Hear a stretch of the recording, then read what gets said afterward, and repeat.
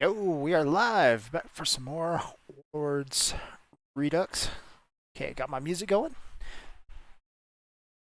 Okay, let's see here. Let's get everything set up. Yes, code. Okay, so after the stream last week, I ended up going and making some hot fixes for the mission. Because I didn't want to take a chance of somebody downloading it and getting horrible FPS. Go over what went wrong a little bit. Okay, we also need Steam.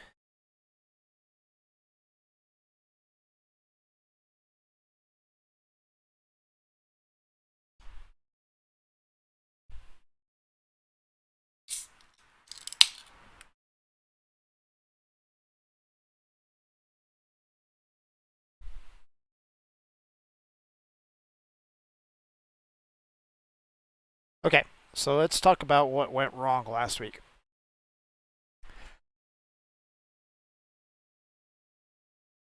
Okay, well, it's gone off this, so I'll just have to talk about it from memory. So we had a couple changes last night, or at the very end of the stream last night. I think we had 3 different changes. We had the team switch toggle. We had we were trying to rerun the script compile thing from init. Right here, you can see I have all this compile preprocessor file numbers. So this, I think, is where we went wrong on these compile preprocessor file numbers. So the wiki makes it sound as if you can use compile script interchangeably with these.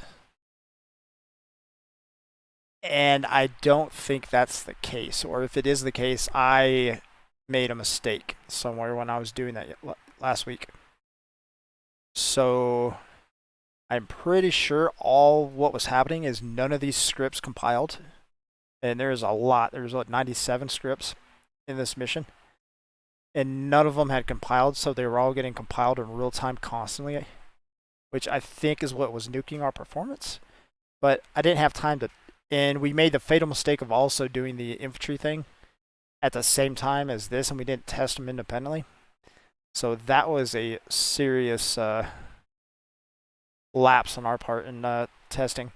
And I also ended up rolling back the team toggle change because I went into game and I unfortunately don't have any like real scientific way when it comes to, because when I have VSync on, I have 60 FPS. If my FPS goes below 60, something has gone catastrophically wrong. Because without VSync on, I'm getting anywhere from 70 to 160, depending on where I am on the map and what I'm looking at. So it makes it really hard to see that I did something wrong until it goes disastrously wrong.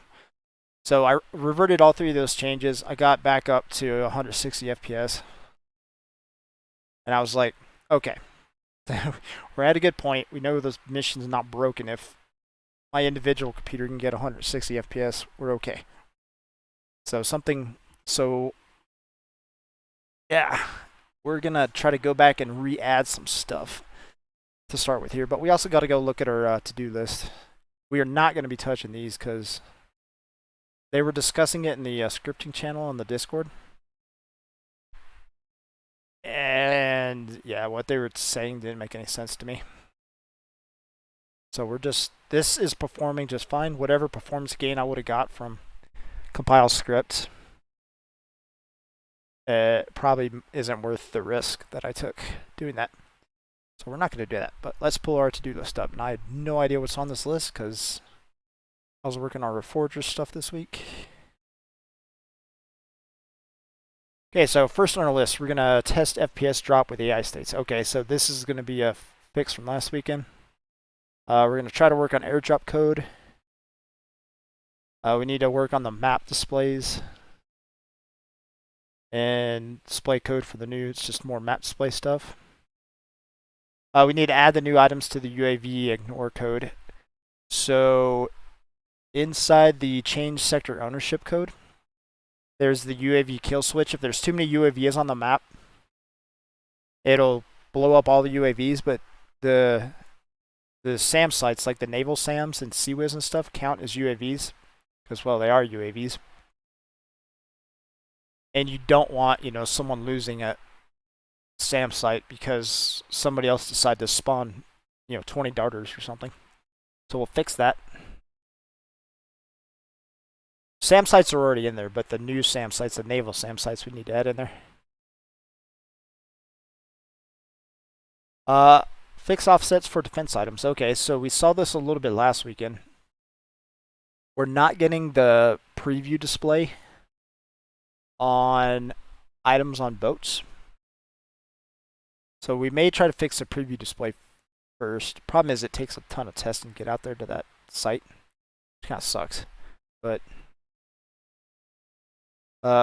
we're going to attempt to fix the offset. I may go through and see if I can fix the display, the preview display not showing up too. I think I have an idea how I broke that. So rewrite the static-based spawn codes. For this is at the airfields. Airfields are always static. The vehicles that spawn there, they're static and they do static things, which makes it really easy for players to set up on them and do stuff. We're going to try to overwrite that. Someone sent me a DM. They're working on something, and it gave me an idea to work on this. It's like, oh, yeah, that's a good idea. We'll make that happen. There was some other thing I wanted to do this weekend, but I'm so out of it from... I was really trying to make some progress over Forger this week, and yeah, it just didn't happen. It did not happen at all. So, also we're gonna do some more testing. Enable simulation of static objects.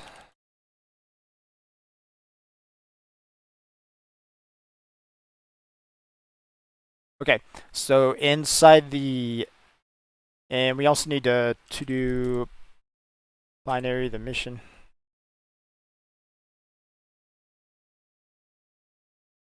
Okay, so yeah, these are the other two things. So these are some performance optimizations I want to try to make. We're gonna go back through and we're gonna make sure the mission has been binaried again, and we're also going to do a little bit of research, and then we're going to try to disable simulation of static. So a couple weekends ago, we made static objects local, and we didn't allow damage. And our goal there was to increase the mission FPS. But I think I can also increase the performance of the static objects in the mission by disabling their simulation. And I think if I disable simulation, that makes them simple physics objects, which means I can adjust their size, which means I need, like the ocean platforms and the platforms at the end of the aircraft carriers. Those are all 4 platforms. I can make them 4 times as big. I could have 1 object instead of 4 objects, and that would be a big optimization. I don't know if I could do the ramps because of angles and stuff, but I may try. If we can get that working, I may try. But that's a big if. I don't know if that's going to work.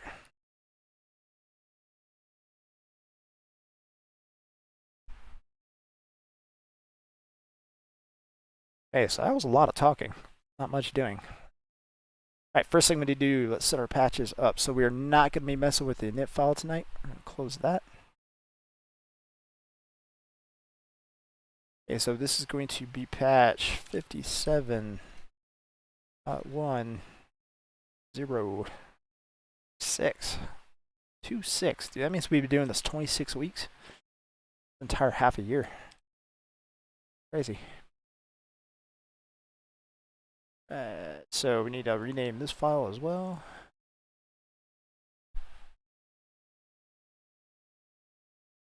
Oh, checking on. Yep. Okay, first thing we need to do, open up. Okay, this is not binary, so we're going to do that right now.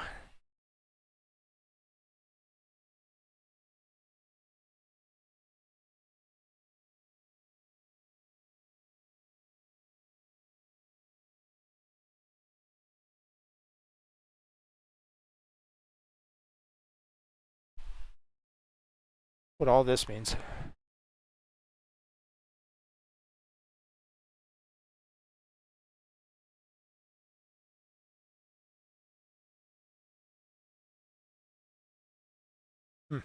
Okay, so first thing we need to do is binary this file. So we're going to close that. We're going to go into the editor. We're going to try to find where that little toggle was in the mission.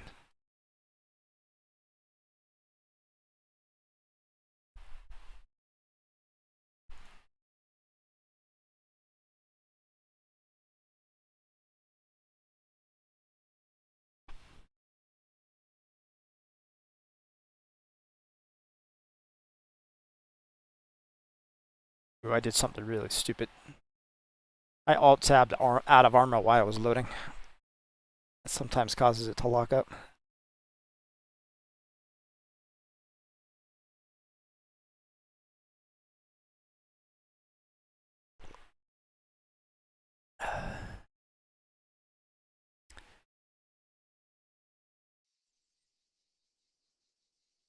Okay, we are on our editing profile. Alt this.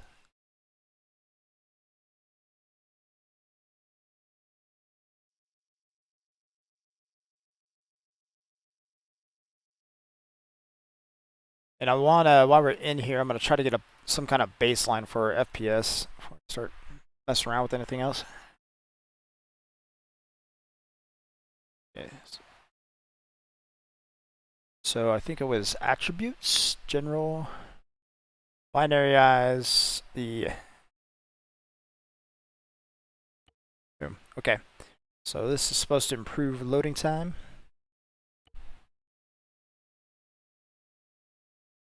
Save. And we're gonna jump in and I'm gonna try to get a baseline of what my FPS is when I'm streaming. I don't think I'm gonna be getting 160 FPS while I'm streaming.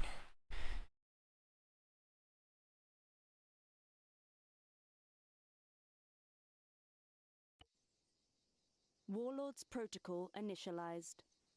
Voting for the next sector. Okay, so we need to go into options, and hopefully this doesn't kill the stream. So this is gonna max out my CPUs, I think. Okay, disabled. Okay, I'm getting 120, depending on which way I'm facing. Getting 110, 120, 125, 123. Okay. Fortunately, I don't really know how to profile stuff in Arma. Unfortunate.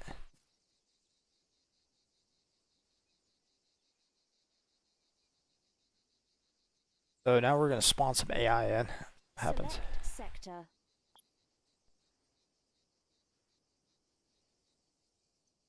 Eventually down the road, we're going to have to actually like do some research on how to profile a mission, like figure out the performance stuff and start knocking stuff down performance-wise. Sector selected. Okay, so I'm getting 103, 99, 112, 120, 120 again. Yeah, AI doesn't seem to actually affect the FPS at all.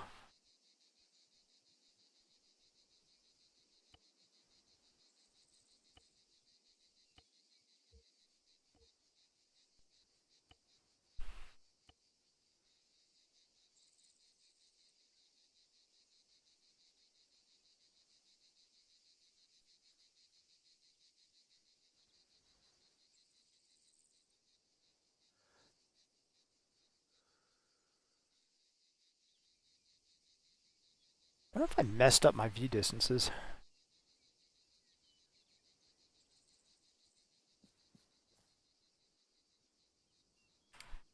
Um,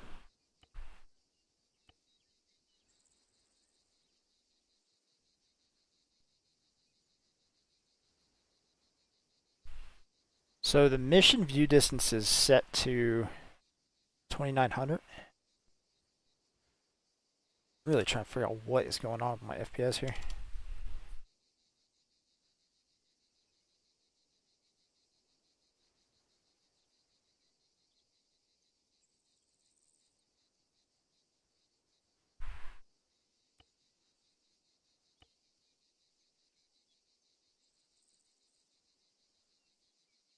There's literally no way I should be.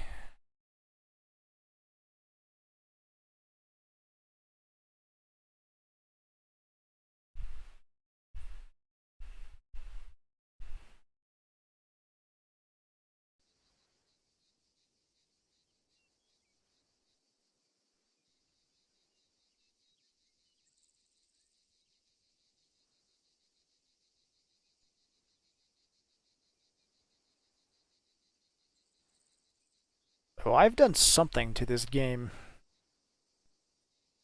that is now capping out my GPU.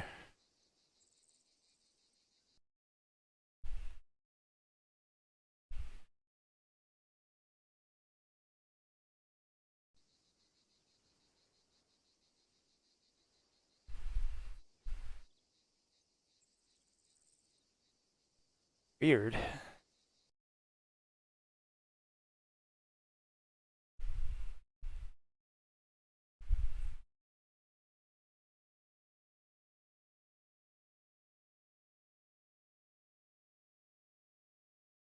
I wonder what settings I changed to.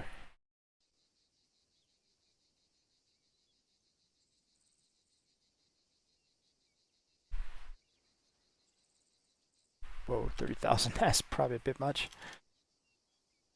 1,000. Really don't care about shadows. I don't think I ever used picture in picture, so it's whatever.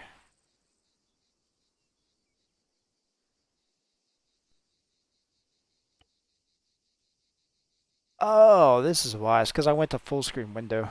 I remember. I remember talking about that too. It kills my FPS, so.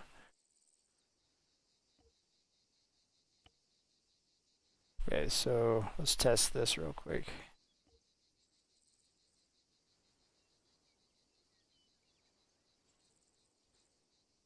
Oh.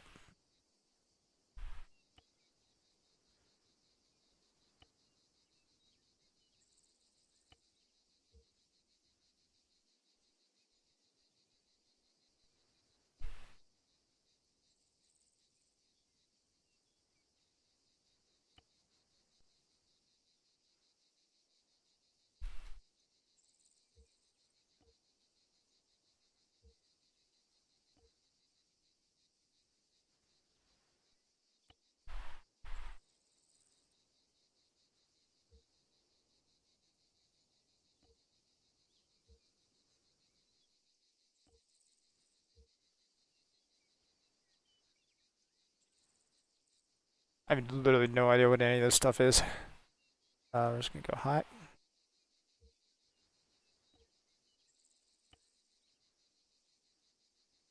There we go. Now we're nowhere near capping the GPU out. And I don't notice any difference in the game. Yeah, those settings just drop my GPU utilization down to like 70%. That's apparently it's something I did on my end.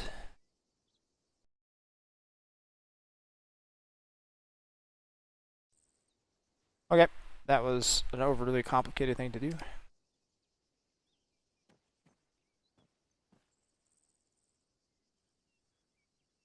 What happens if I uncap it now?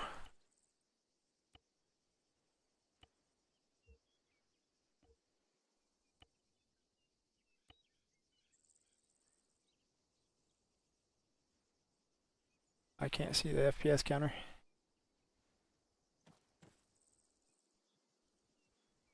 So it looks like maybe the mission's capping it at like 120 or something. Oh no, I saw 130 there for a little bit. Yeah, I'm sitting at 130 with nothing on my screen. At 140. Okay, that was 150 in the menu. Okay, well at least we have some kind of baseline now, so we can.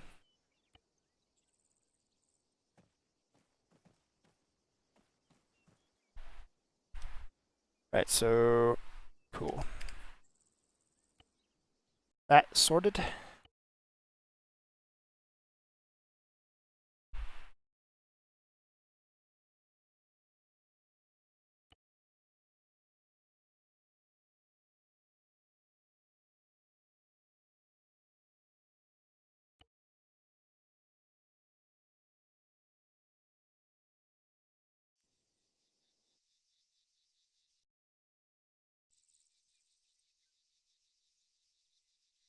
Okay, let's write some patch notes. Improved.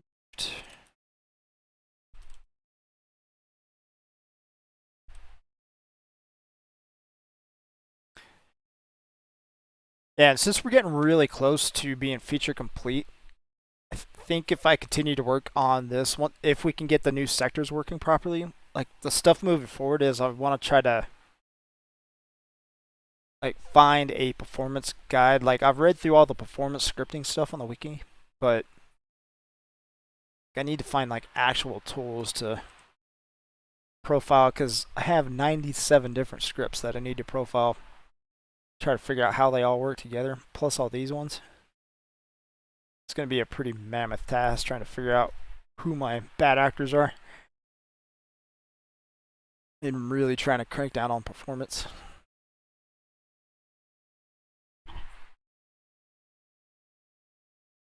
Yeah, so let's push this up to GitHub. That is saved.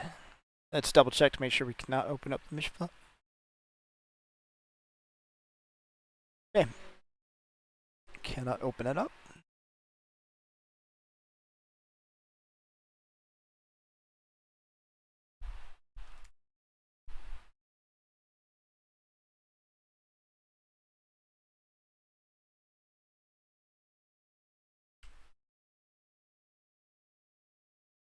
Okay, so let's go to.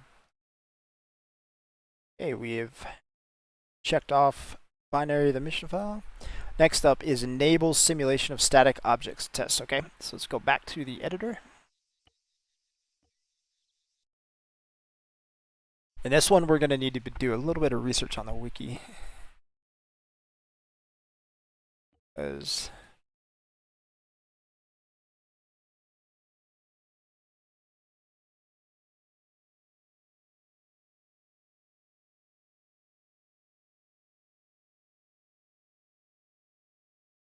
okay.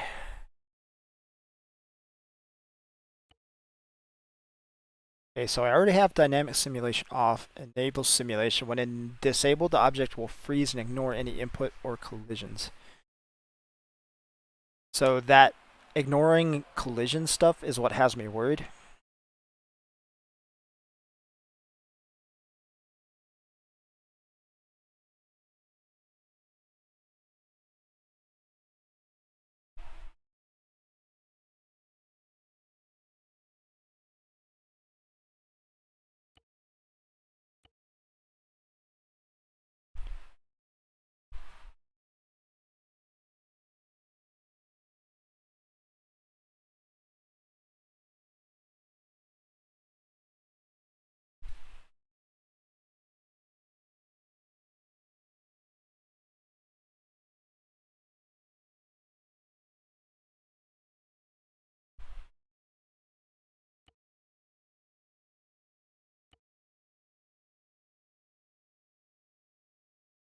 Oh, we have a system item selected. Let's undo that. I was wondering why I was getting all those other menus. Okay, there we go.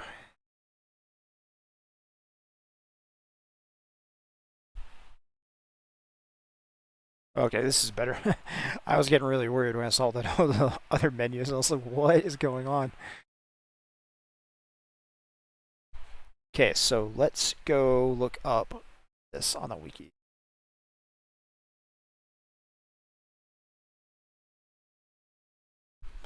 God, after working on some Reforger stuff this week,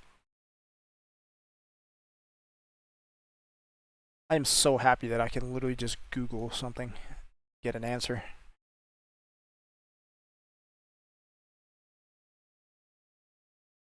literally all I had to do is type in Arma 3 enable simulation, and we had an answer.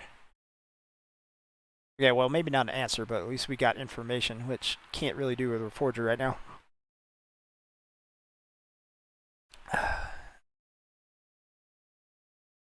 Hey, enables, disables simulation of a given entity, its animation and physics. It will still be able to take damage. No, because we have that disabled. And it can't report enemies because it's a concrete block. This command will affect entity simulations only locally. For global and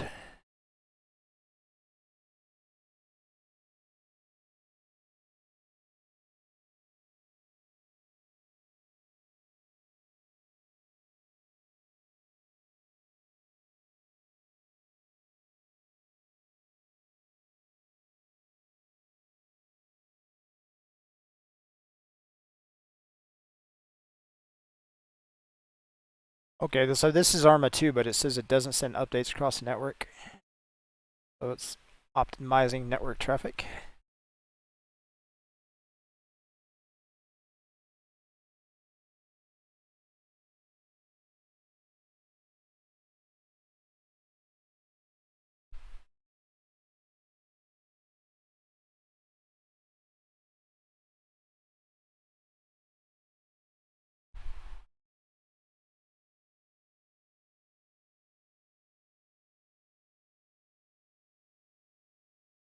Ooh, this reveal command.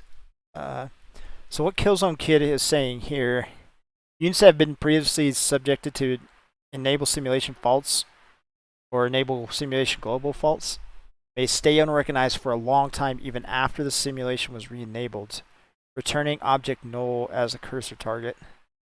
Forced reveal of units with real command usually solves this problem. This, I think, is what's happening to mines, for each all mines, which that's another problem we have to look into. We have to, on the mine removal code, because the mine removal code is not counting mines in the for each all mines.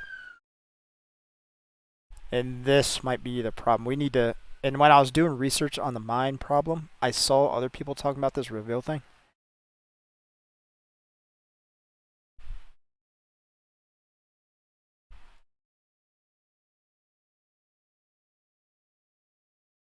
But yeah, the way they were using it is just like here. It was like reveal if no, like blue or something.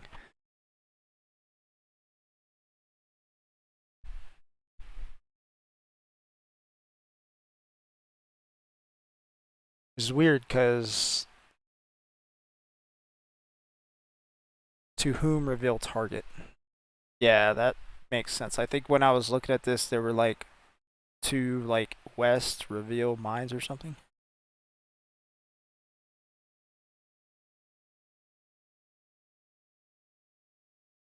Only bad thing is, I think if you reveal mines, it shows them as that little target, the triangles on the map.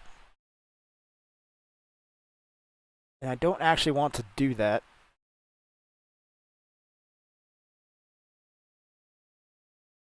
If the number of mines is underneath the target cap, but I need the game to be able to see the mines. Oh, you guys remember last week when I was talking about, and I hope you guys can't hear those motors, that huge, like, parade of motorcycles that was going on outside my house? I totally could. I was like, oh my god, that sounded horrible.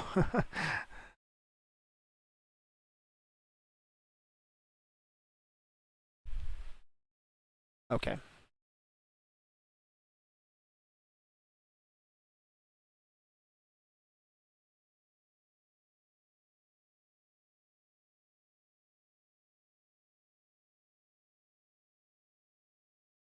Okay, so I don't see any downsides of doing this, other than you could potentially fall through the item.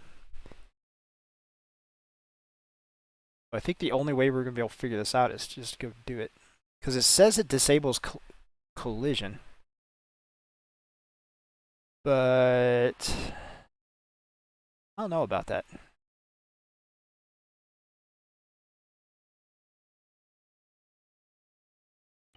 Because I feel like someone in the Discord posted a picture of one of these working. Now the fun part, we have to go cap that zone.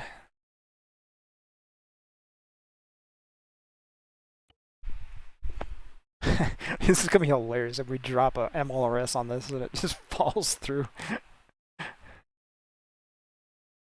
No, that's too far away. So.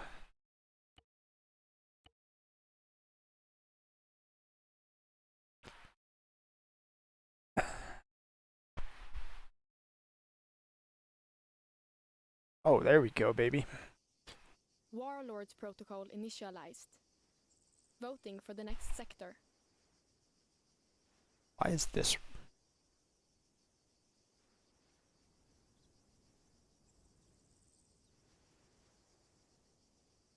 Okay, that has me concerned. Why did it take so long to load?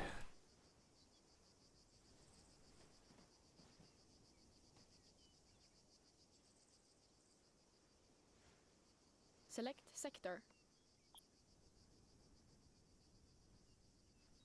Getting really concerned about some stuff, man. Like performance. I think now that I started thinking about performance, I'm completely paranoid about everything I do. Sector selected. Tell you what, let's do everything legit. Select destination. Destination selected. I have no controls.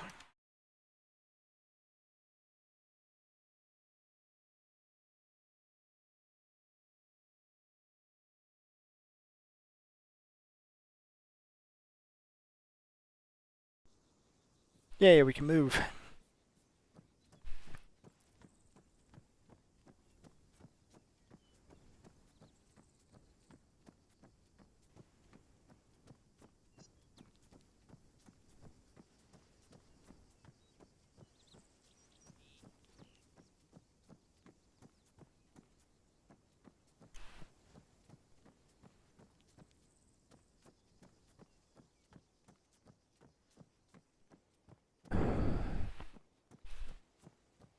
Oh, also, I noticed from my stream last week, I need to actually start muting my microphone when I drink.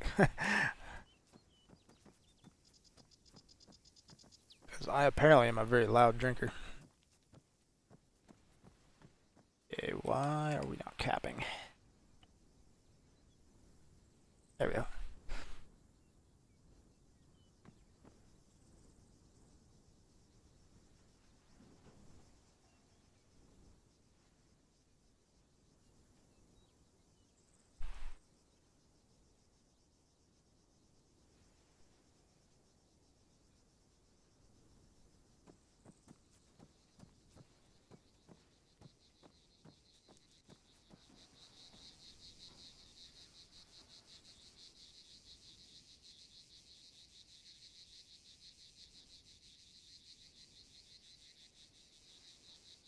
Sector seized. Voting for the next sector. Select sector. Okay, I am actually going to put my swimsuit on for this one. I kind of want to do this legit. I say as I give myself max CP. Sector selected. No. Low.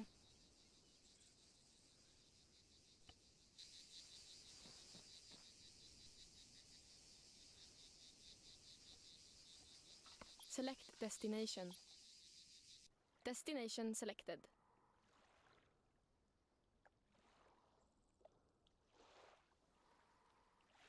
There should be no enemies here. In fact, I know for a fact there's no enemies here.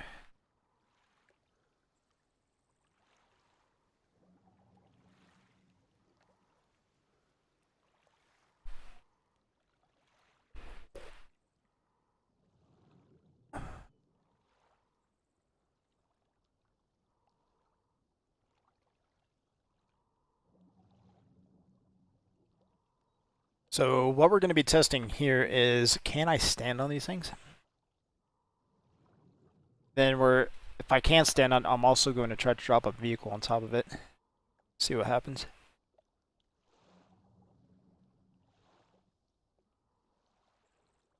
Because vehicles in the past did not have, when they were coming down on the parachute, they did not have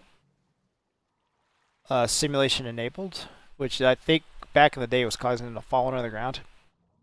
Sector Oh, we got to seized. work on parachute height code today too. Voting for the next sector. Last weekend after stream, I was going through RPT files, just looking for some optimization stuff. I saw a bunch of messages about vehicles being underground. And I think, because when they redid the fly command, you can come in at 100. Okay, I'm standing on it. It's capped, right? Okay, so Select let's... sector. So if I'm standing on this, vehicles should land on this too. Vehicle, MLRS. Select Give me drop high zone. Mars. Airdrop in progress. So that's more like a grad, but Sector selected. whatever.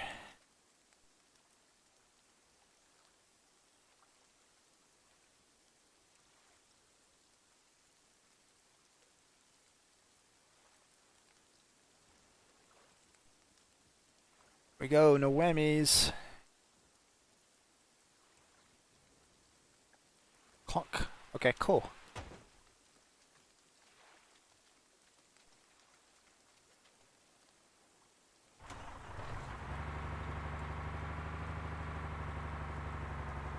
So that had no effect on them, but it says it increases performance. So we're now going to go do that for everything.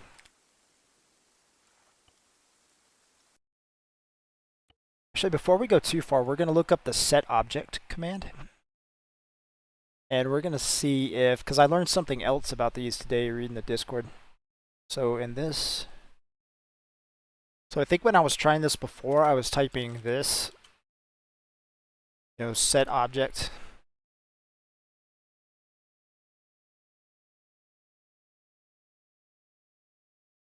Set object scale.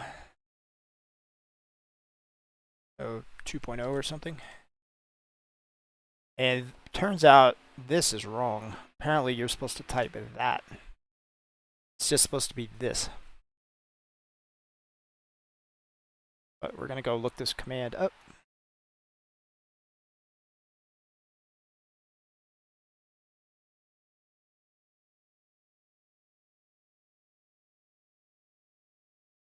Which, it seems a sensible mistake, because in scripting you always do the private, you do the underscore to make it private or scoped. So I think I probably just did it out of habit.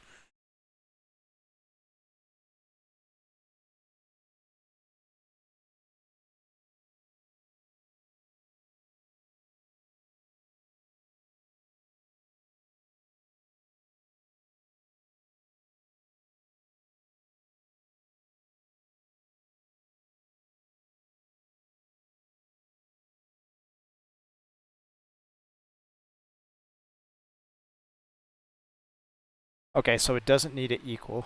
What it needs is just okay,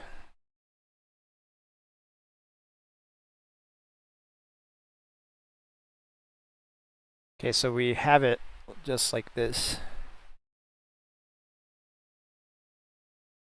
Select an object in the editor and execute the following code in Arma 3 debug console. What does this mean?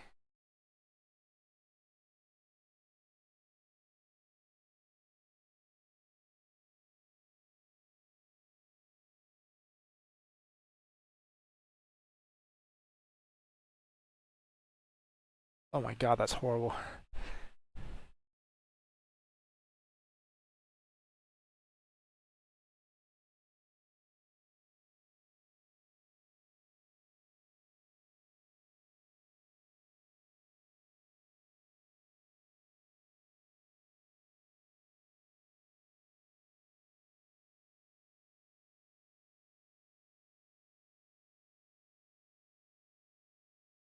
What in the world? This is from 2022. Doubles the scale factor of the object, not the volume.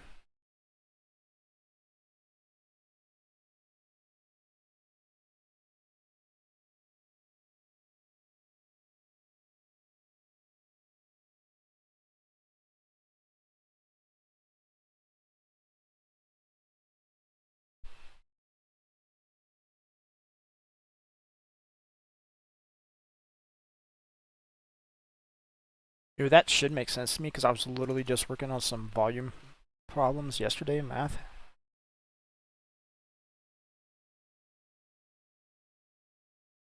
Tell you what, we're just gonna go 5 for this right now. I want to see what happens.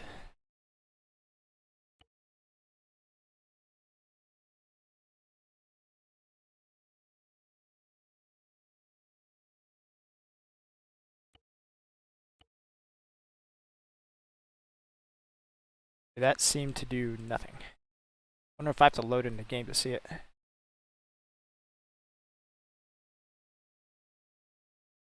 feel like I'm misusing this command, but I don't understand. I think maybe because it's not a simple...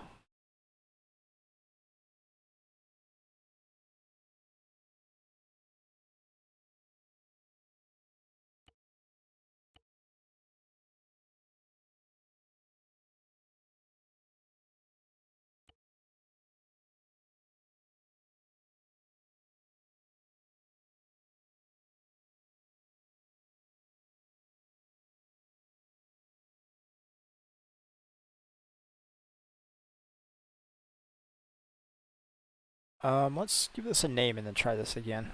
Call this Pier 1.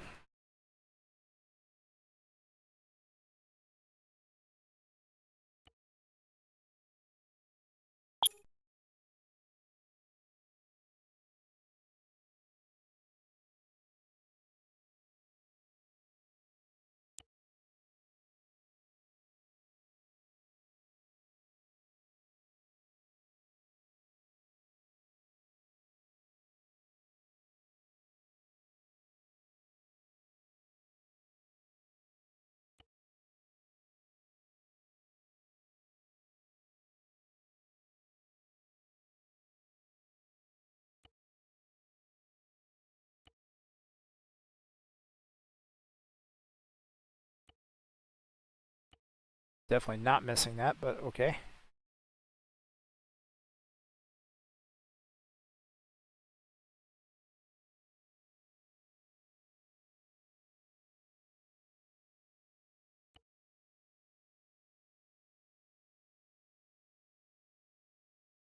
Okay, well, that is a bust.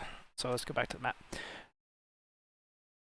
So we were doing that to see if we could cut down the number of objects on the in the mission, but it appears that we cannot in it.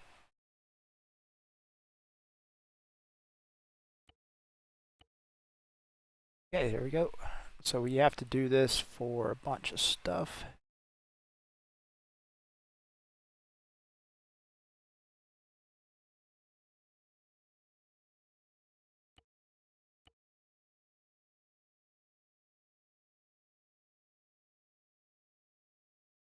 Yeah, see, I still have it set here, but it doesn't do anything.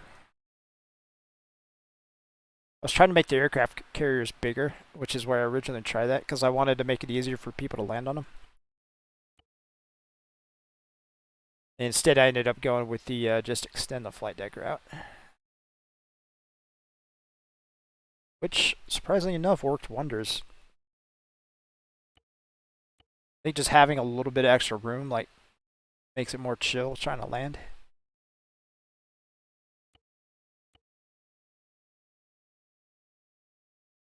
Okay, let's go do the other carrier.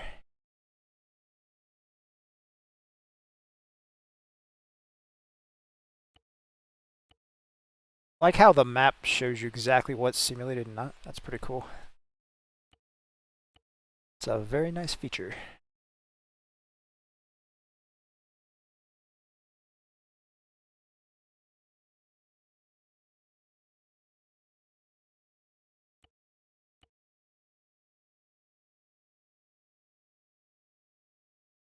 Eventually, I think what we may end up doing if we don't solve this problem, we may end up replacing all these little ramps with the piers.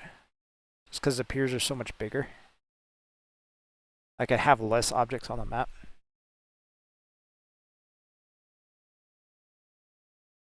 Right now, the number of objects we have on the map really isn't a problem. But I wonder if I should change I kind of like having that concrete ramp there. The other airfield, we actually used the remove terrain module, which is cool. Oh, I want to give this guy waypoints, dude.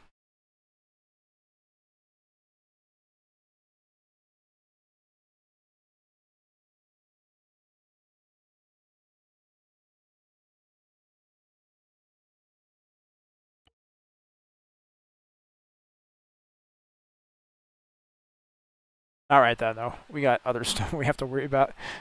I'd love to give that. At some point, I do want to mess around with that submarine. Because apparently you can give that guy waypoints and he can move around. That would be really cool to have the submarine just have the submarine like driving around the AO. That would be. What is going on here? Okay, that's the boat. Got it.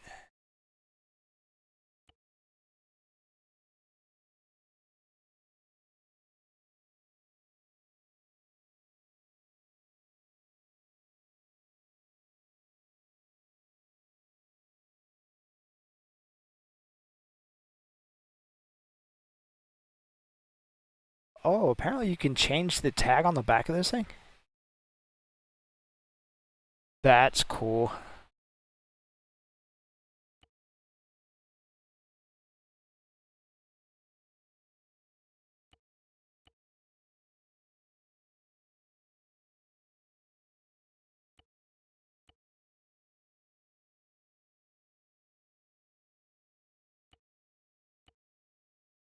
Right, that zone is done. Let's go do Firebase.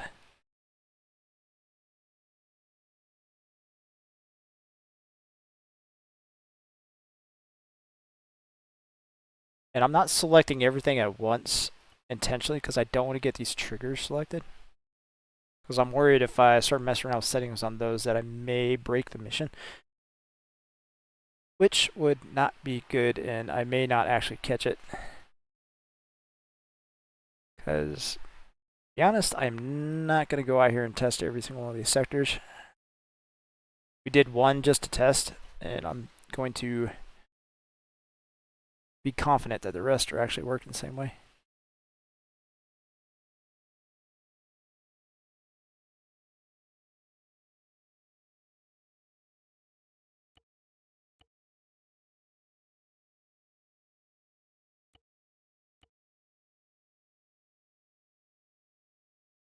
Okay, we're going to save.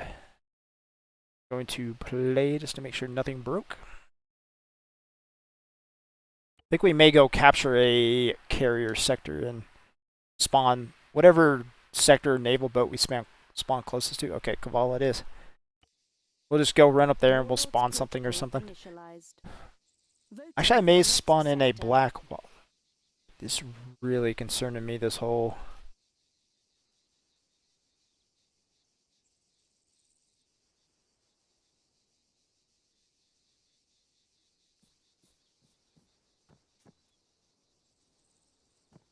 So the mission is supposed to load faster when it's binary, but...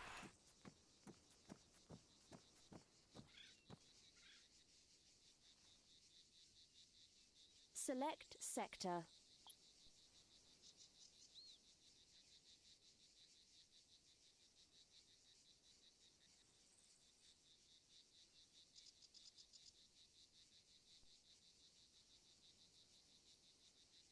I don't remember that happening when we actually binaried the mission. It started happening when we did the enable simulation thing.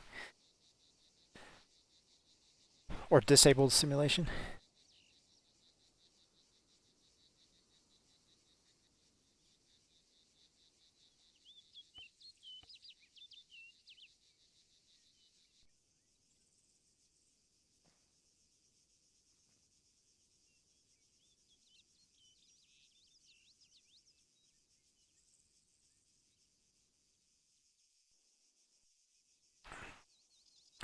Or maybe it's a perception issue. Maybe the mission is loading faster, but my computer can't keep up with the rate the mission is loading. And I'm getting that welcome screen early. Because it happens on my other computer when I play the mission. So I think maybe we need to add a check or something. to the welcome script. Because I thought I had the welcome Sector script seized. set up where Voting for the next it would sector. not display until you were loaded in, but I didn't actually. There is an actual like show UI trigger you can put in Select kind of thing. sector. But I'm a little bit hesitant to do that because I don't want to actually stop the script that it's in from loading. Because if I put that wait for UI, Sector selected. I think it's going to cause some other issues. Ooh, I hear jets. See a jet.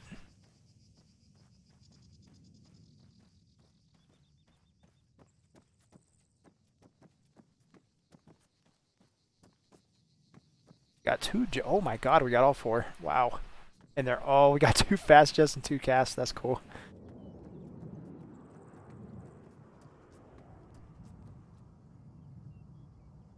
Speaking of that, I still have never seen the Caesar spawn.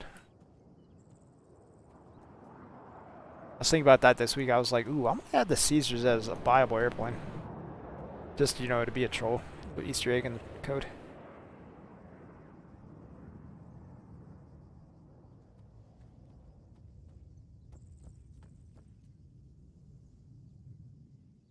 I'll fast travel over here and see what's up.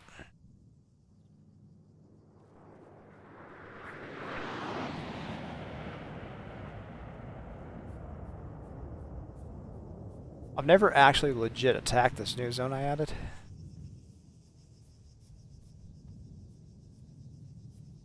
Man, this looks cool from up here, dude. So cool.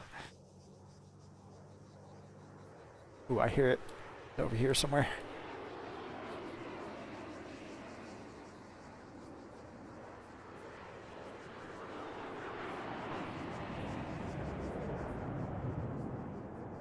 Pretty sure I heard a tank down these woods.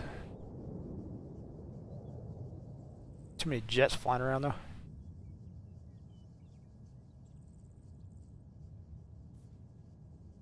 It's a little bitty baby zone.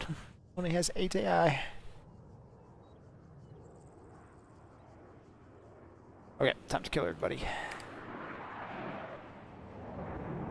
Ah, there's the tank.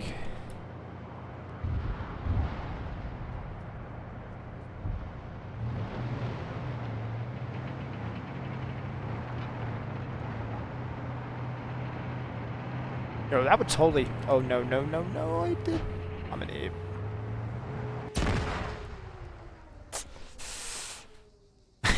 It gave me CP for blowing that. That's funny. That's really funny. So that vehicle was an independent vehicle. It gave me CP for killing it. That's really funny.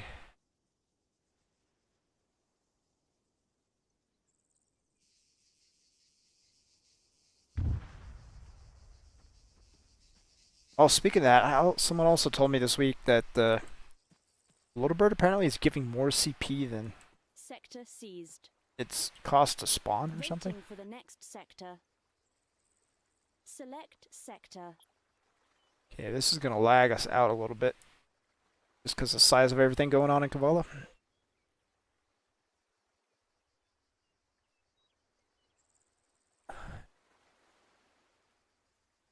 See how much it actually hurts the FPS. Selected. Oh, it was about a 5 FPS drop.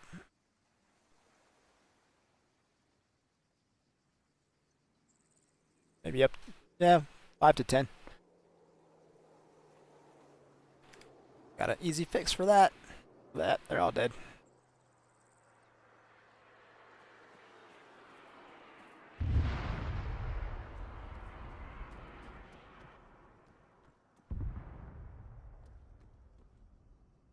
Ooh, that was a risky spawn of the day. Am I on?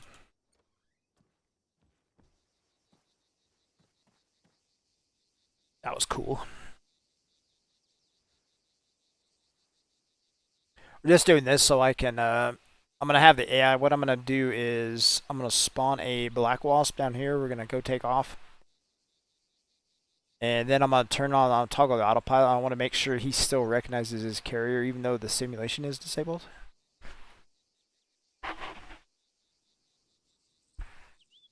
Don't know why he won it, but I don't want to take a chance of somebody being like, yo, my black wasp is acting retarded.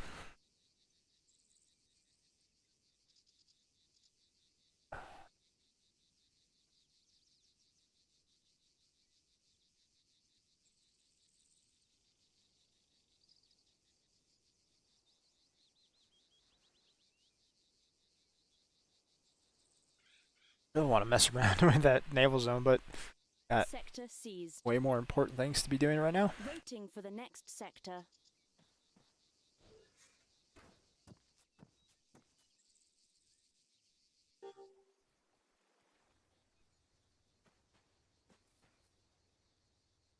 Sector selected. Okay, so we're gonna kill those dudes just to make sure I don't get myself sand. Call ourselves in a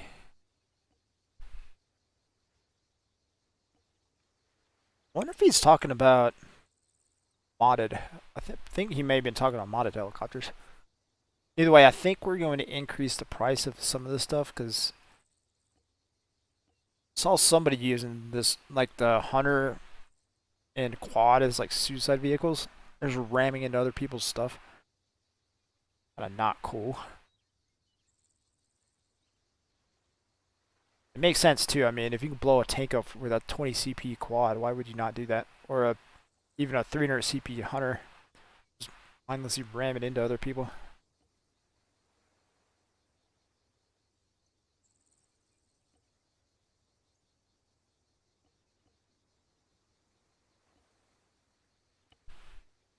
Where it is? There it is. Select sector.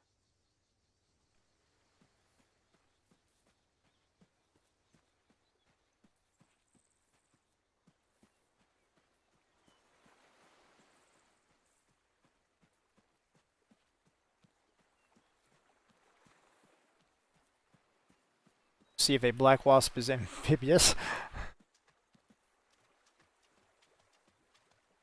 Oh my goodness. A bad spawn spot, dude.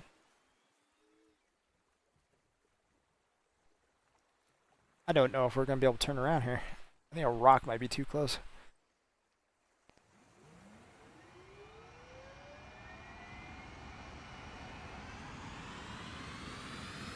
Oh yeah, we're not. Nope. Oh, we're gonna jump this rock, man. I can already feel it happening.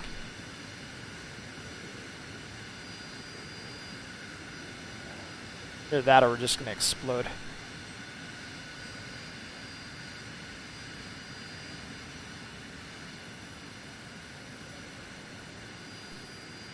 Okay. That was absolutely not the prettiest way to spawn or taxi, but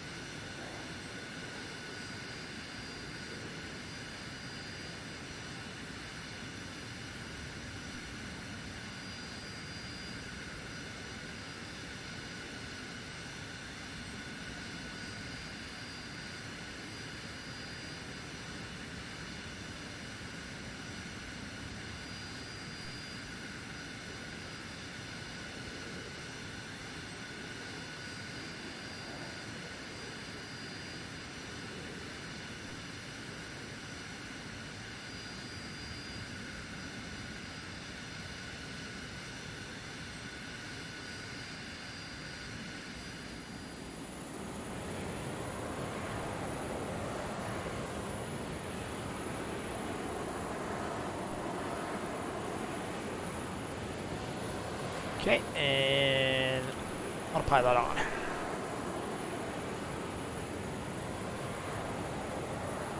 Okay, well this guy's landing. I'm gonna go AFK and should come back to this guy sitting on the deck of the carrier. I'm pretty sure he's gonna fly around Agatha Troy. I'm pretty sure. Either way, we're gonna end up on the ground somewhere on the map. We'll see. I'll be back.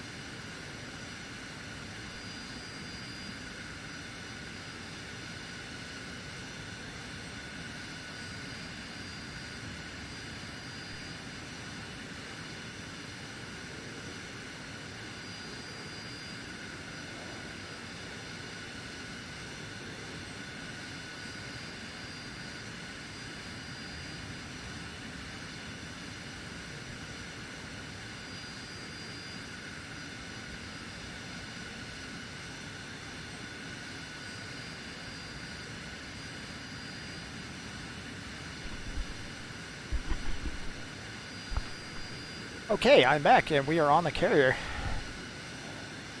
So that is great news.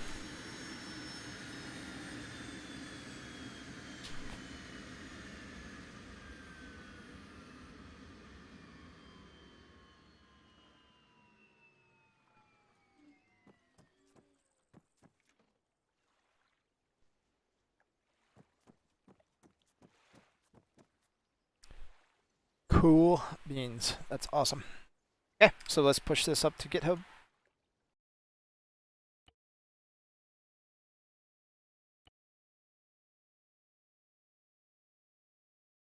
That seemed like a really easy performance gain if that works how it's intended to work. Which I don't see why it's not.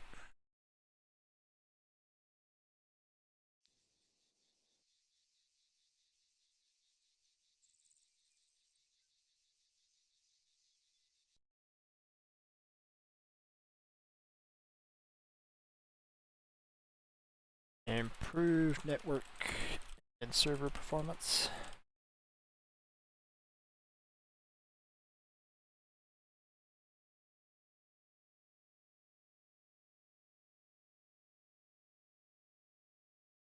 Make that sound far more grandiose than it is. I mean, that probably has almost zero impact on the actual mission, but you know what? That's the small gains equal big gains. Okay, so let's jump over here to Discord. Disable simulation of static objects. We did that. Okay, so what should be next on our list here? Let's test the AI state stuff. Okay, so we need to go here. We need to go find safe.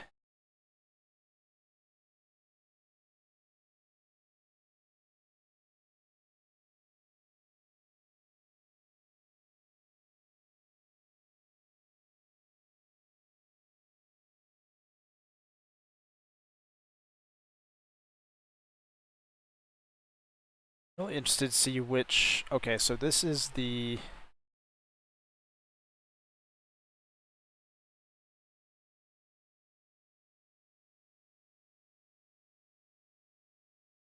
So do vehicles already?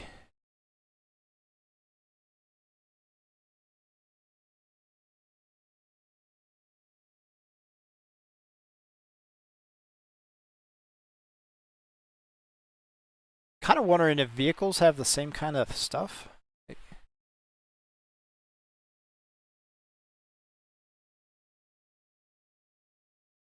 Okay, well, vehicles have search and destroy, so I guess that's what's actually setting their state is a search and destroy. Well, no, these have it too.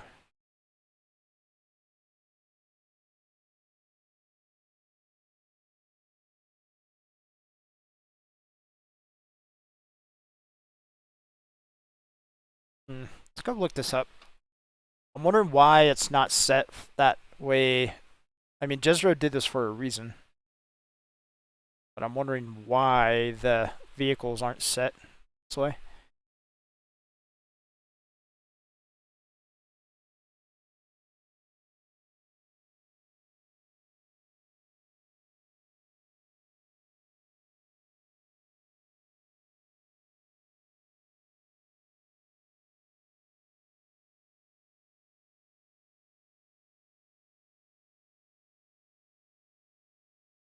Group or unit set behavior.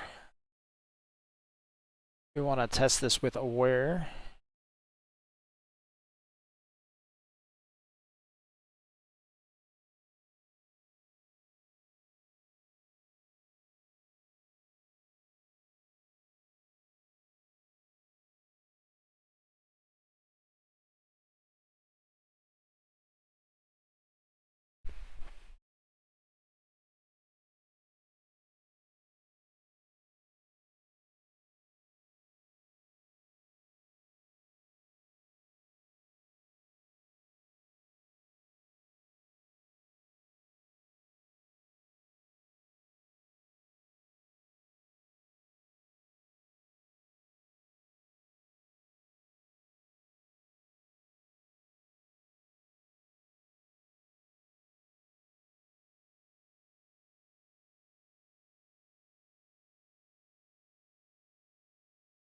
wonder what that means. Sets the individual unit behavior on every unit in the group. So in this case, it would be all the people in our diver group. And additionally tries to force behavior on the unit's group.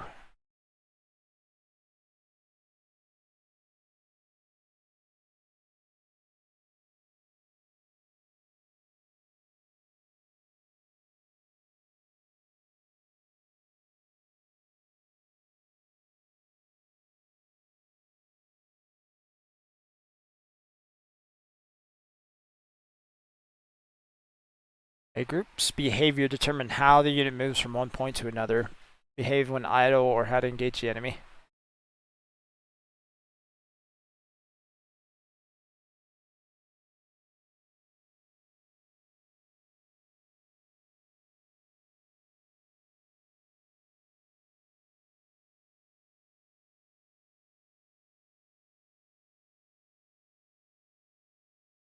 Oh, interesting. You can set their set waypoint behavior.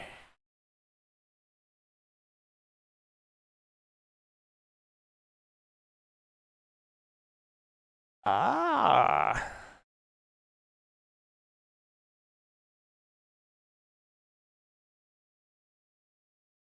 Well, that would be kind of a pain, though. It would be easier to do this per new group.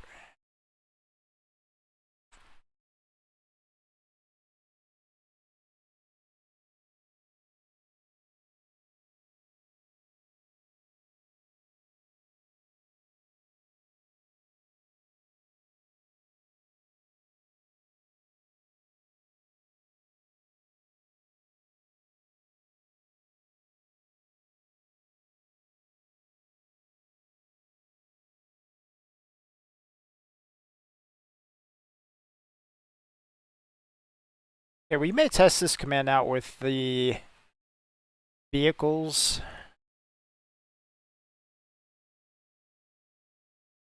I still kind of want to see. Okay. So careless is the most basic. In a very non-combat manner. Okay, similar to careless, except the group will change behavior to aware upon detecting an enemy unit. Okay, so careless, they're completely oblivious. Safe, they're also completely oblivious until they detect an enemy unit. This is default behavior mode. Group will move at moderate speed with soldiers generally standing upright and taking some occasional efforts to use cover when available.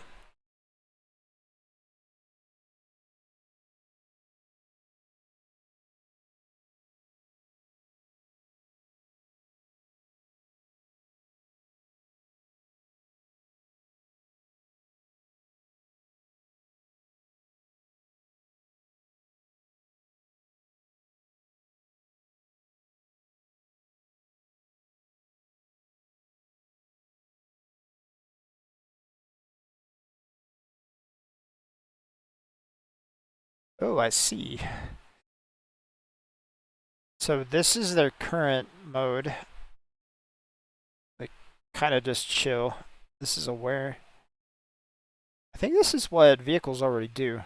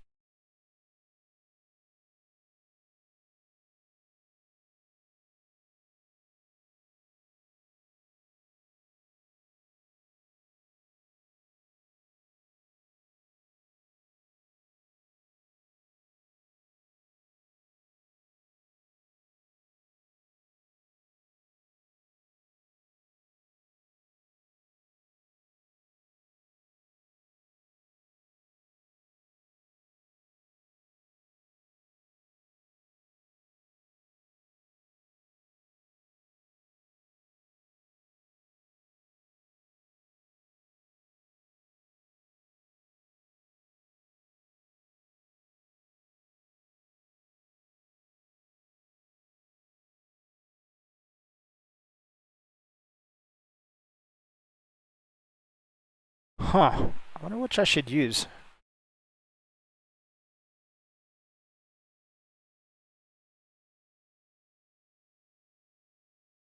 Okay, we're gonna go full Monty. We're gonna put them in combat mode. Because this will be the most stressful way to do this.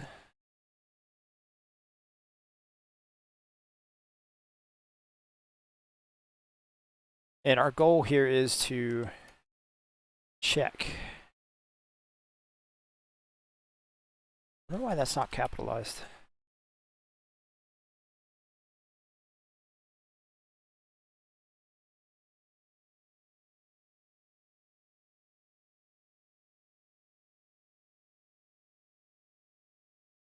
So here, it's all capitalized. There it's not.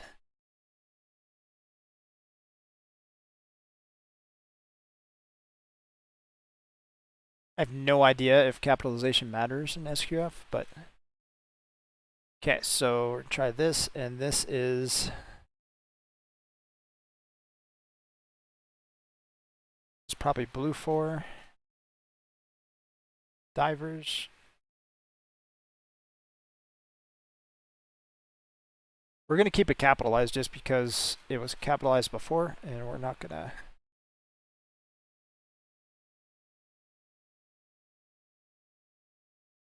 Okay, this final one, this is the actual infantry. The other ones were just divers.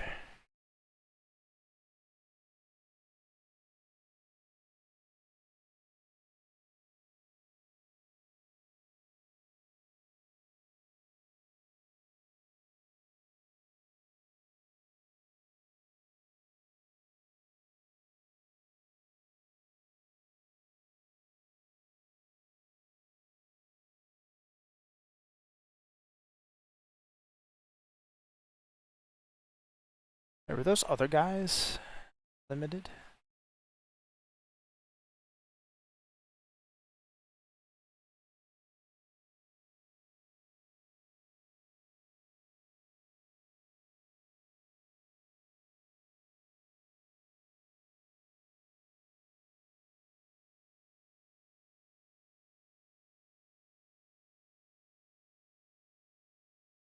This is going to be a little bit weird if I set them to combat mode and then they're just chilling, walking.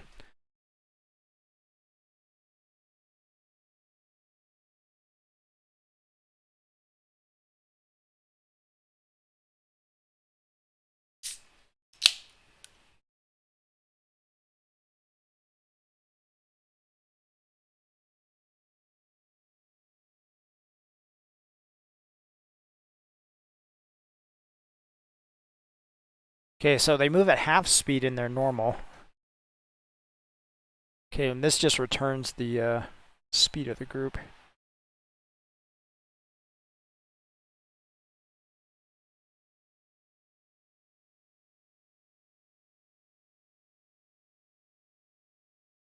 I have a feeling combat mode is going to override this command. Just a hunch on my part. Okay, so let's go in and see if this nukes our performance down to nothing. So last go around we were at Kavala, and with Kavala and Kavala spawns roughly 100 AI units.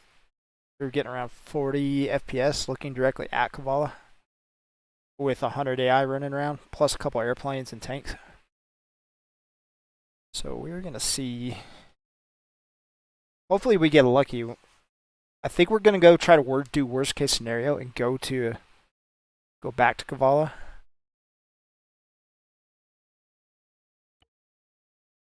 Because I know if I can get decent performance in Kavala, then we're probably okay.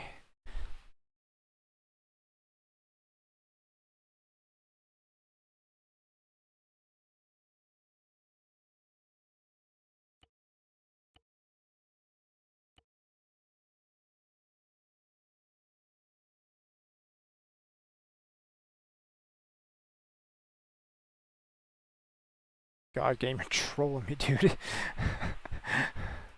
We got lucky with a couple southwest spawns, and now it's like, nope, you are going to spawn everywhere but Kavala. There we go. Complain and you shall receive. Warlords protocol initialized. Voting for the next sector.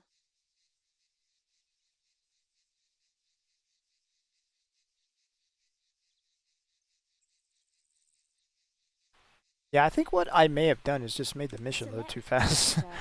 Okay, to get the same results, we're actually going to go, because we were standing at Kavala Pier looking at Kavala.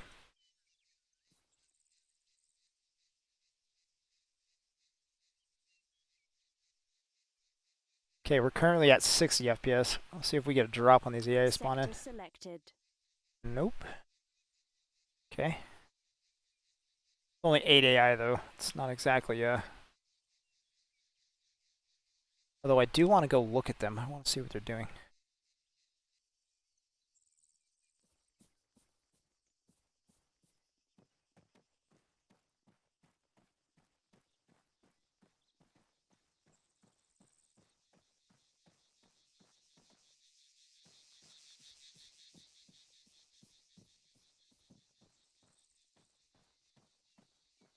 Oh wow, they're legit running. Yeah, they're in combat mode.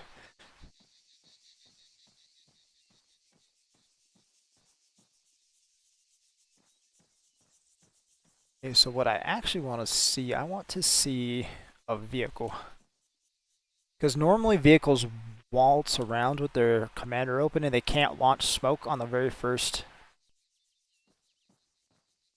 missile you launch at them.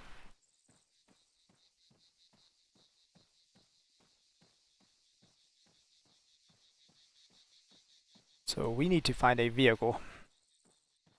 We may actually have to play this. Let's go spectator. What am I doing?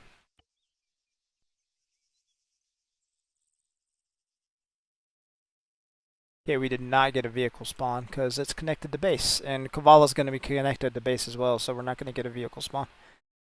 Oh, that sucks.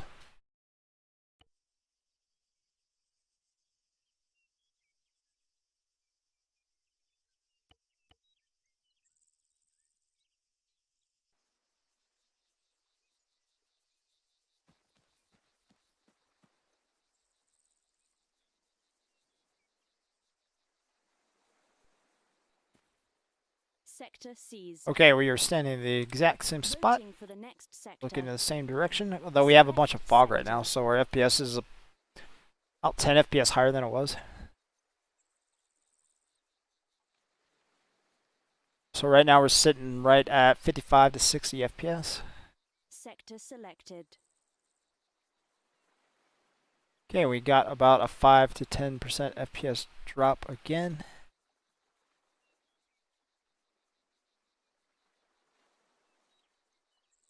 And this is absolute worst case scenario, Kavala.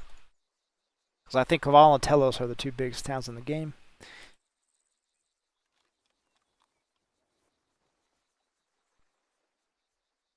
Okay, so it was not the AI behavior that killed us. So we know it was that I made a mistake in the script compile stuff. That's good to know. Okay, but we need to go find vehicles. I need to look at vehicles. Oh, yeah. Killing all those dudes murderizes my...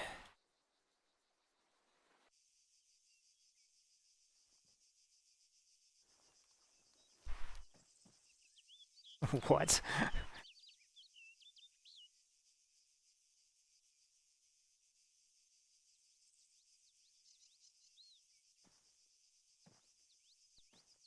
Something I kind of miss about living in Europe, dude. Like, signs are always very descriptive. Like the pictures. Like in America, we don't use picture signs that much. We use, like, the actual words on the sign. Like, it's really nice when you're traveling around Europe because things are extremely obvious, like signage-wise.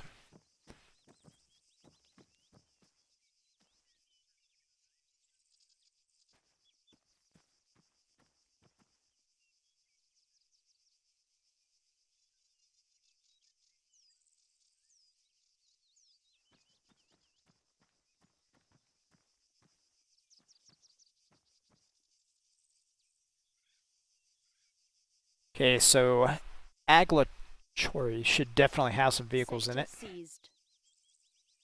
Voting for the next sector.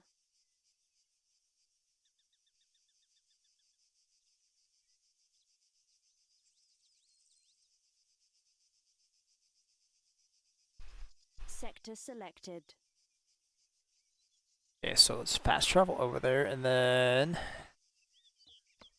Select destination. Destination selected.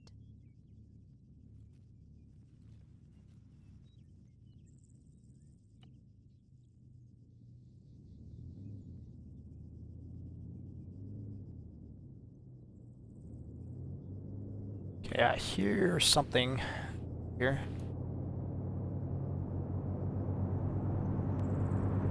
Oh, he's buttoned up.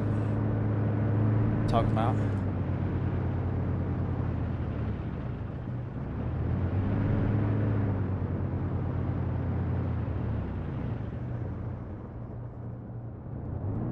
So normally what would happen is that Kuma would have his commander out. And with the commander out, he can't launch smoke. So you basically get a free shot. You won't get a free shot on these guys anymore. These guys are just like, yo, we're just gonna go on a field trip. So they're doing exactly what they're supposed to do. I have the waypoints set outside towns now, a lot of times. So if you like, say this is your fast traveling spawn spot, they can actually come out and camp you.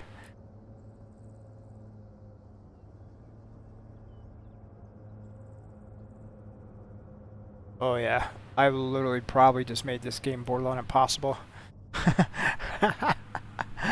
I love it. Dude, people are gonna get slaughtered if they try to play this.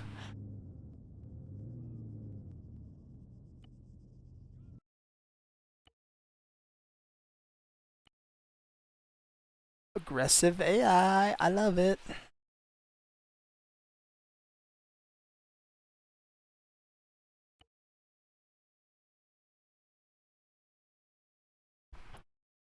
That's really good to see that the tanks and stuff are in combat mode. I don't know how they got into combat mode, but I guess maybe they were talking to the infantry. The infantry is like, hey, we're in combat mode, you should probably be in combat mode too. And he's like, that's a great idea. Kind of how I envision the AI talking to each other. And yeah, I think the speed mode got overridden by the combat mode. Or it doesn't matter because they were... Yeah, it's whatever. Let's... Okay, re-added...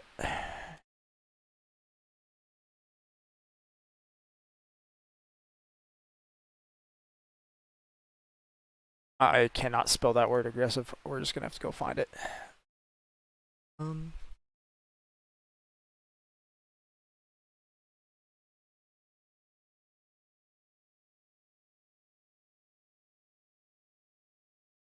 literally gonna go find my patch notes from last week and recopy the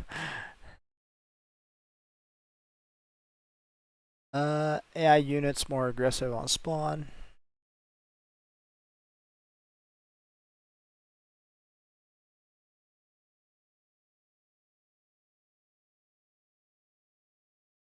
Okay, cool. Save that.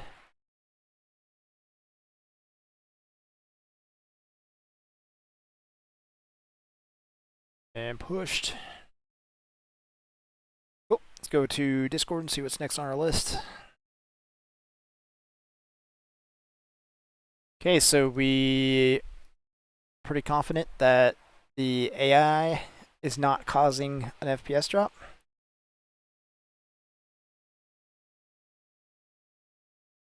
Okay, so we're gonna jump on GitHub now, and I gotta do this off on my other monitor. But I'm gonna go find my team swap code and I'm going to re-add it. Since I have a pretty high degree of confidence. I wonder if I can revert the revert.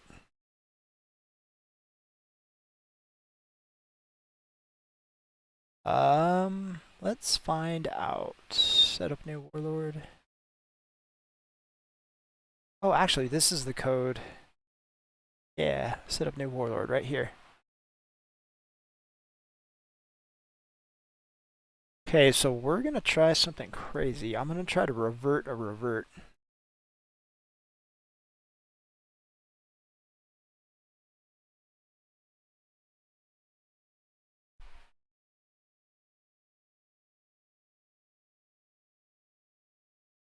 This is going to be kind of weird because it's going to override this file.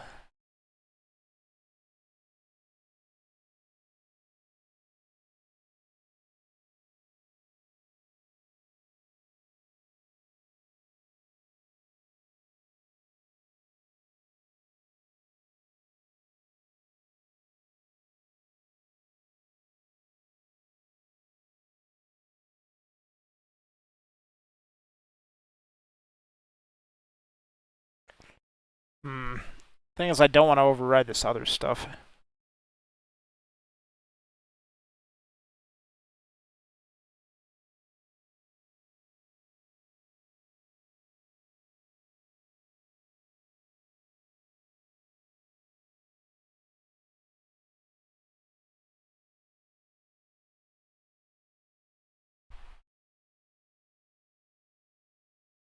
Huh. I'd say what, we're going to make a backup of our mission file.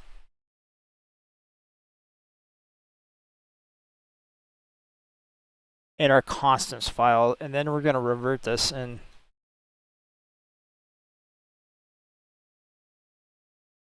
dang it, I really don't want to do that.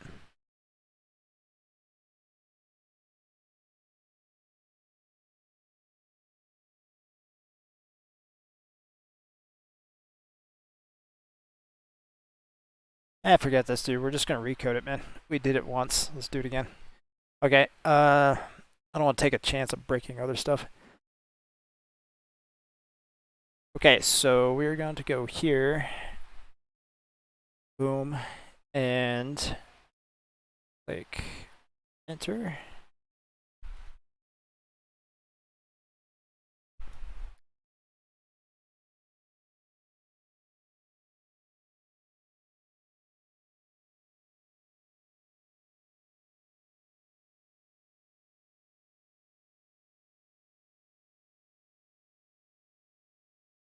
Okay, I need to fix this.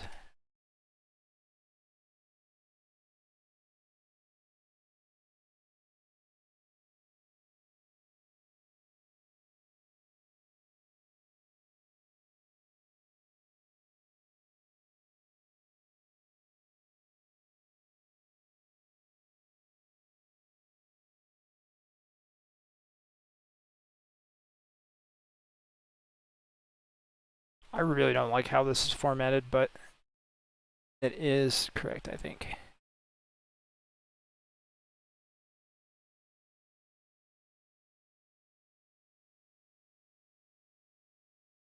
It's really got to tell on GitHub how that was actually formatted, but whatever.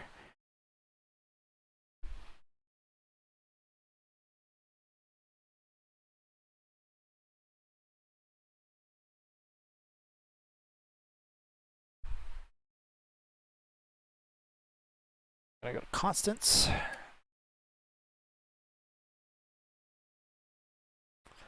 And where is our final?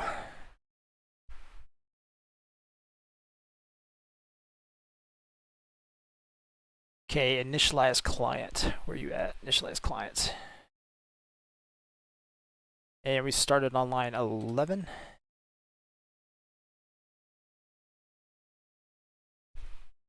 Just gonna wrap this real quick. Boom.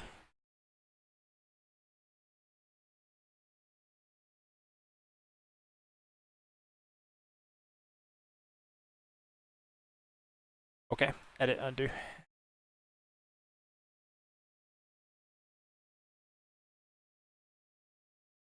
Wow. Whatever button I pushed there, I did not like that. That's a cool feature though. It collapsed this entire code block.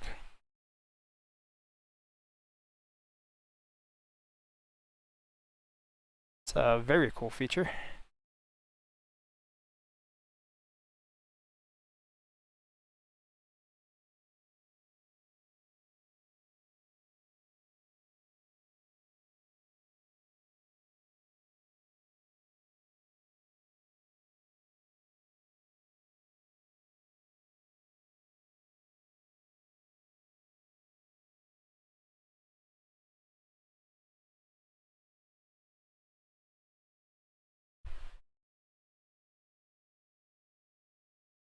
And now I started working on Reforger. Every time I'm working on stuff, I'm like, how would I do this in Reforger?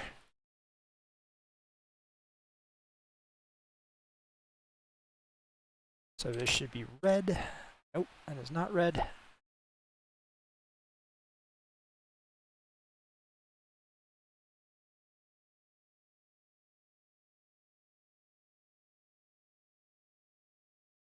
Okay, that's purple, purple, cool. And yes, yes. Okay.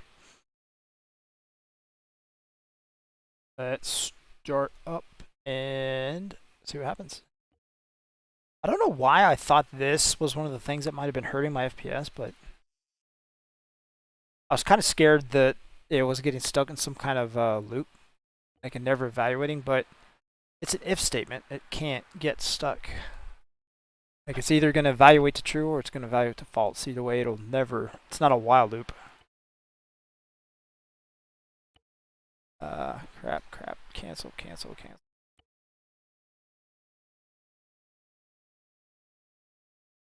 So while loops are where you get yourself in trouble with a never-ending evaluation.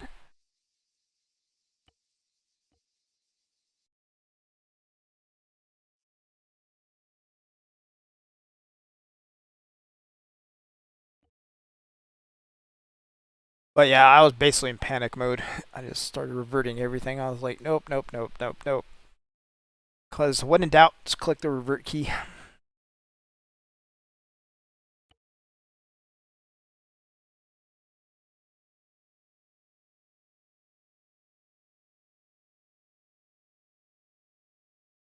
Oh, wow.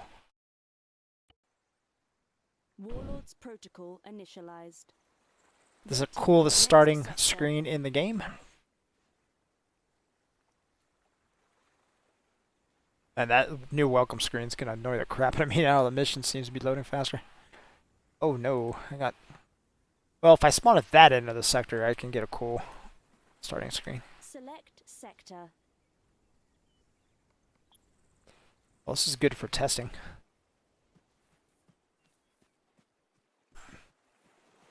Okay, we are at 60 FPS. So, no, that was not one of the things. And we turn around, we're also Sector selected. trying to get back to roughly the same spot we were for those other tests.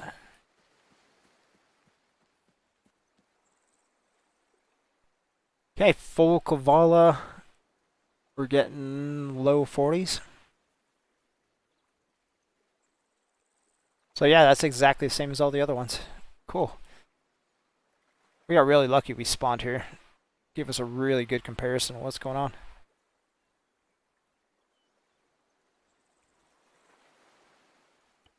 Okay, so we know that did not affect the FPS at all. Oh, but you know what? I need to actually test that this is working.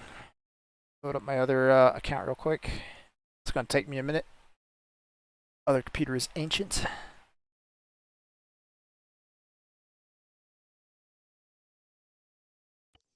Yo, what's hello Warlords start? protocol That is pretty initialized. rare. Voting for the next sector. Yeah, we're gonna have to fix that welcome screen. It is gonna drive me insane. Can't wait to see how bad it is on my other computer, because my other computer takes way longer to load than this one.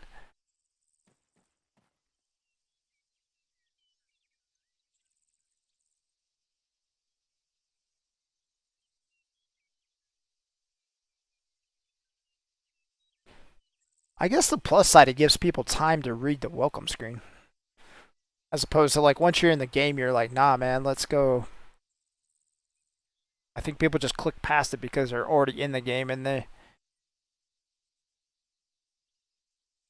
don't want to mess around with reading something.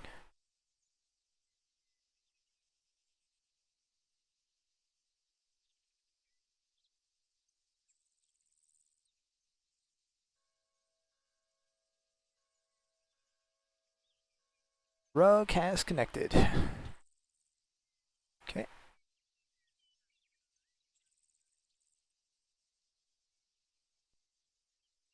Oh wow, that reduced the mission file size by a bit. That's interesting.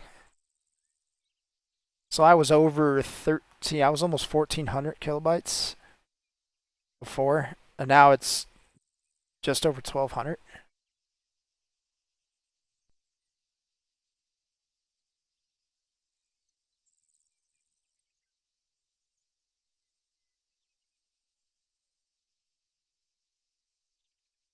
It actually wasn't that bad on my other computer.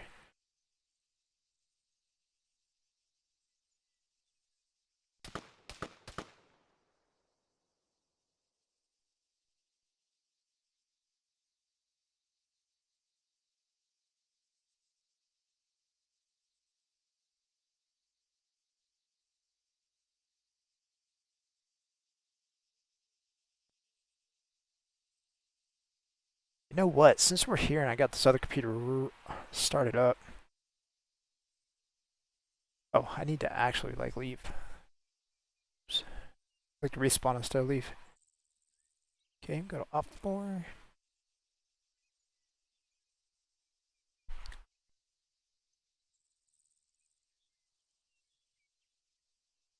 Team switching is disabled. Okay, cool. Sweet. So I'm gonna leave. Disconnect. Okay, I'm gonna restart the server to allow.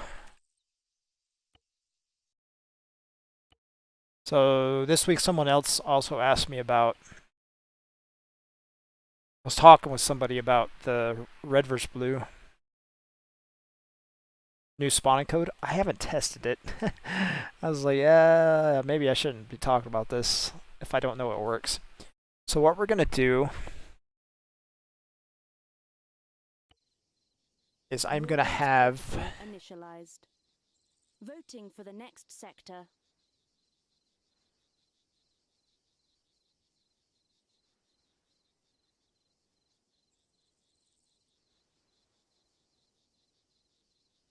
Okay, so my other count is going to be on op4. Ooh, we got a night spawn. Nice.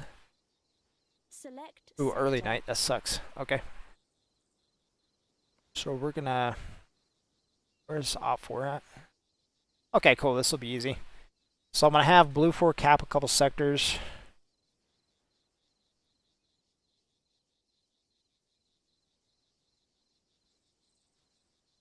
So op4 is attacking Pygros right now. This will be really easy. Sector selected. I'm gonna let both these sectors spawn, then I'm gonna kill the AI and I'm gonna have them both cap. And we're just gonna have them each cap a zone until they get to like Anthrachia. And then they will place an AO on each other at Anthrachia and we will see. I think what I'm gonna do is I'm gonna have op4 attack main base. Yeah, I'll have op4 come up here. I'll have blue force cap these. I'll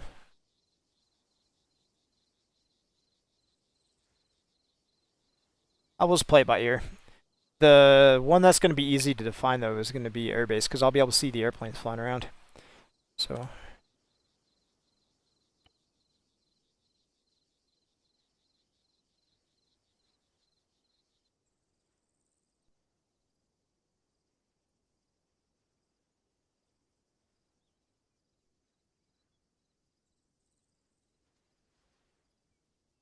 Be kind of annoying because my other account I can't.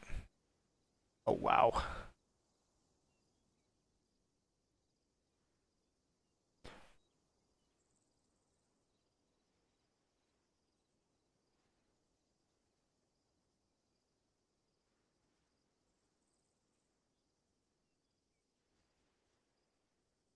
Hang on, I got to write some macros on this other computer real quick. I can't. Literally no way.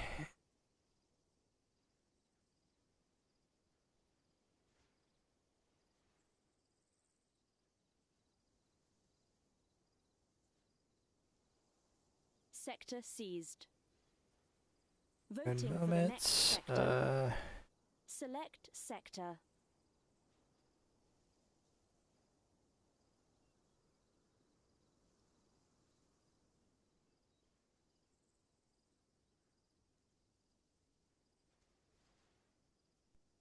Let's test this. I think I may have already a pre-made macro that I can use.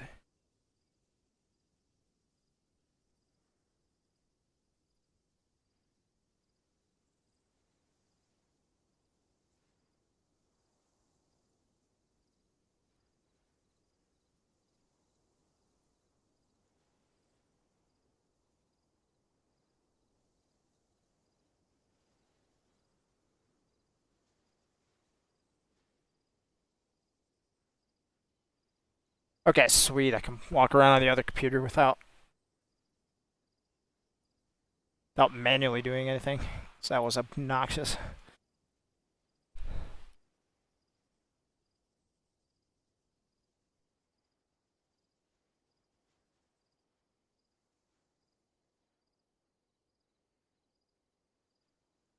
Sector selected.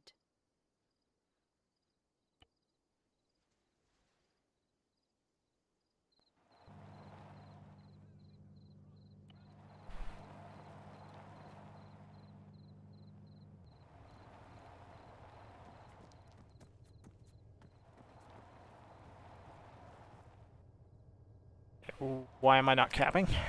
There we go. Huh. Maybe that guy wasn't in combat mode. Because they're not supposed to have their headlights on when they're in combat mode. Maybe he didn't have time to get the radio call.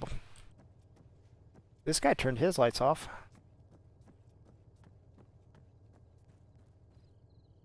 Guess the other guy just hadn't got the word yet. Oh, wait. These are the static spawns. Okay. I don't think it would matter for these guys. That may be what we'll work on next. Get rid of these static spawns and doing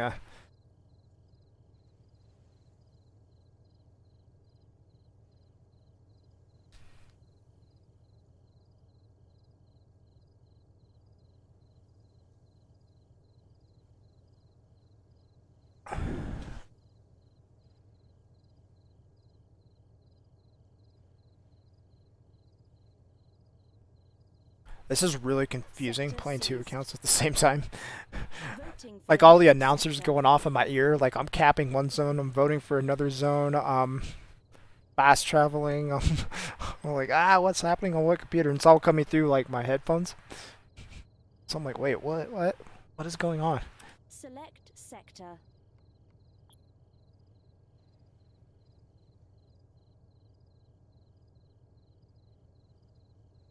Whoa.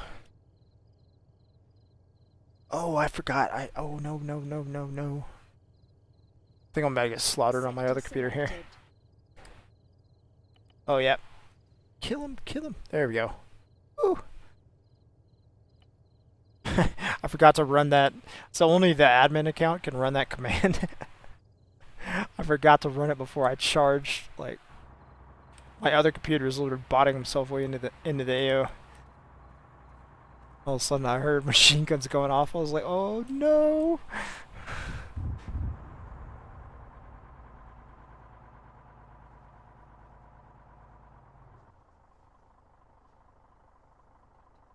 Sector seized. Voting for the next sector.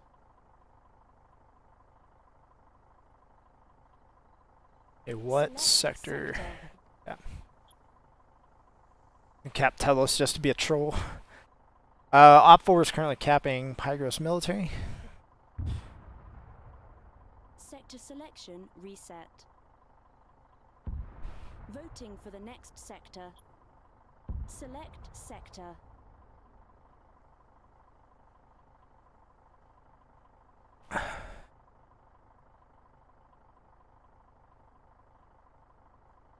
This will work out good. I'm going to give it about 5 or 10 seconds because Telos is a really big zone before I run the kill command.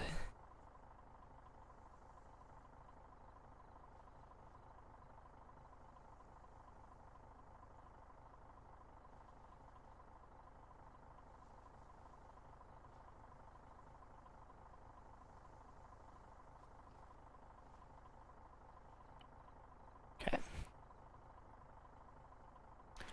Lagging out the server while it murders It's murdering 2 zones worth of people right now, so there it goes.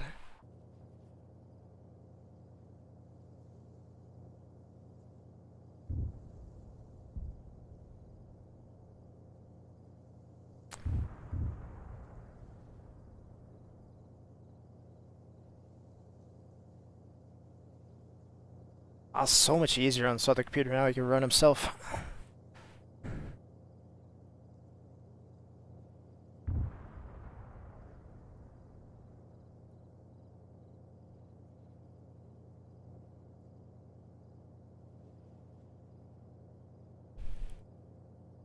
I actually kind of want to chill for a little bit.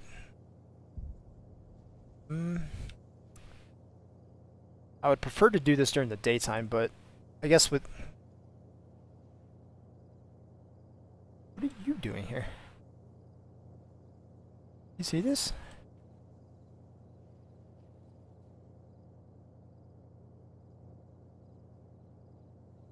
Did I add divers to the... This is the second time I've seen a diver. Sector seized. Voting for the next sector. You know what, knowing me, I probably stuck divers in the code just to be a troll. As an Easter egg or something. Would not put it past me to do something like that.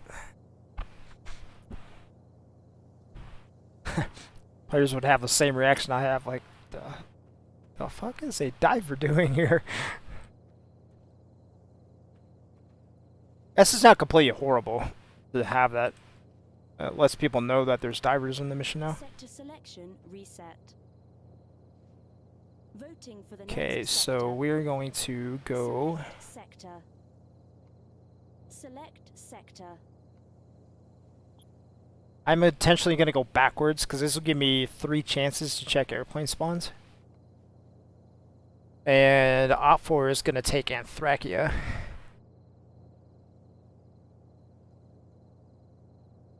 Sector selected.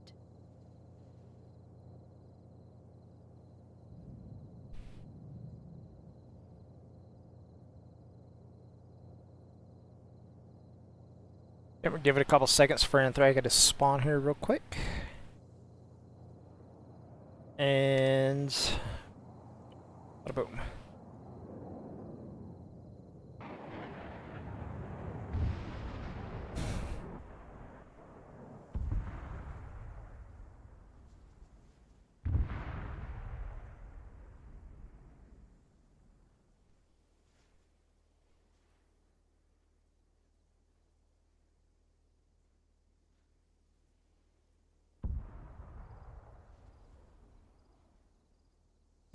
That's cool. Op4 is actually close enough to hear the explosions from this airfield when stuff crashed.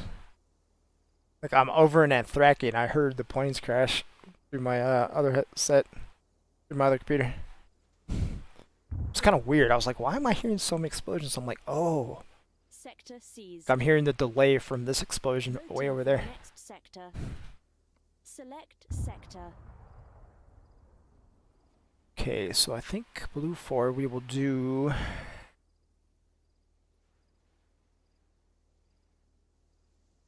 Rabia. Yeah, we're gonna set... This might get reset because Op4 is capping Anthracia and that's gonna reset this vote. So I'm gonna have to revote this. Sector selection reset. Voting I tell you for the what, we're gonna next do sector. Gatliona because that's gonna be out of the way and it's not gonna impact our test. So we're gonna vote for that. I'm gonna fast travel this guy to power plant. Then I'm gonna have Op4 put an AO on power plant. Sector selected. And you know what I just realized? I'm gonna have to rewrite my kill code to kill Blue 4. Big sad, man. Probably not, because... Okay, so now we're at test mode here. So what we expect to happen is if we get a vehicle spawn, we know the code worked. If we get an error message because it's going to look for side and it's going to throw some kind of error at us. So while Op4 is voting, I'm going to be on this admin computer watching for error codes to kick up when it runs the populate sector code. And if it does run the populate sector code, but the vehicle code fails to run, there is a chance that it'll still fail into AI spawn, like infantry. But there's also a chance that if something happens with the vehicle spawn code, because that's higher up in the script, it may fail and we will not get any AI. That's going to be a worst case scenario. If that happens, we have to remove this code. But if it just silently fails without errors and we still get infantry spawn, I will leave the code in and I can tweak it later. But last time I messed with this code, trying to get blue 4 and red 4 tanks to spawn, it was actually causing the AI not to spawn. So that's our actual, we have to fix this. If it throws an error or we don't get infantry, we have to clean the code up. If not, we can leave it and we can work on it later. I don't plan on working on it tonight, but... Okay, Op4 is voting for power plant. I am at power plant, watching for errors. Always it helps look in the sky when errors are going to come. Errors from God. Okay, 1 second. 2 seconds. Enemies incoming. Okay, enemy. Oh, I hear a tank. Oh my god, it worked. It worked. Dude, that's a... I love it. It worked. Oh man. Ah, dude, feels good. Feels good. Let's go spectator.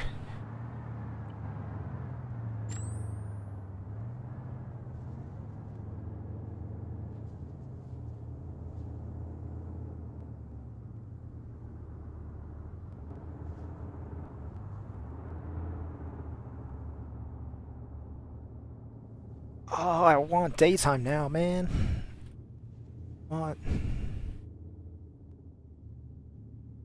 Ah, it's 2 a.m. Dang it, do it. Wait, I could just set time. Oh, what are we doing? I'm a noob.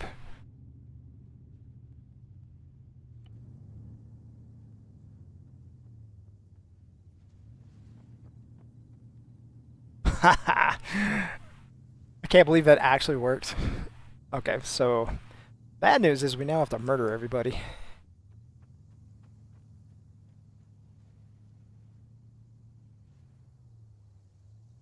Okay, I have this on the wiki. Oh my god, I just killed myself.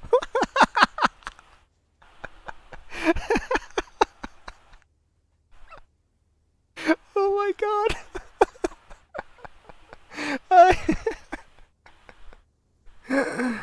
Oh, I should have saw that coming. I'm an idiot. Oh, that is hilarious.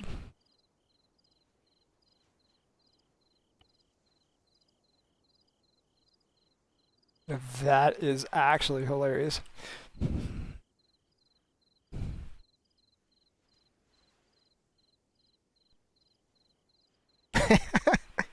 I'm so stupid. I don't know why that caught me off guard. I literally just put a command in to kill all blue 4 and on blue 4. Just should have seen that coming.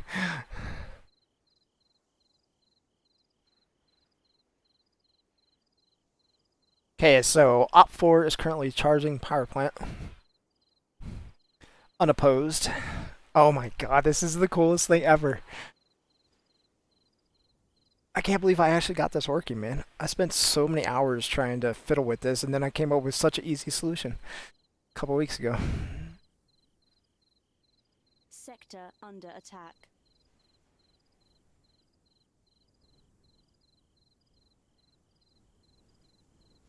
So the real question is, how do I get a good screenshot of this? I don't want to use spectator mode because that's gonna confuse people when they see.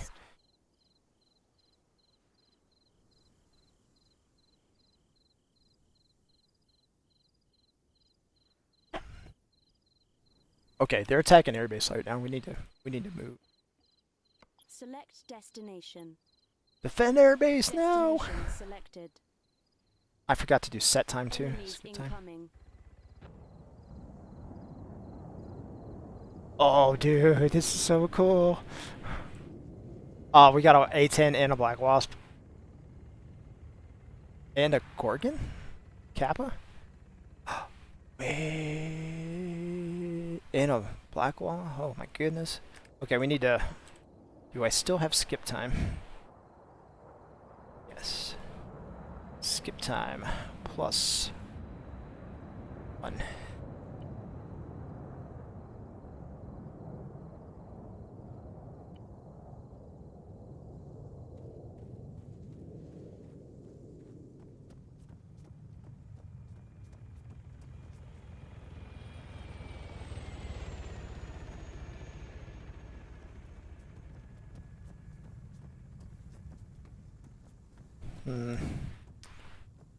I don't know how I'm gonna get a screenshot to demonstrate this to people.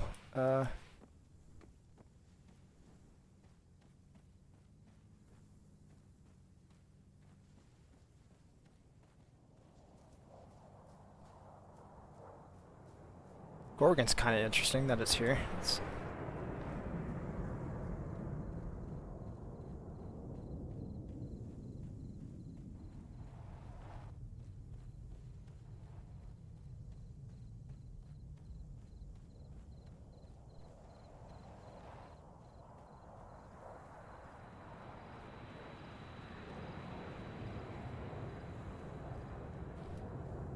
So we only got one vehicle spawn.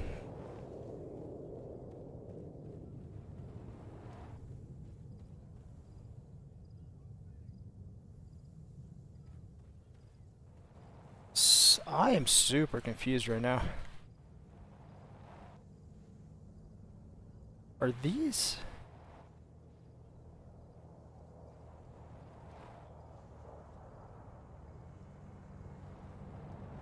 Are these enemy vehicles? Like...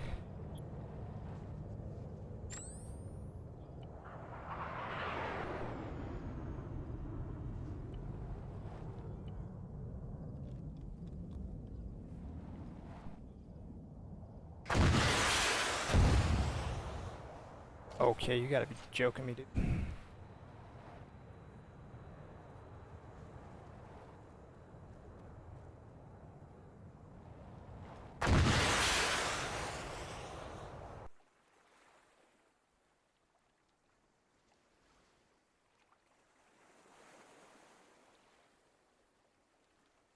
Okay, that's unfortunate.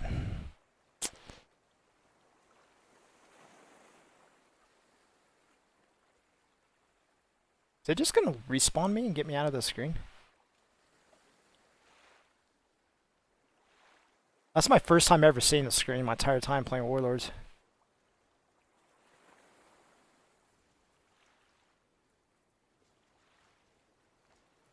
Wow, dude. That's a, Okay,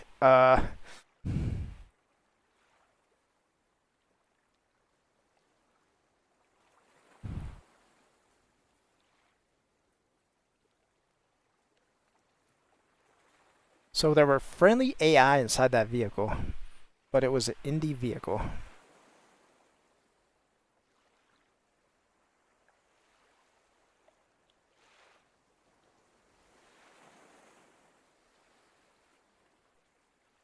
Okay, I think we're gonna have to go... We're also gonna have to go attack the other airbase. And lock a hill, I think. I want to see what's going on. I think that is because that is one of the static spawn zones, and since I somehow have reactivated vehicle spawning there, it's respawning vehicles there, but it's spawning the ones that are statically placed, which is all the more reason for us to go fix that code.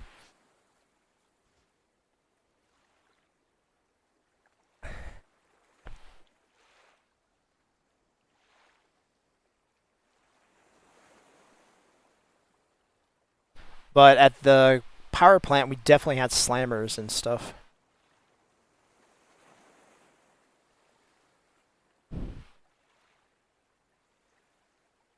I'm kind of intrigued now. Sucks I'm stuck at this friendly fire screen. Who made the friendly fire tolerance so tight? As a jerk. It's good to know though, it's a 6-minute penalty for friendly fire. That's a... Oh, no wonder. Well, actually, this is way tighter and more extreme than it is on the official servers. I ended up doing this because there was a guy on EU11 that was, I think he either went on GitHub and looked at the friendly fire code, or through trial and error, he had figured out the whole timer thing. And he was constantly friendly firing, but he was doing it spaced out just enough.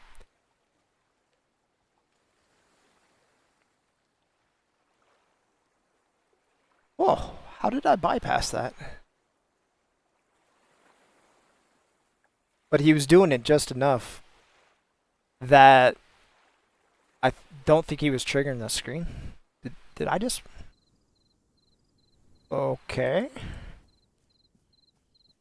I think I just bypassed like 3 minutes of that timer. Okay, that's going in our bug list. I need to...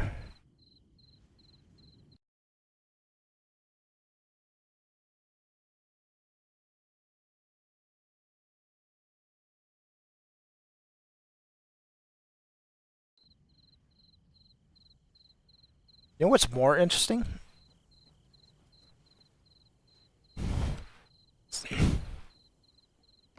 Select destination. Is that when you Action cancelled. kill AI, it's not supposed to count as friendly fire. Select destination. Destination selected. Okay, so how do I get a screenshot of this?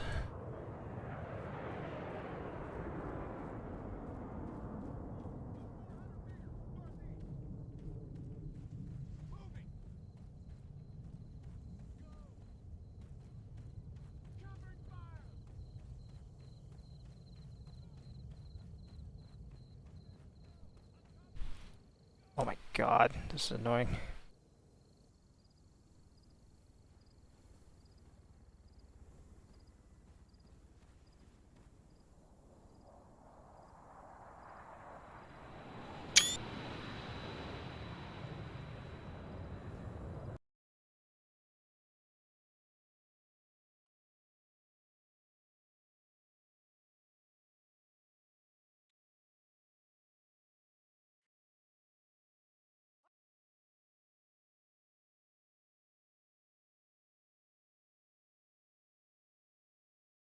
Okay, cool. That's good enough.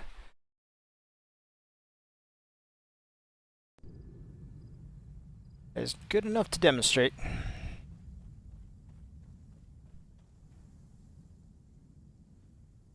And these dudes are in combat mode. That's cool. There's another diver out there. See him?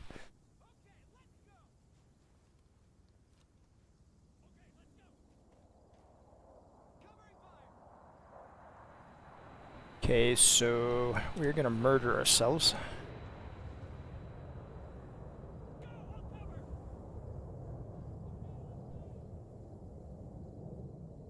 What the hell killed me?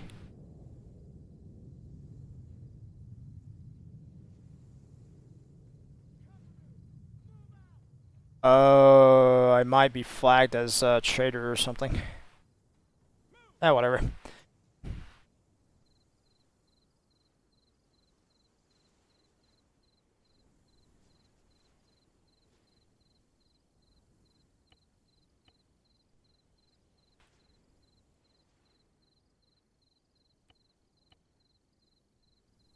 I murdered myself.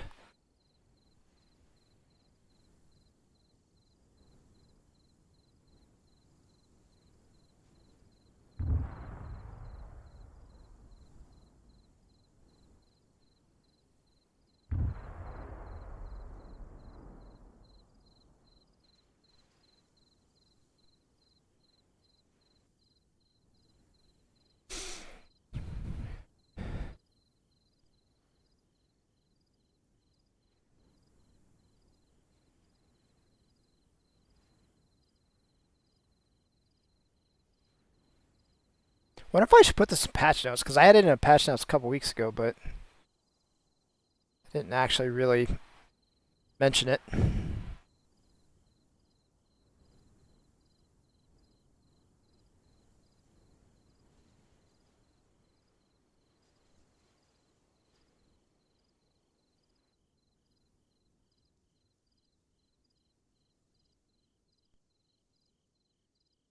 So I'm going to pre-fast travel over to Select destination. North Air Base. Destination selected. I completely forgot what this was called, so I just called it Air Base North Ramp. That is typically what we would call stuff Sector in the under military. attack.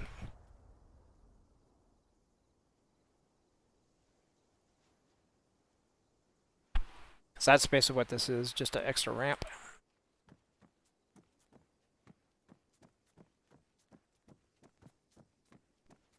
Could have called it a green ramp or something for all the Fort Bragg dudes.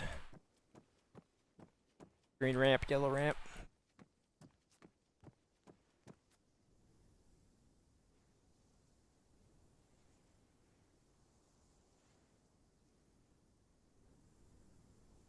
Okay, Op4 is about 3/4 of the way done capping main base.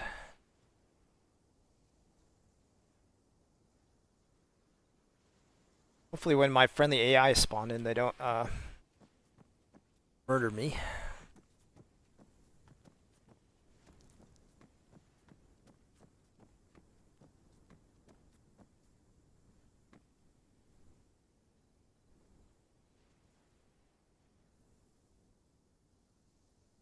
Sector lost.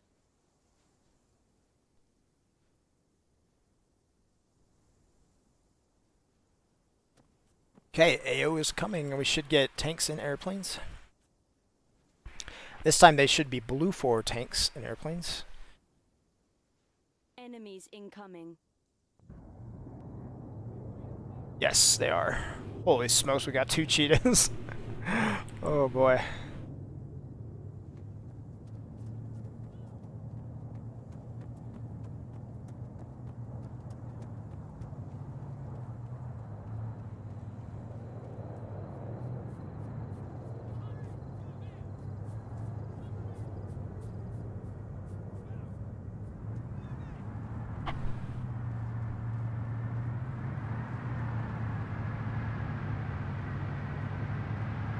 Come back here, dude, please. I want to get in his driver's seat so he'll stop.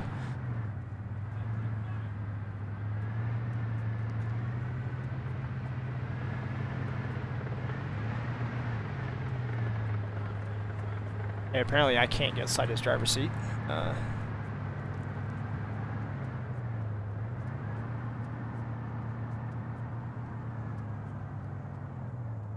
This is going to be really awkward. I want to get a screenshot of...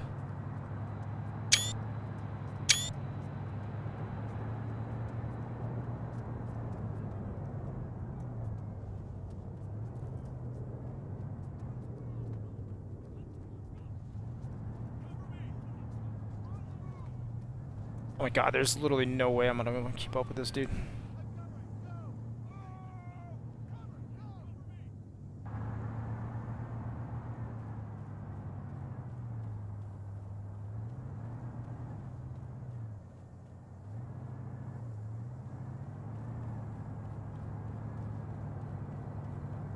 See how that other screenshot turned out.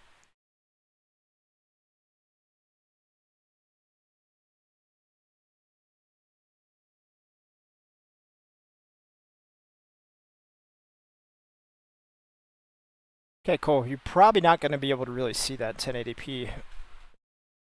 But if someone wants to download it and look at it, that's cool. Okay, so we know what the problem is. The problem is the static zones they're looking at the wrong spawn codes. And that was already on our list to fix, so that's even not a big deal.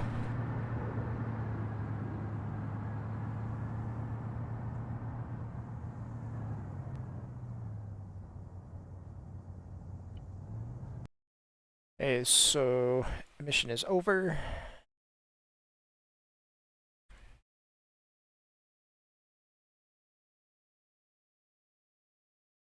I'm gonna go upload that screenshot and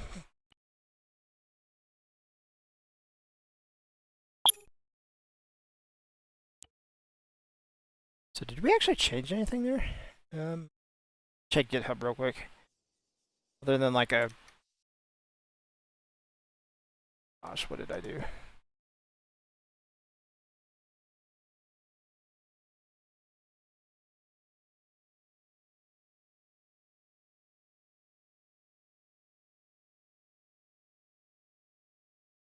Okay, so let's push this toggle real quick before we do anything else. So re-added.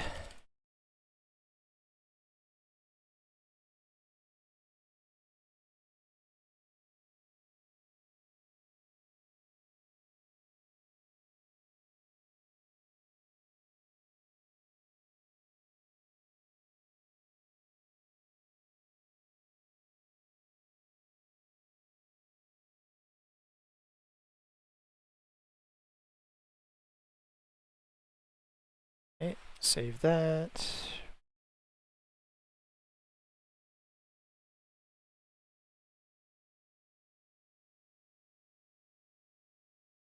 Okay, cool. So that is all done and bundled. We can close this out, and we can close that, and populate sector. I think is gonna be the next thing we're gonna be working on. But first thing I'm gonna do is some screenshots.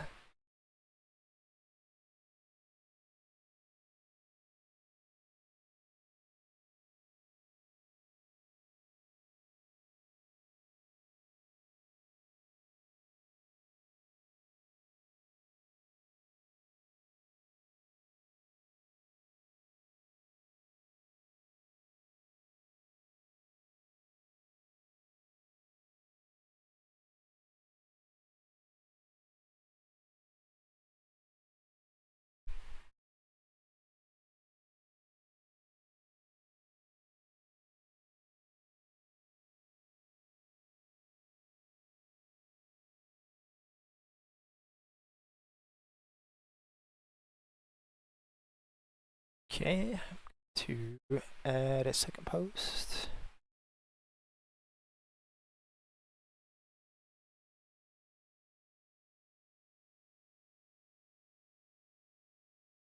Cool.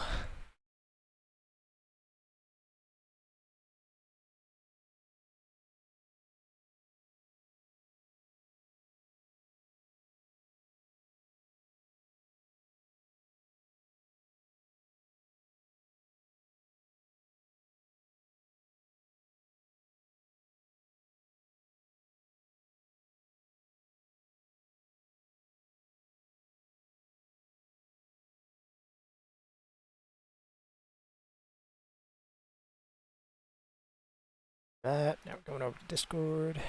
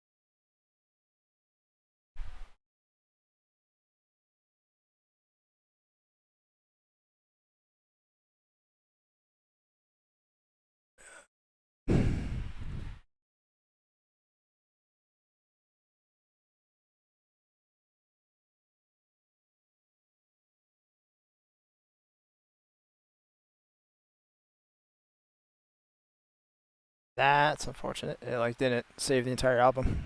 Whatever.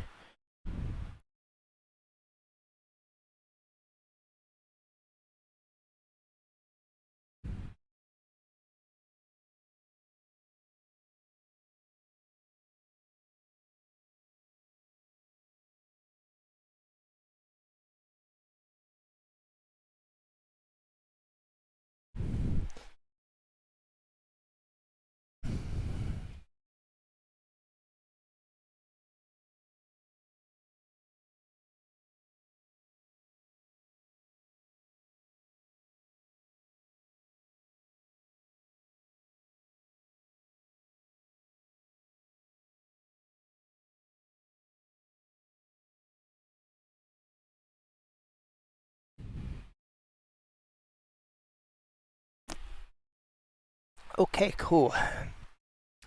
Official Discord is officially trolled. Go to our Discord and get that checked off. Was nowhere on our list to do. Just kind of did that. Okay, airdrop code. Let's do this. Process client request. Let's do this. Will be a quick. Okay, minimum height and random height. So this used to be fly. Oh no, undo. And the problem was fly is not defined, and it was not defined anywhere when I wrote this code.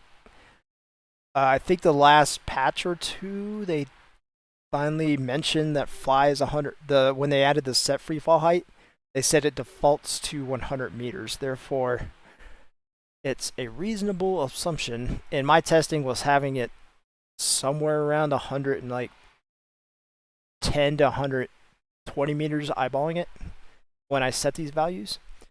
But we now know it's probably 100 meters, and this will explain why I'm getting that RPT. And what I think is happening is because I have a negative value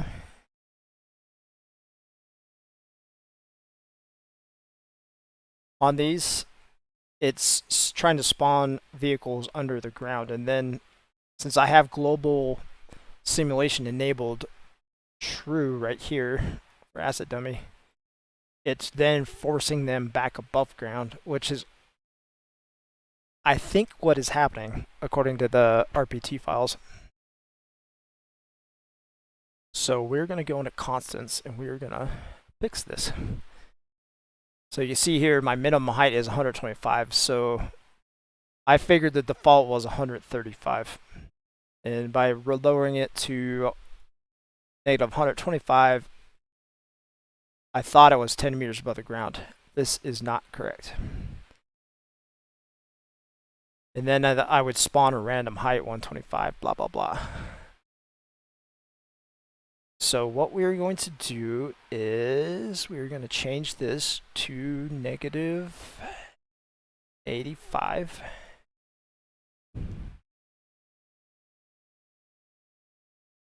And we're going to fix this documentation.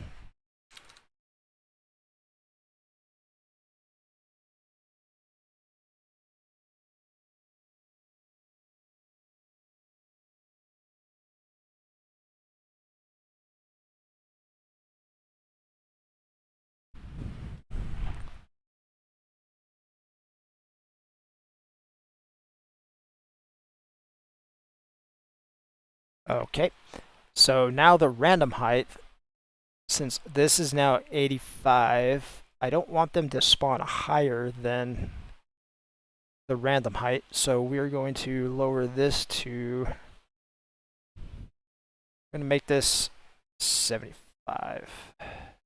Let's make that 70. 70 is plenty.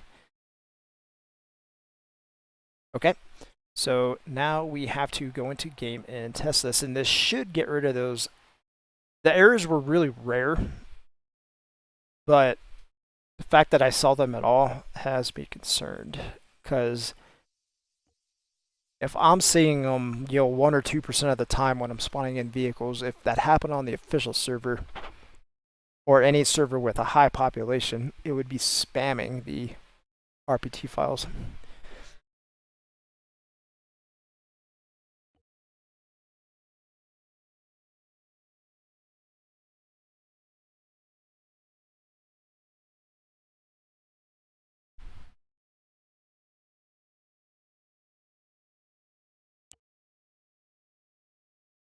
So now these are going to spawn higher above the ground, and they're going to be less random, is our expected results here. Are our expected results?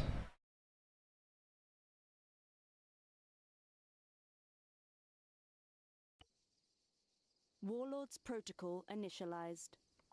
Voting for the next sector.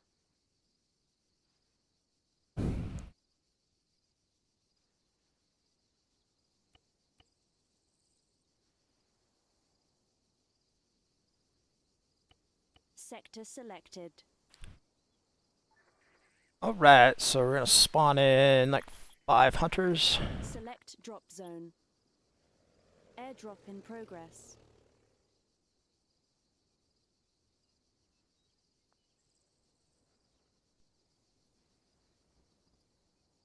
Actually, you know what? Since we're here, we're gonna go to Peros real quick. Summer reported vehicle spawning not working in Peros correctly, but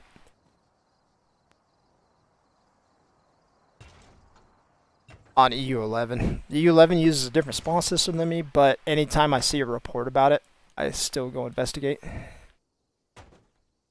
Okay, so those landed at random times. I wasn't actually paying attention, but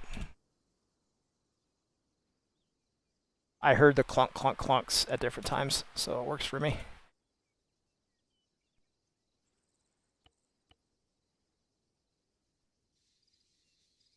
Okay, while that's capping, I'm gonna some other stuff.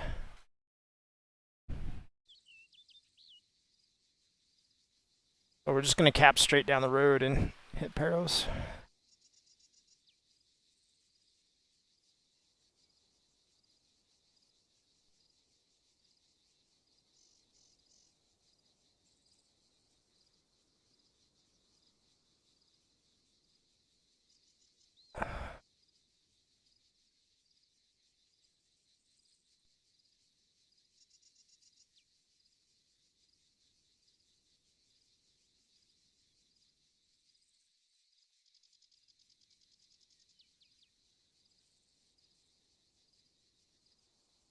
Sector seized.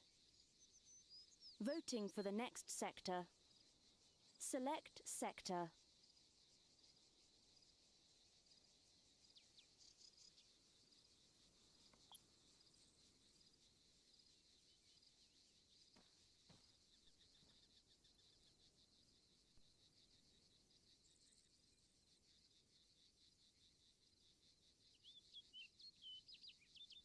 Sector selected. I still can't believe that code I wrote about the tanks and airplane defenders worked. I'm always so shocked when something actually works the first time. Wait, you mean I didn't make a mistake somewhere? This is baffling.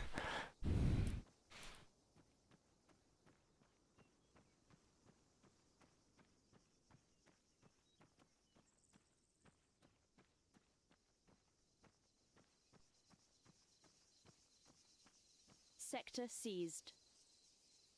Voting for the next sector. Select sector. I mean, we still got to deal with that airfield issue, but we already knew that issue was coming up. So it's not the end of the world. Sector selected.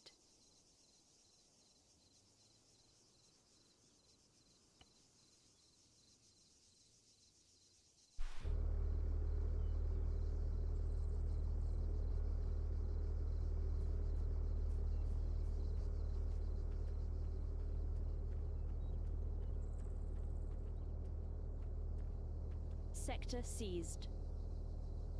Voting for the next sector. Select sector.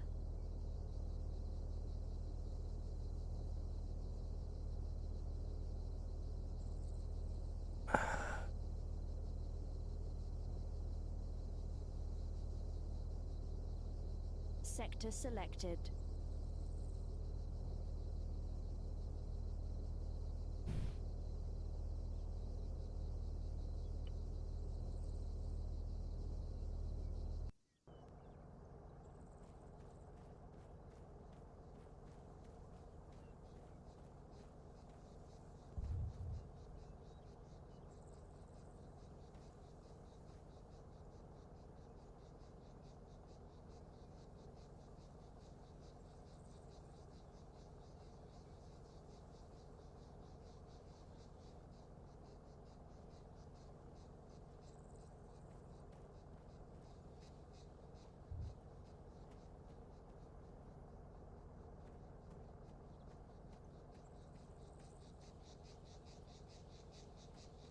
Sector seized.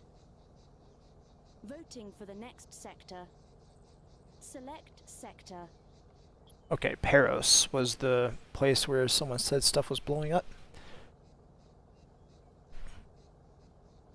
Main reason I'm testing this is because this is kind of a heavy urban zone, even though I know there's plenty of spots on the outside of the zone. Sector selected.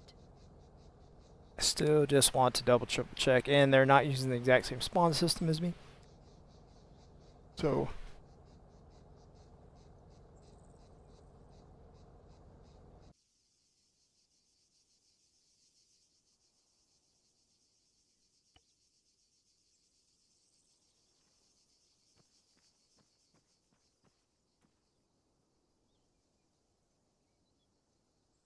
So I'm intentionally going to try to break something here. So we're going to stand near the center of the zone. I'm going to stand inside a building. I just want to see how the spawn system reacts to. Because normally when I do this, I'm standing in a field, which is probably like the best case scenario for the system. This should be the worst case. I'm second floor of a building right next to the center of the AO.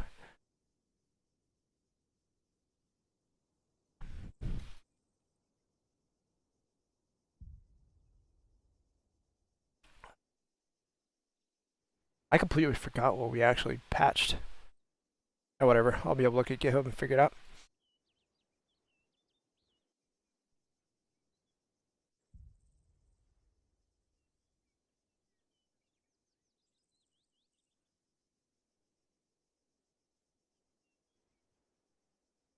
Sector seized. Okay, let's go do something way out in the middle of nowhere. Sector. Okay, here we go. Max number of hunters I can possibly spawn. Drop zone. Airdrop in progress. Yep, it works just fine. Selected. In fact, I can already see they didn't spawn or anything. Okay, another U11 specific issue. At least I can sleep well. I won't wake up and be like, oh god, is Paros spawn testing work? Yep, it works.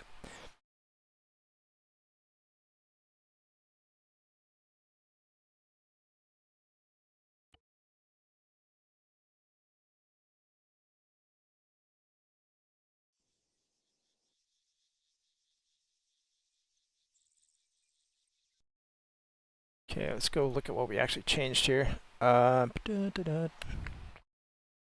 Okay, vehicle spawn height stuff.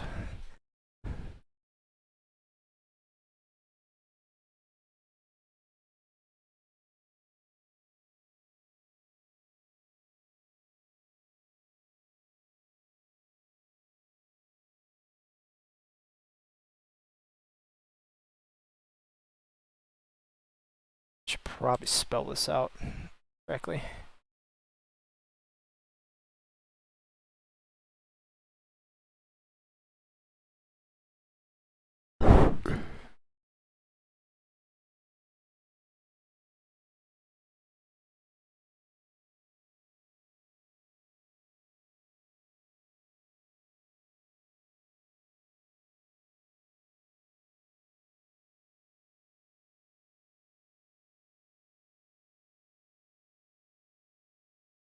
Okay.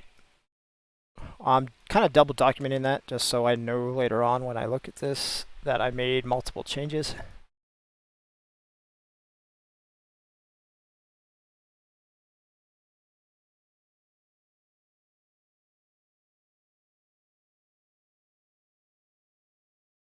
Okay, cool. This is a good time to take an AFK break. I forgot to save that vfile update. Crap.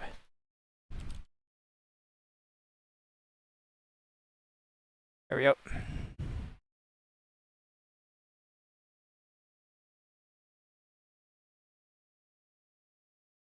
Okay, cool. I'm gonna take a AFK break, get up and walk around for a few minutes. And we will be back. Let me check this off on Discord. Work on airdrop code. Yep, we got that fixed.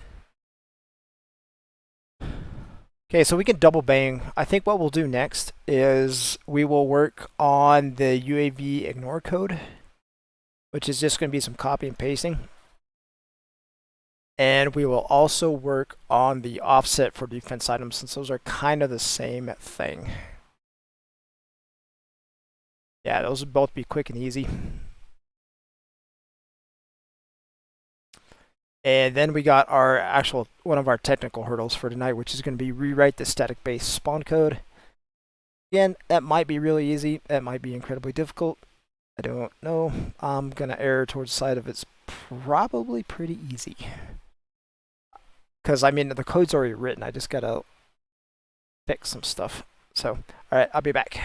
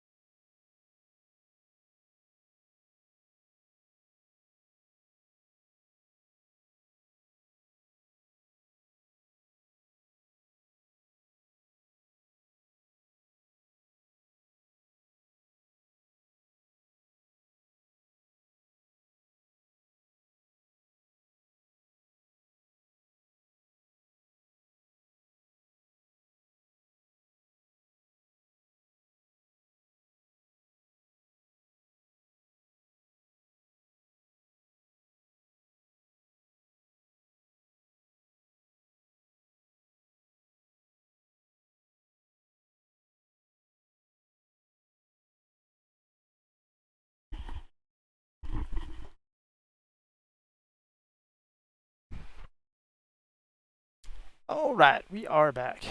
So what did I say we were going to work on? We're going to work on the UAV ignore code. Okay, so this should be relatively easy. So we need to go find our target sector ownership somewhere. Change sector ownership. Here we go.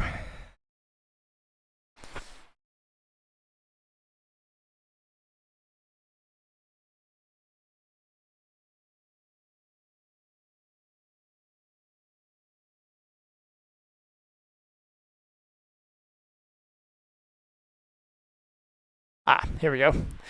Okay, so we need to add more stuff to this system. So every item needs a comma.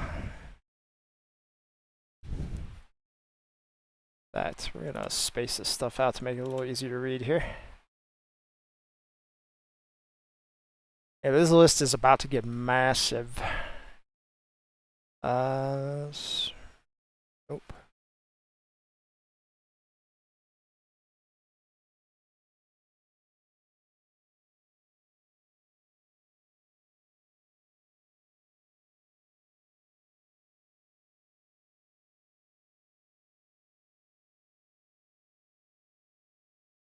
Okay, so what we need to do is we need to go to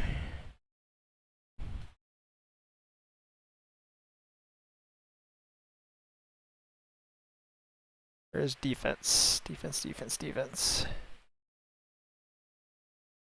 Okay, so Centurion, Spartan, VLS, ship gonna fail. And we're gonna have to do this for both Blue 4. Uh-oh, did I just kill my stream? Hold up 1 second. I may have dropped out of the stream there. The stream appears to still be up.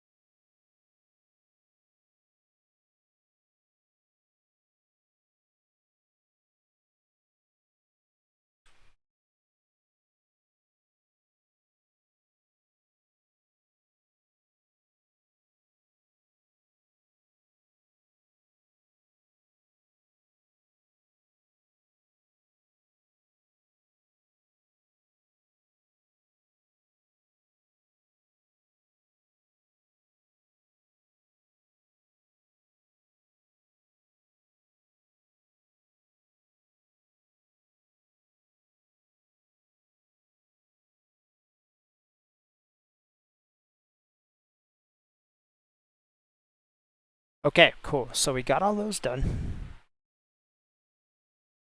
Now we are going to go look at defense items for Op4. And they are all the same. Sweet. Okay. So now all those items are no longer...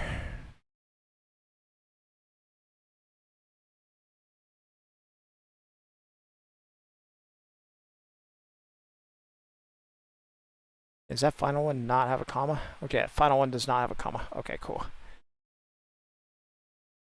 Let's double check here. Yep. All right, cool. So let's go to game and test this real quick.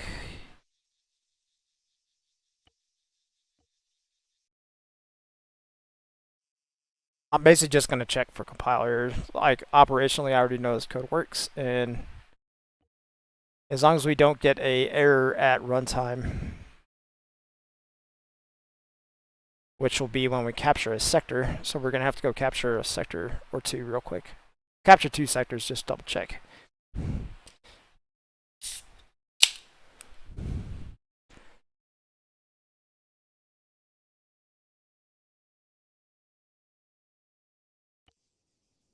Warlords protocol initialized. Voting for the next sector.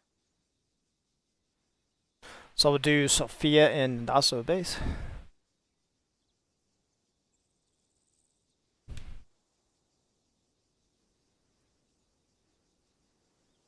Sector selected.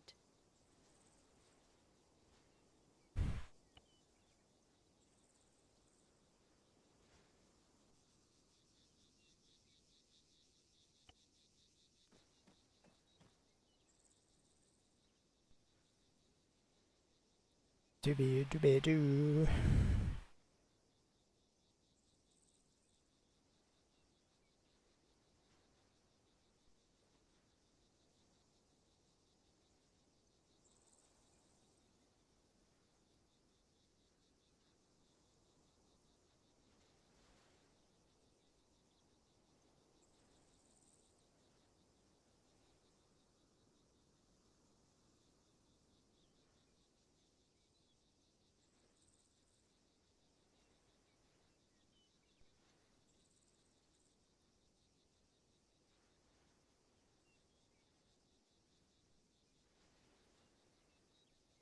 Sector seized.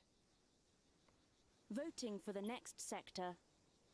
Select sector.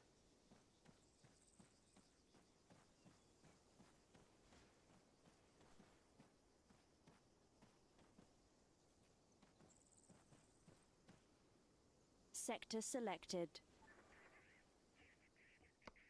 Let's Select pop up here and take a look destination. real quick. We'll see what actually spawned. Destination selected. Okay, looks like we got a cast jet, a cast jet.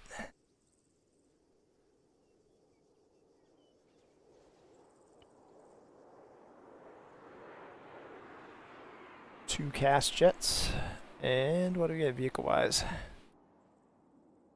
Here, one vehicle somewhere.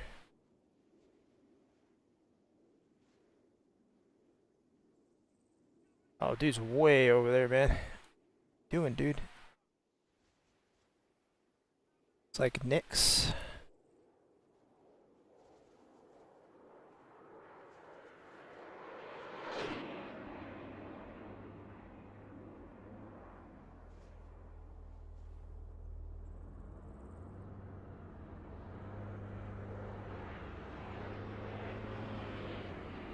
Yeah, it's just regular Nyx.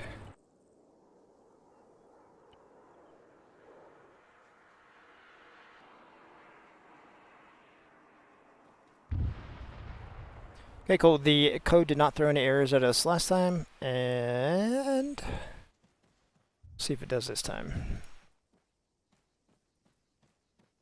Highly doubt it, but if we do 2 sectors with no error codes, then we're good.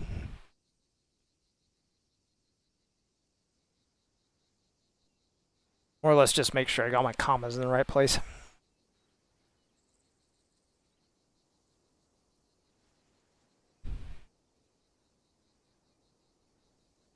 And drum roll.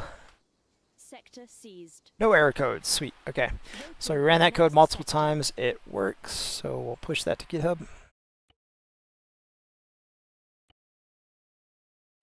How am I going to title this patch note? Remove naval weapons from a UAV kill code.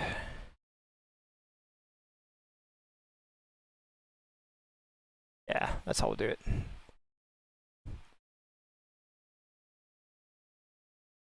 Removed naval weapons.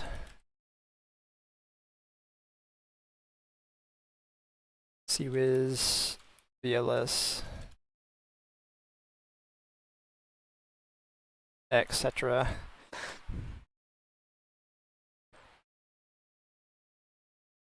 UAV kill code. Cool.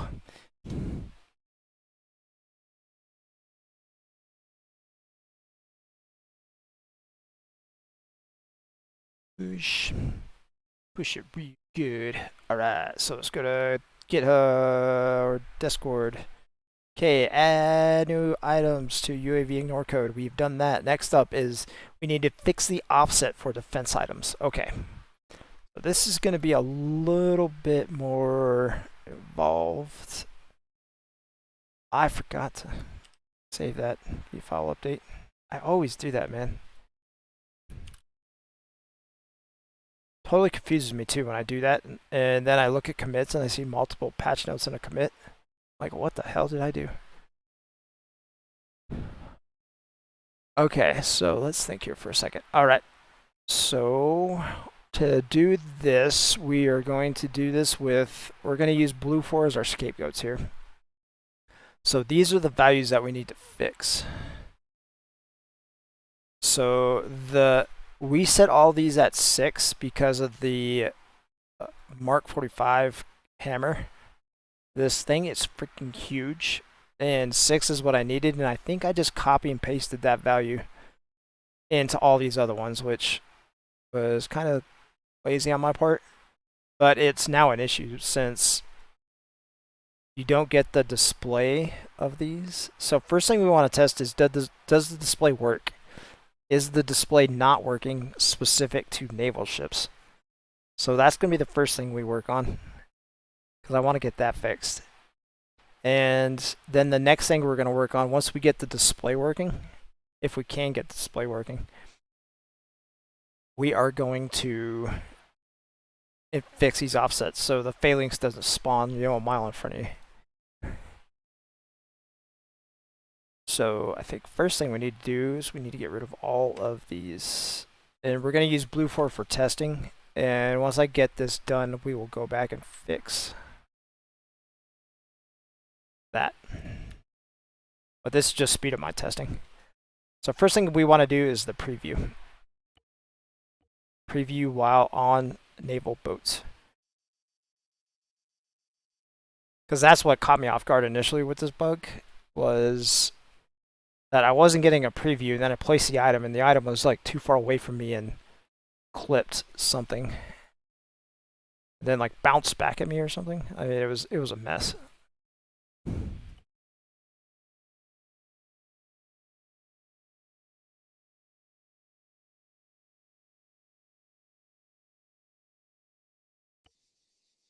Warlords protocol initialized. Voting for the next sector. Did you guys notice this fixed itself? I have no idea what we did, but this is now spawning after we were in the mission. Select sector. Okay, so we're not that far away. We can do Delphiniki, Ionia, Georgian. Yeah.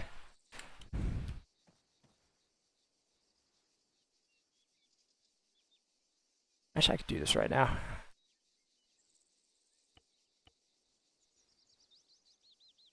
Okay, so let's see here. Sector selected.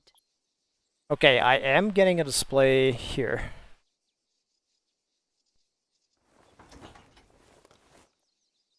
Let's test out the other items. Yeah, this is the guy I used to baseline the 6 meter thing. Because 6 meters is exactly right for him.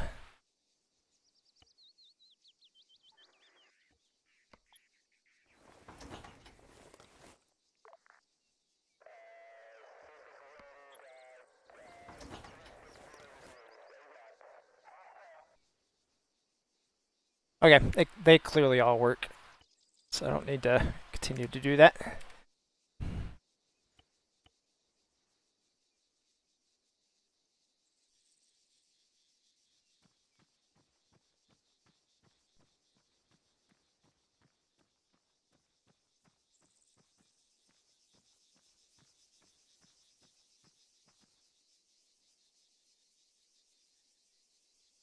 So when we get to the Navy zone, we have two tests we want to run. We want to run spawning them at sea level, and then we're going to climb up on the back of the destroyer, and we're going to spawn them there. And we're going to go through each and every one of them to make sure Sector selected. that things are working as intended.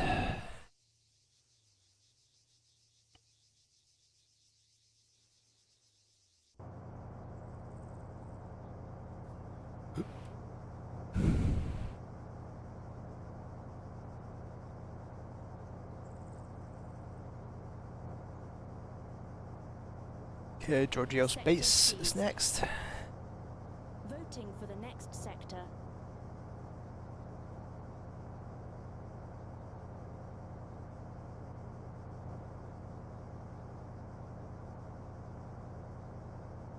Sector selected.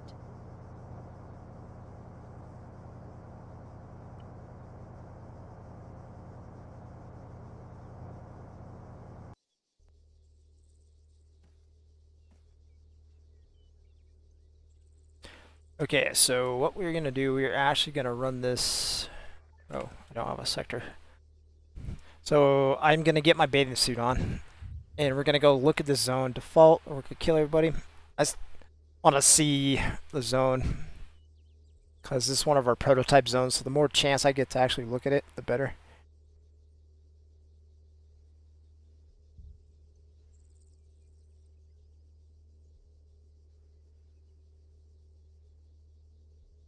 Those screenshots in Discord look better than I thought in 1080p. Sector seized. I was really worried that you wouldn't be able to Voting for the tell, next sector. Select sector. because it's kind of jarring, like me playing on a 4K display, then looking at screenshots sometimes at 1080p. Something that looks perfectly fine to me looks like little specks. Well, 1080p. Okay, so we need swimsuit. Arsenal. Sector selected.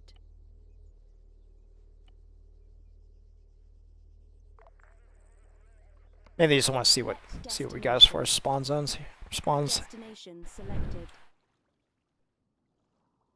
Yeah, I don't hear airplanes. Okay, I see a boat.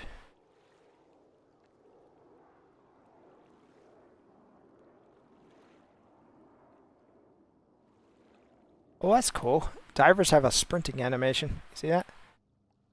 I had no idea.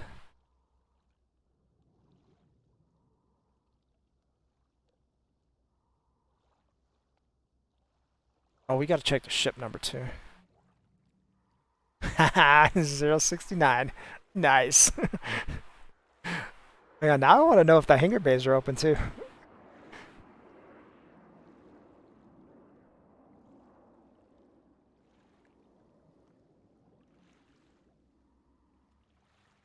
Oh, does that mean okay? We're totally gonna have to when we 1 week when we have some time, we're gonna like get a new name for the back of the ship. Instead of being the USS Liberty, we're gonna make it like the Nuketown or something. Because it looks like it's just a PAA that's overlaid. So it's literally probably just a screenshot of the name and then it's pasted on the back of the ship. And apparently the flag works the same way too, so we could come up with a like NAFTO. Is that how you spell it? NAFO? How do you pronounce that? NAFO? NAFO? North Atlantic Fellow Organization? Alright, we have a problem. There's no... Oh, okay, they're there. I got scared for a second that there were no platforms. Dude, get under the... Okay, what airplanes do we have? We have one airplane. It looks like we got one airplane and one boat. And the boat beached himself.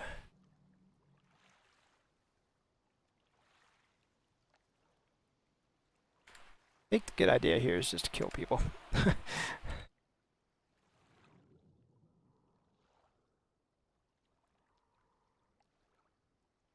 Okay, test conditions. What were our test conditions? Okay, we got to spawn one on these platforms, see if we get a preview. And we're going to climb up on top of the ship Sector seized. and see if we get a preview. Voting for the next sector. Select sector.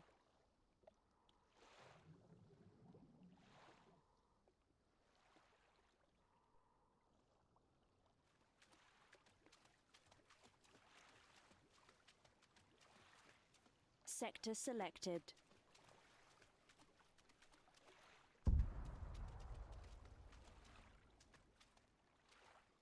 Really awkward how the AI drives this thing up on top of land like that.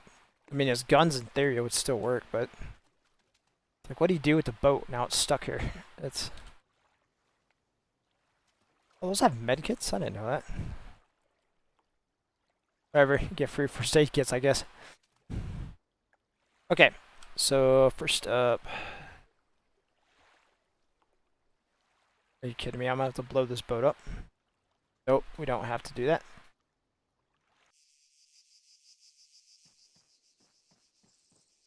Give it about 10 seconds. Let all the asset removal code do its thing.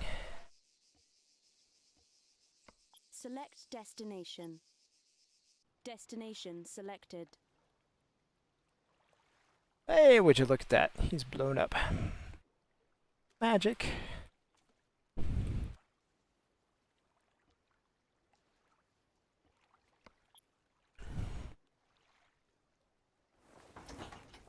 Okay, that works. Okay, so we know if that guy works, everything else works. So let's just run up on top.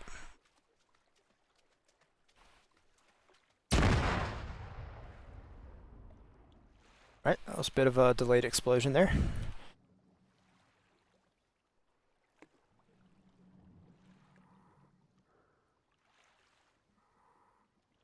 Oh, that's gnarly, dude. The gunner is still laying in the back of it. Rip.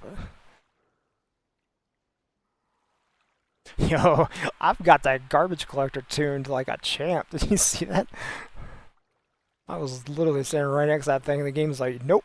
Oh, it is open, dude. That is cool. Alright.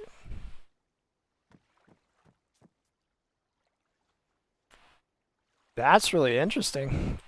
So, theory, you could put a SAM sight inside this hangar and fire it out, and then the SAM would curve its way around to a target.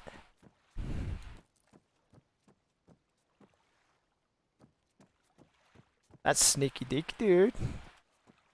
Sneaky, sneaky. I'm glad I clicked that button. Okay, so this is the flag. So yeah, we can change that flag texture to be like a NAFTO. And we could change the...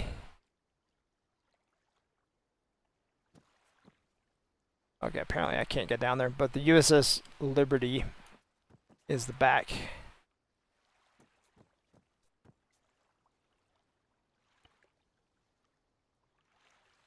Yeah, that right there. Well, apparently these are just image files that are pasted on here.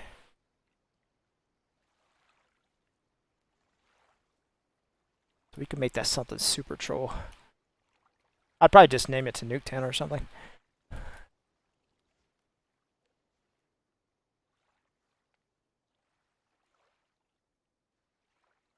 Or the USS Korb.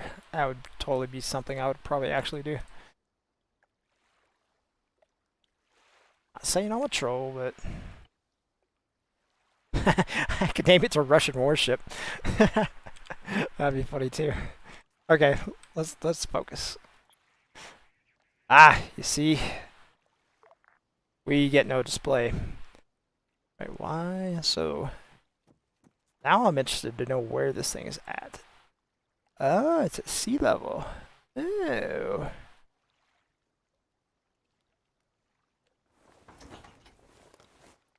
Oh, that's doubly interesting. But it spawns at my height.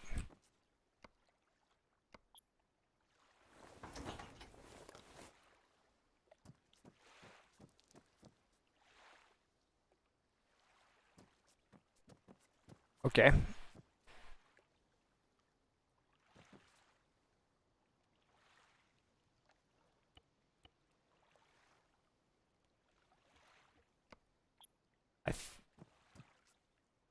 Okay, what's going on here? Why is this one showing up correctly? Okay, so the offset on this one is correct.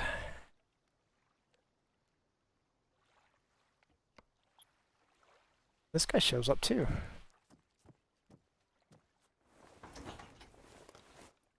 Whoa, did you see that?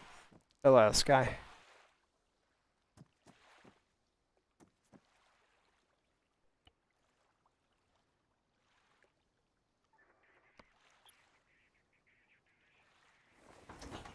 What the F?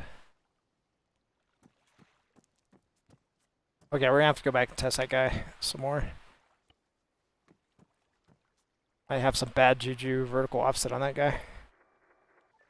Okay, this one's not giving me a display either. What in the world?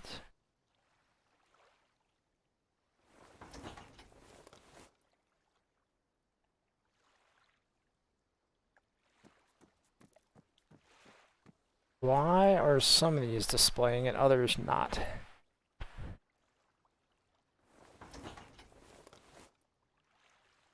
Okay, so what we know is this guy has some crazy vertical offset. The Praetorian needs to come in, and we need to try to fix the display issue. So I have an idea already how to fix the...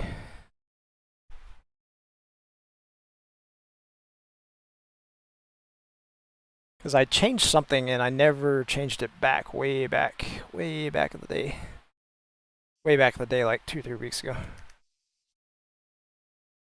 Because it didn't seem to be breaking anything, but the problem is now I know that it's breaking something, so... Or at least I think it might be breaking something. Let's see here, where is static? This line right here, target position.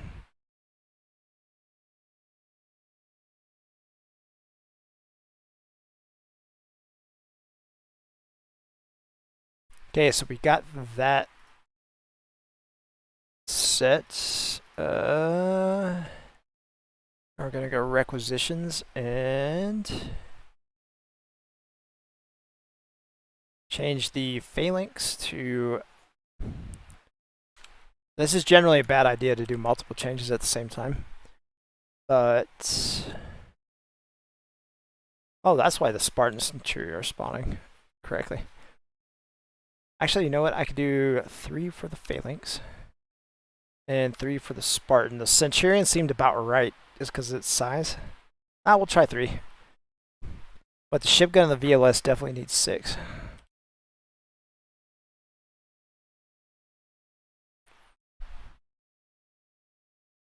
So we got multiple things to test here. It's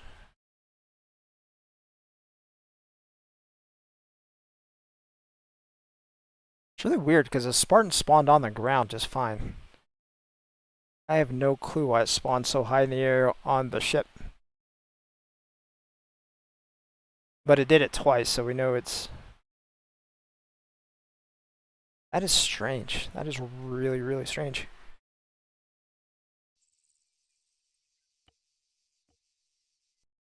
Arma acts really strange sometimes.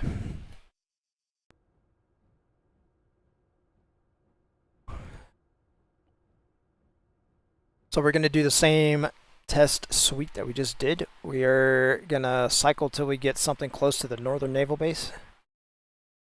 And we'll spawn everything in just to get a feel for what it looks like. So we can tweak the offsets. Because I think we may have got the Centurion a little bit too close, but okay, that's not too bad. Warlords protocol initialized. Not gonna be greedy here. Voting for the next sector. Select sector. Okay, we need to find a flat spot.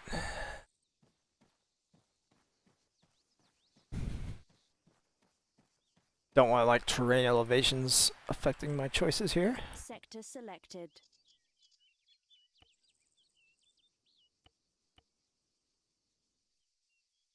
Okay. Ooh, that is way too close. Holy crap. That is going to murderize me. Nope, it just looks very scary. Okay, that's actually... Man. Kind of bothers me though. Like, why are those two different? Because when you're placing this on the boat, the position matters like a lot. Because you don't have a lot of space to place it on the little platforms.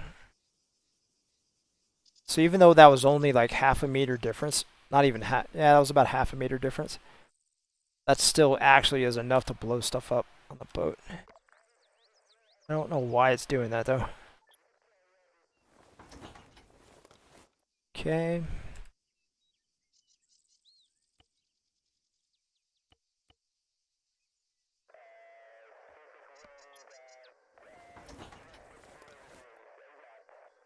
And if you're wondering why I spawn them up in the air like that, it's because if you spawn them at 0 with the player's feet, they'll explode on a boat. Okay, this distance is good.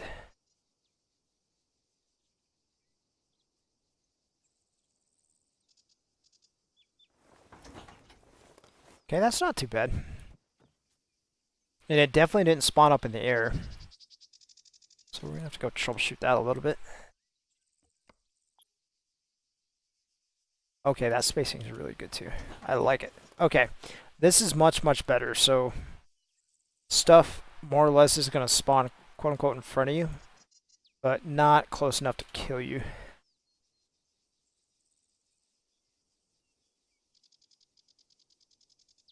Okay, let's go cap some zones. Get to the boat.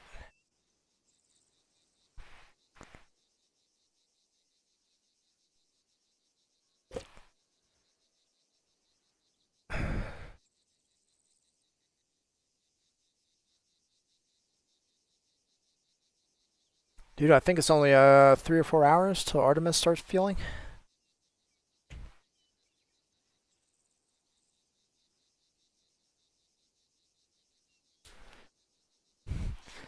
I watched the entire live stream last on Monday, I think. Sunday night, Monday morning of Artemis.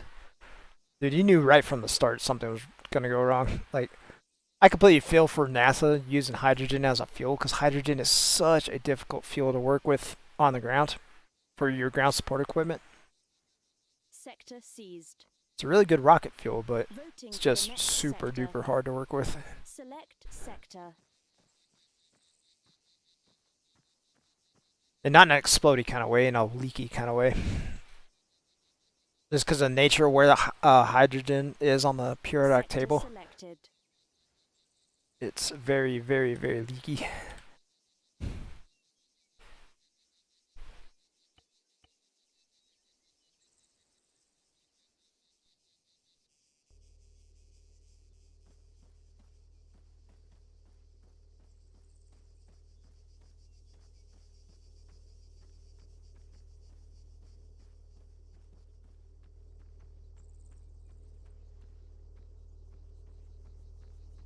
Sector seized.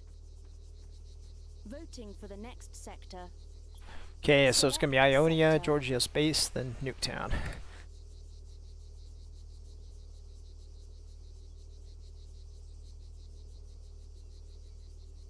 fact, I haven't even checked for updates on Artemis. 1 second. Sector selected. I have no idea. I didn't watch any of the pre-launch briefings, so I don't know.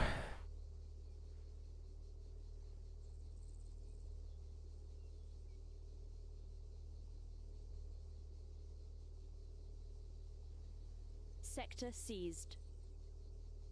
Voting for the next sector.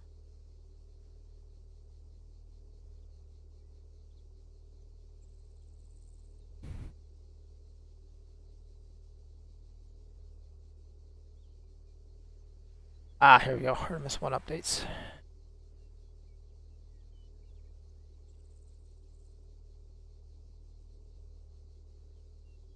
Select sector.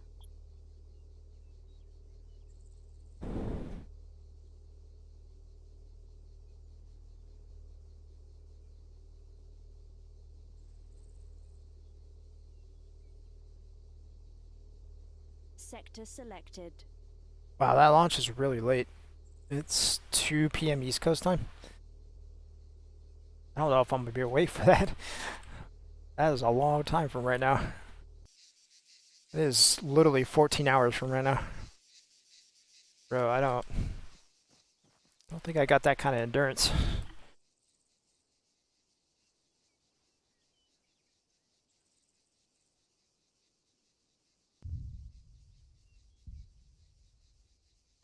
Good for Europeans, I guess. It's gonna be 1800 GMT.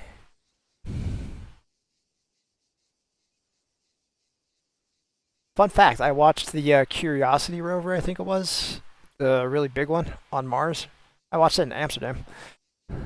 I was at the, where was it? The Red Bull or the, no, the Bulldog. The Bulldog coffee shop.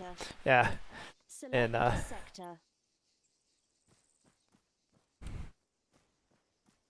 yeah, the Bulldog like coffee shop hostel in the red light district of Amsterdam.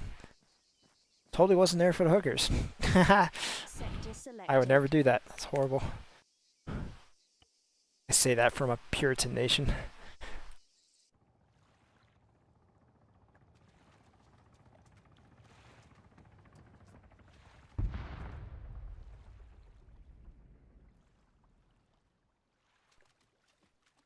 Okay, so first thing we're gonna test, the our problem children are the CIWS and the Sea Sparrow. I know that's not what they're called, but that's what they're called in real life. So whatever. Sector.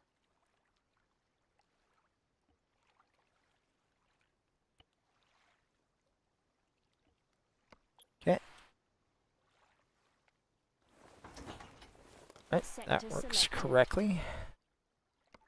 And let's see if Mr. Sea Sparrow here goes bonkers. No, he does not. All right. So we know the Sea Sparrow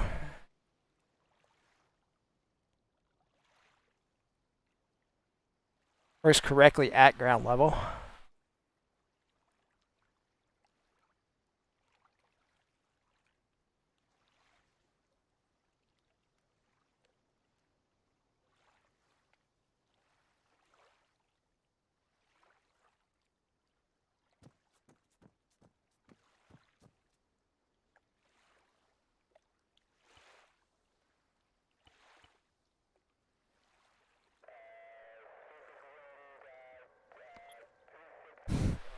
No preview. That sucks.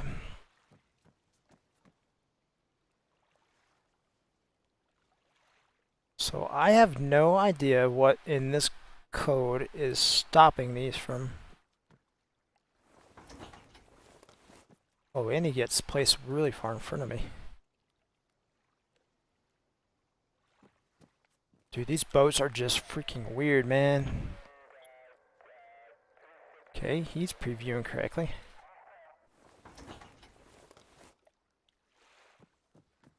What the heck is going on, dude? He's even higher than he was before. Okay, it's time to look at some RPTs, dude. Something is going on here.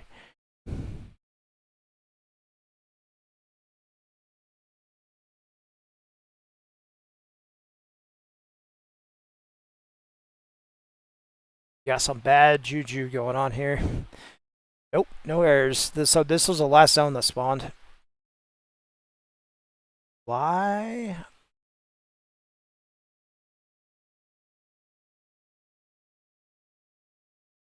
Hey, it looks like removing all that stuff from the server got rid of all the, yeah, dude, that's awesome. So we got rid of a bunch of these errors. Not network object. We used to get tons of these, and why am I still getting one of these?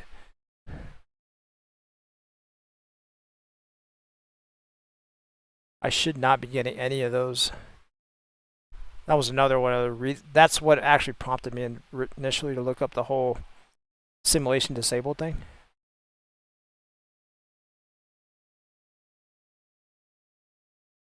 Oh, nope. Here we go. Look at this, dude. It's all client side, though.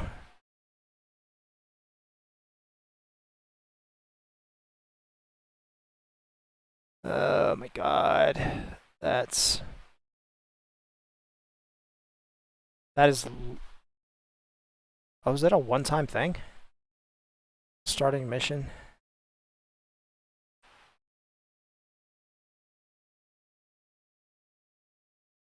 Oh, okay. I generally don't like doing this stuff on stream. Okay, starting mission. We don't have the spam here. Okay, here's a server shutdown.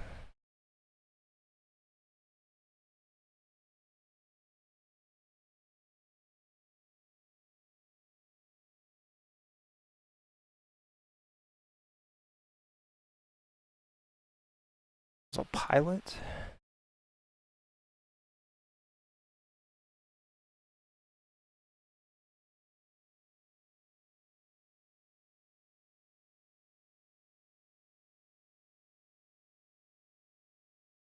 Okay, first time seeing this ammo 1, ammo 2.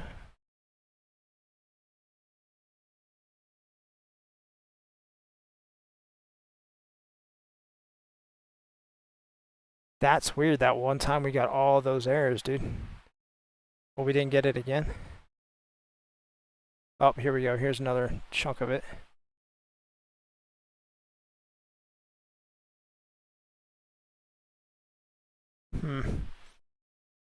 That might be a problem later on, but we'll deal with that later. Yet. Yep, just previewing down there still.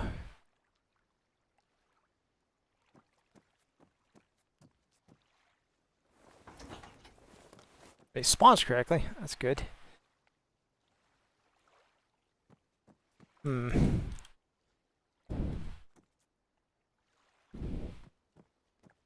Well, they work. That's what's important.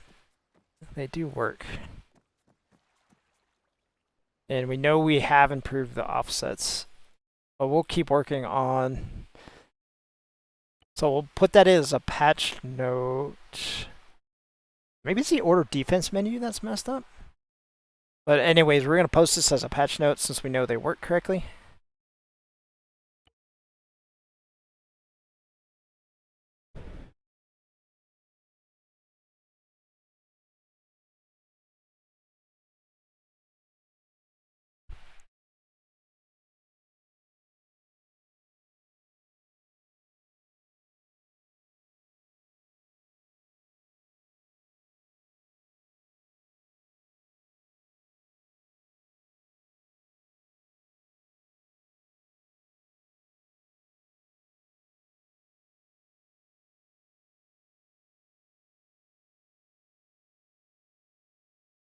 Okay, we're going to save that this time so we get the patch note with the actual patch.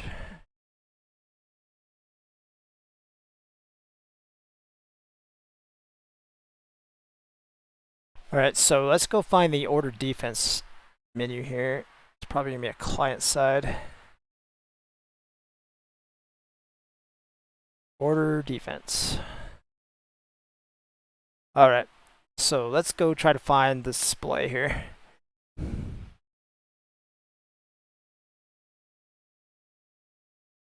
Set player model to worlds.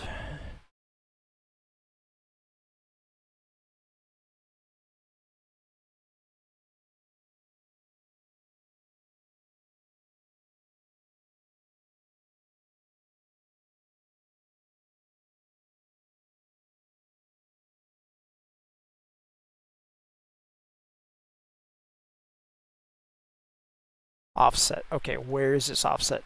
Okay, there we go.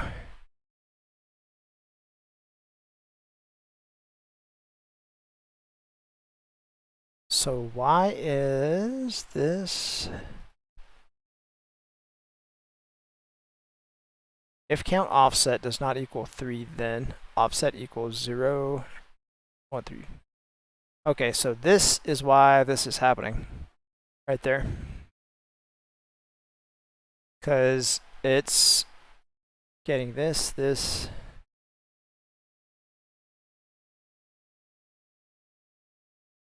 Yep, and it's attaching to the player offset. Got it.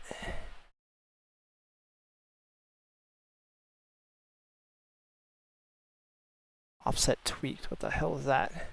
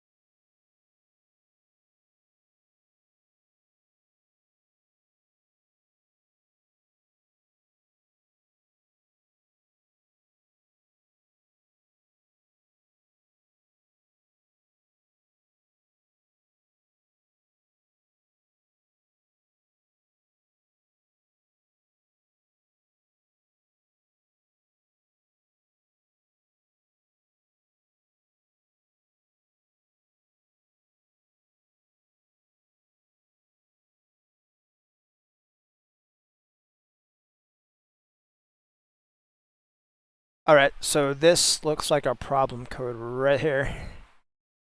So what we need to do is we need to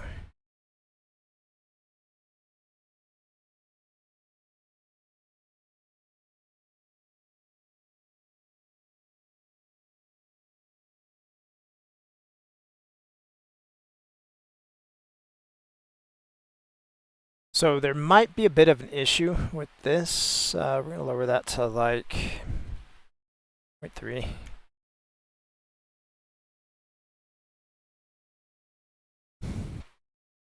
So what this might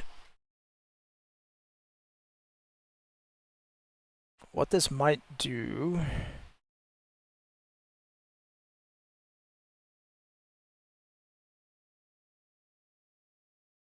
let's just go in a game and I'll show you guys.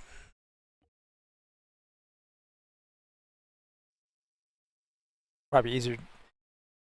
So the non-naval weapons may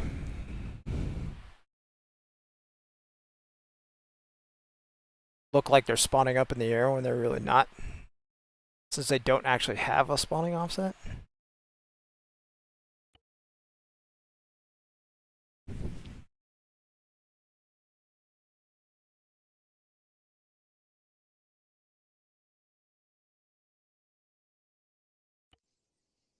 Warlords protocol initialized. Voting for the next sector. Select sector.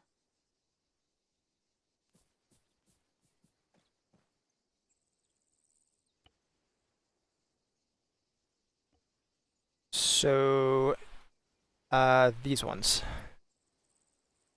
Sector selected. Okay, no, they're attached to the ground.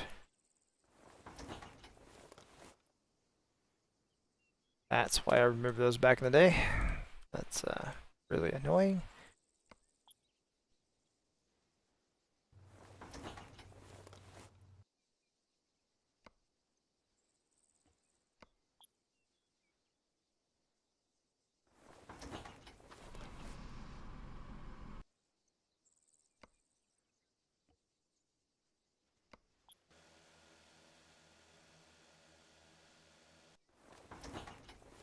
Why did I do that? That was dumb.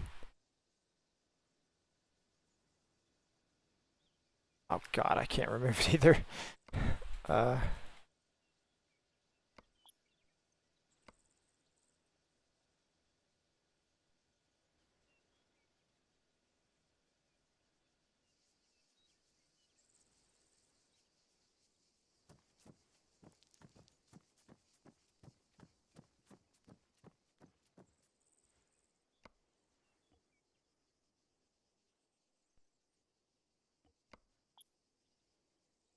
Nope, that did not fix the problem.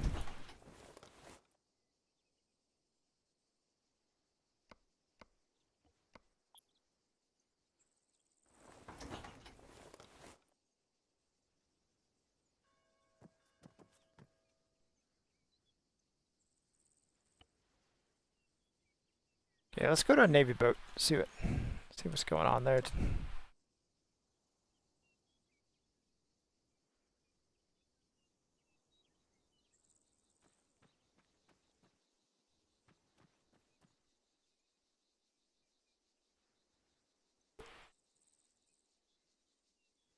It's kind of weird. I don't know what that code actually did. I expected them to be a little bit higher off the ground, but it seems like they're attaching themselves to the surface. Which makes the whole boat thing doubly confusing because some are attaching to the surface of the ocean, some are attaching to the surface of the ship, which is really, really confusing.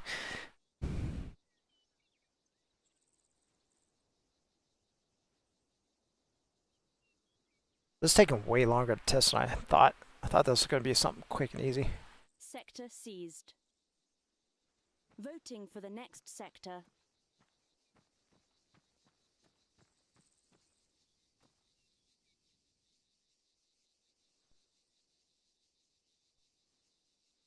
Sector selected. Oh god, I forgot to kill. Woo! Whoops.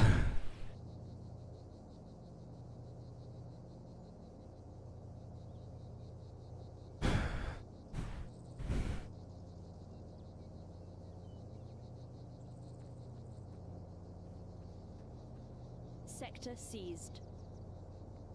Voting for the next sector. Select sector.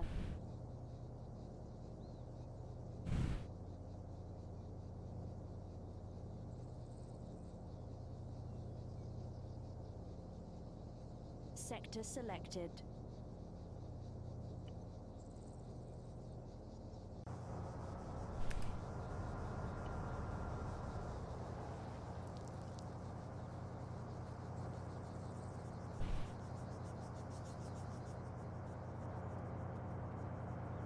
Ooh, that's a pretty unfortunate spawn Sector seized. for Kuma, this little town. Voting for the next sector. Select sector. Speaking of that, we still got to do the airfield sectors. Got to rewrite that code if we can tonight.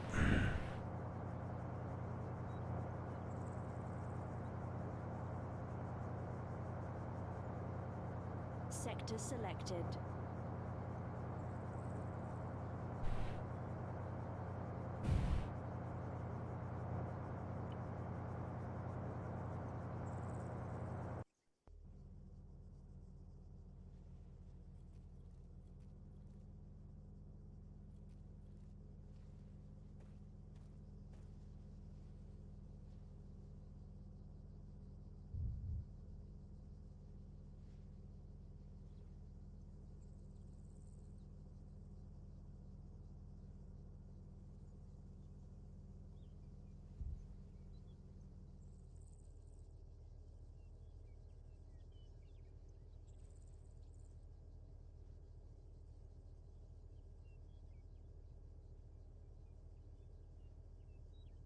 Sector seized. Voting for the next sector.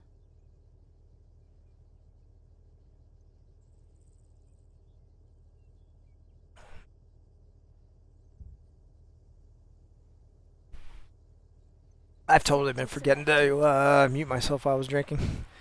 Sorry about that. Told myself I was going to do that, so you don't have to listen to me drinking a beverage. Alright, so we know everything works here. We're just going to go straight up to the top here after we cap, of course.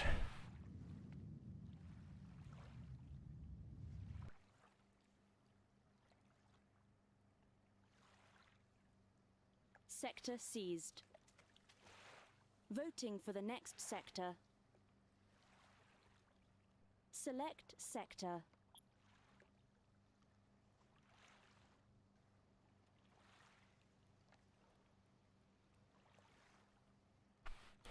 Okay, our problem children are the CIWS and C-Sparrow. Wait, no, it's the Sector selected.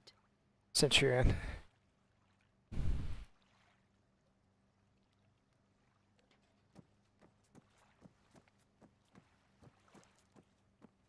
Well, there was a lot of boat spawns this time. 3.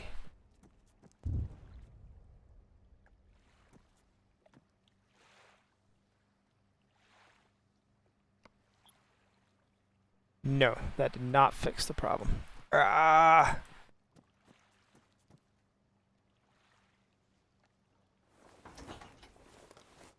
Oh my god, now he's falling out of the sky. No, that was actually what he was supposed to do. Okay.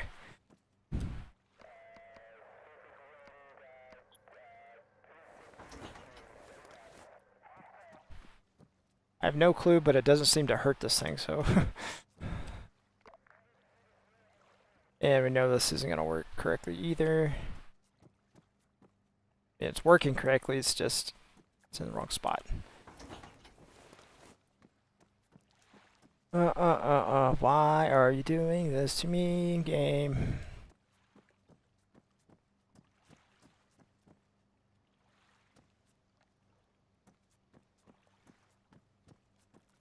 Okay, we're putting these patch notes out anyways. I'm just going to document what I've done, and we'll deal with that later.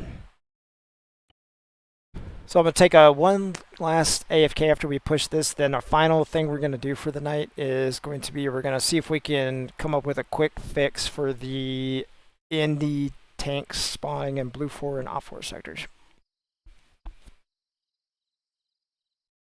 Which is basically a full rewrite of the...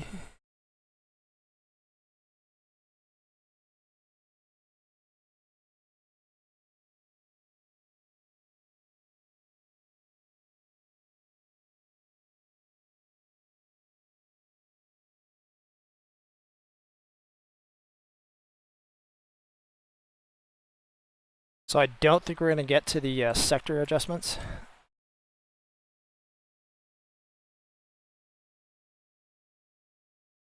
And we're basically just... what I did there is I just documented what I did, so later on I can go find it. Because it didn't seem to break anything, so we're just going to let it be, and then we'll come back to it at a later date.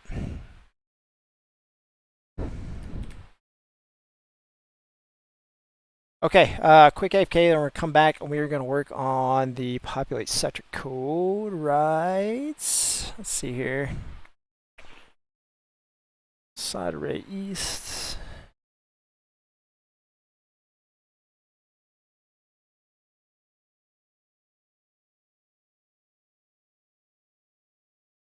I can already see where the problem is.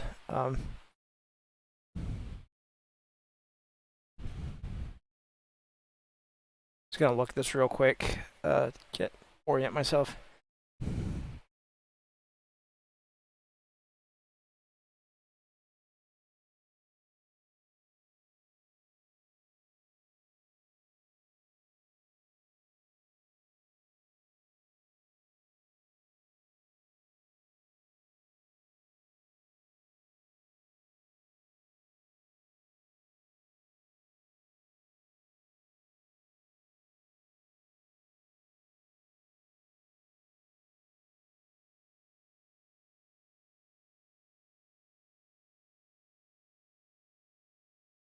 Where does this code run at? Right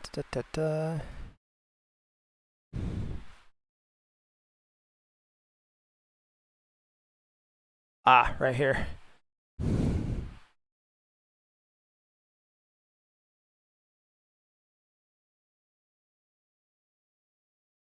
So I think I just gotta comment this line out.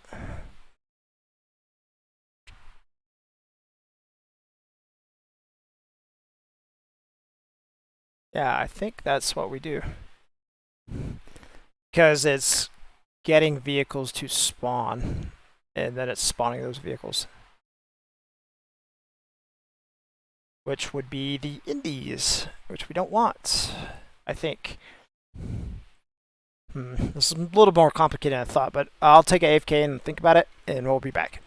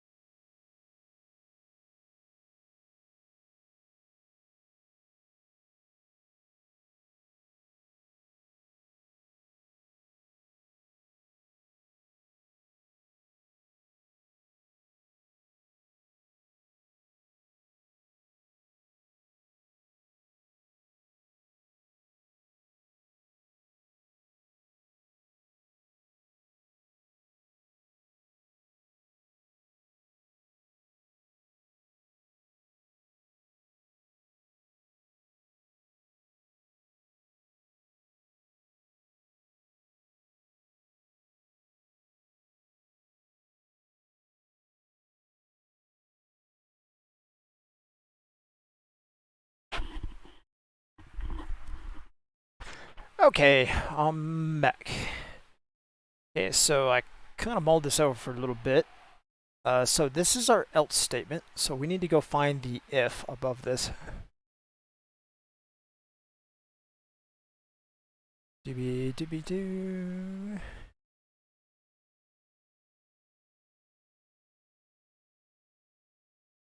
There's our divers, our boats.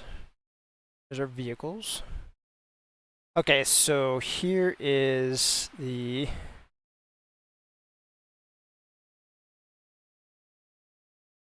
So this is what normally spawns vehicles. Well, this is our Navy array. It's purple. Okay, so yeah. So if we literally just get rid of this,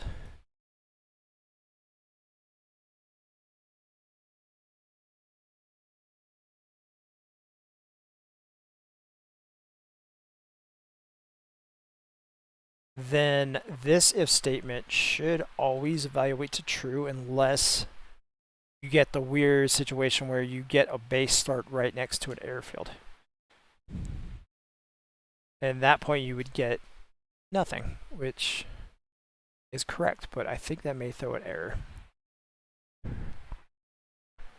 So we're going to delete that.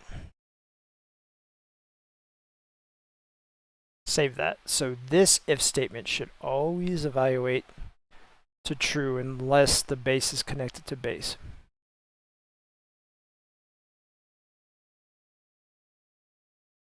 There's still the else statement down here though, which is a problem.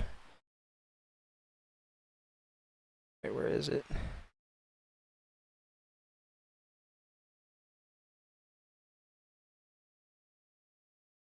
Okay, these are helicopters, blah blah blah. Diver array.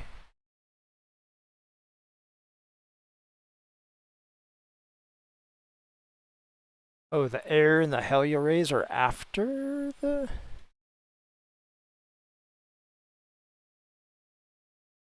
array. Tank array. I'm so lost right now.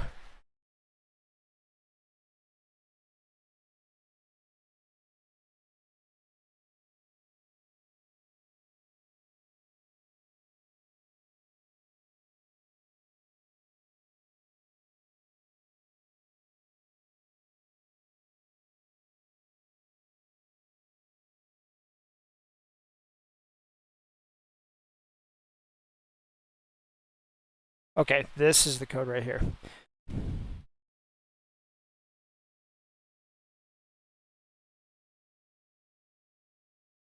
So I think if I get rid of this as well,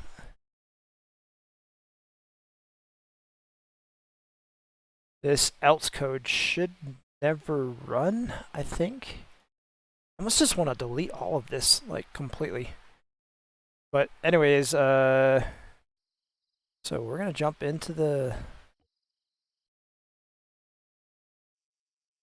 We're going to see if it throws any errors. We're going to... I just kind of want to see what happens, actually. Because I think I should get a double spawn if I go attack like AAC or somewhere.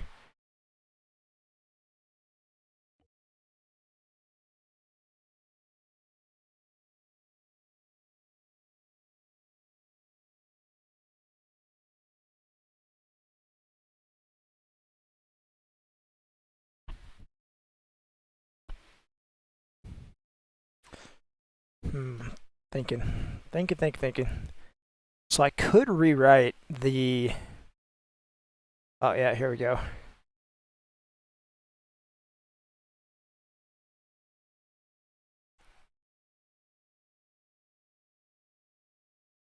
Yep, we definitely broke something there.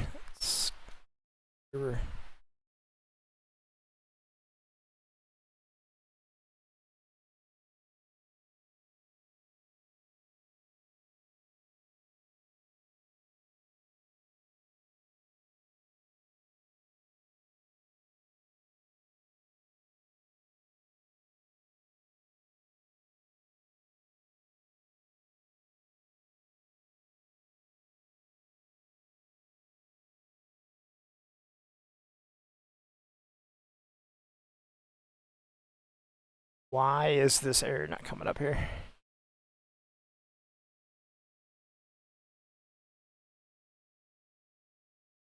Oh my god, here we go.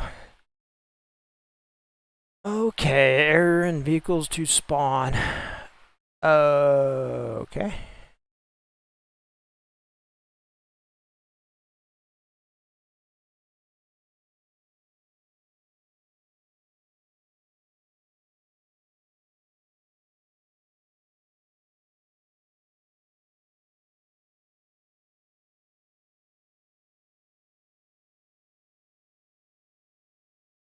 Why is the helicopter part of this error throwing it? Line 161? That makes no sense to be getting an error there.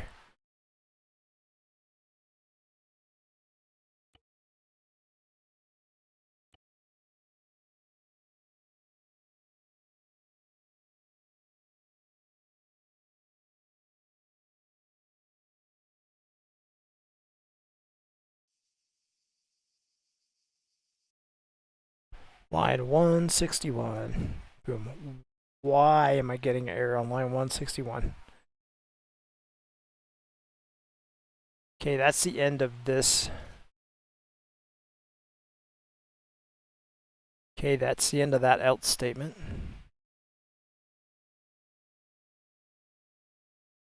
Why on earth?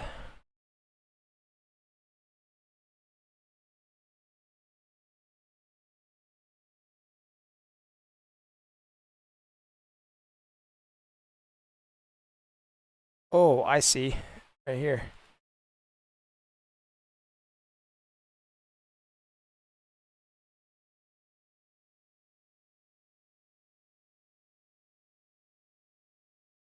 Fixed.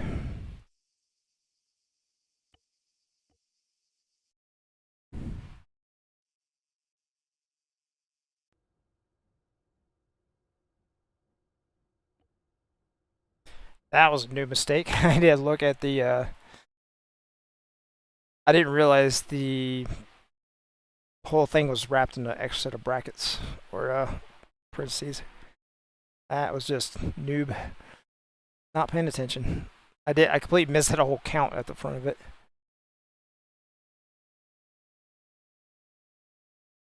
Okay, where's the nearest airfield? Rhodey. Actually, technically, yeah, that is okay. That'll work. Warlords protocol initialized. No, we need to go to the airport. Voting for the next sector. Hey, this is back. Why?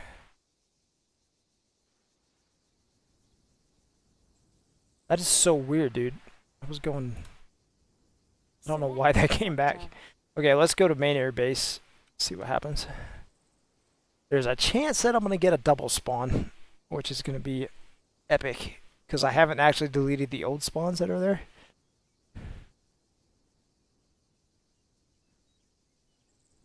Sector selected.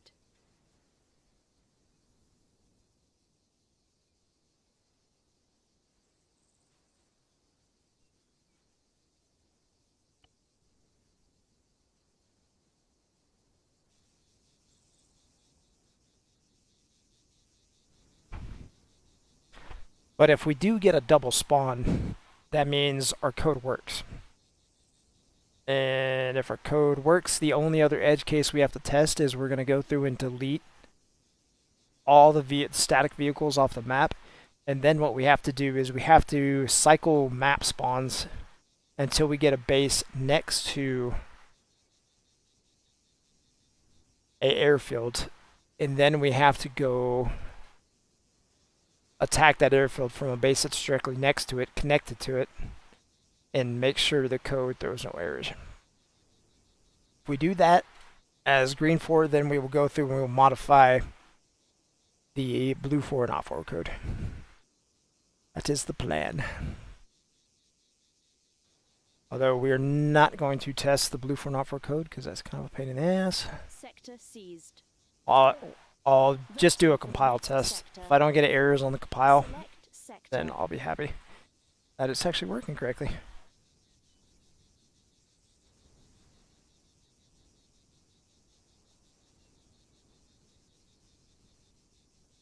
Sector selected.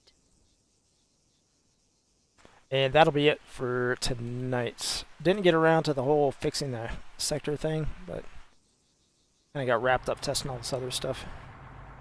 Yo, what's up, my man? Dude, he got a random spawning color too. That is cool. I love how they get the random paint jobs. I wish like all the vehicles did that.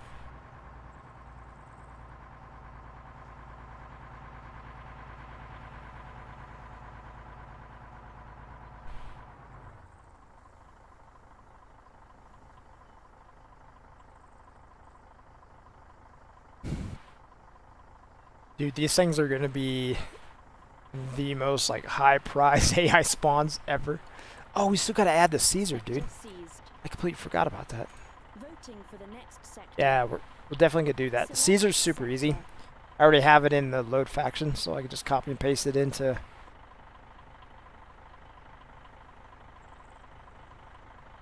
the requisition list. Sector selected.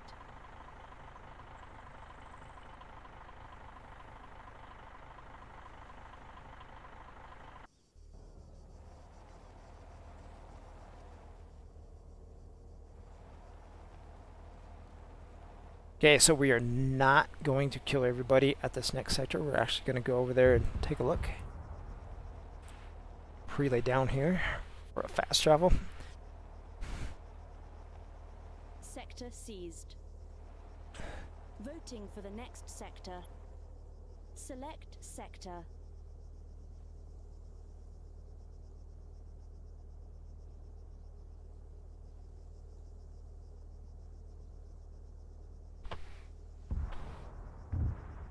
Sector selected. Okay, we are not killing everybody. We are going to pretend that we're fast traveling there, legit. Oh, no, no, no, no, no, no, no, no, no, no, no, no, no.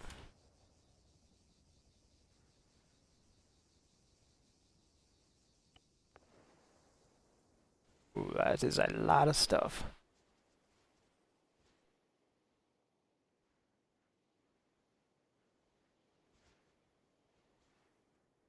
Huh, I don't see anything.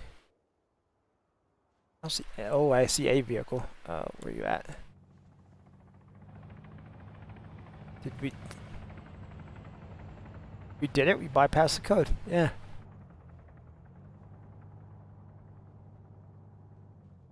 Oh, a single Gorgon, that's kind of lame, but...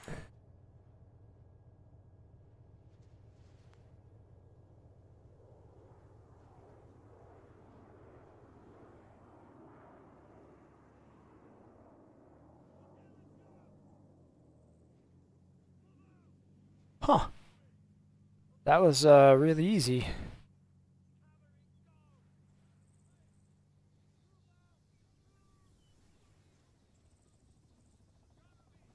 That was surprisingly easy.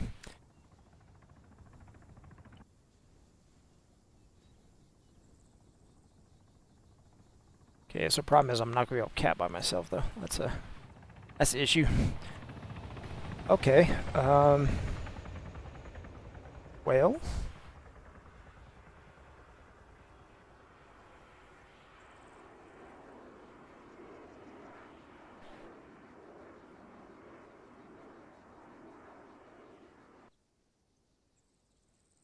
So my concern now is, okay, we're 2 sectors. We're gonna go salt flats as well, just to cap this.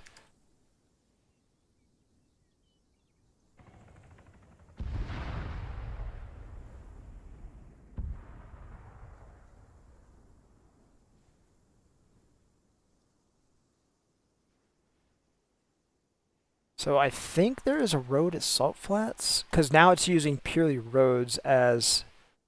Yeah, there's some roads here at Salt Flat.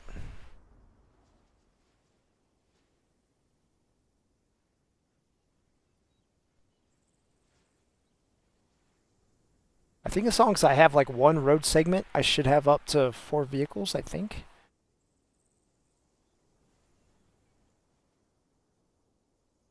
So we'll test Salt Flats, then what we're going to do, we're going to go into the mission and we're going to delete all the static vehicles out of the mission.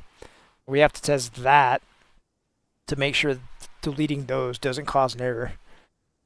I don't think it will, but I'm kind of in uncharted territory here because we're playing with some black box code. The vehicles to spawn, the Warlords vehicles spawn. That's not code we have access to. So we're just making a lot of guesses about how it works. Voting for the next sector. Select sector. So my concern is that when I delete the static items off the map, if it ever gets in a position that it wants to look for those items, it's not going to find them and it's going to throw an error. Selected. But in theory, I think I've stopped that from ever happening. But when it comes to Redux, I don't know.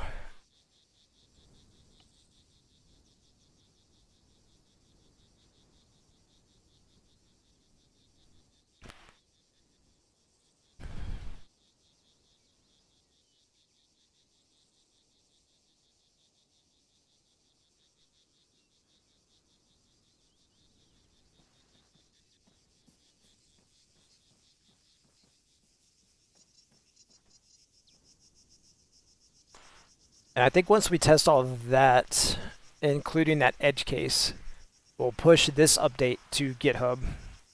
And then we'll go back and we'll do the op4 and the blue4 sections of the code. So we have multiple safe states if something breaks.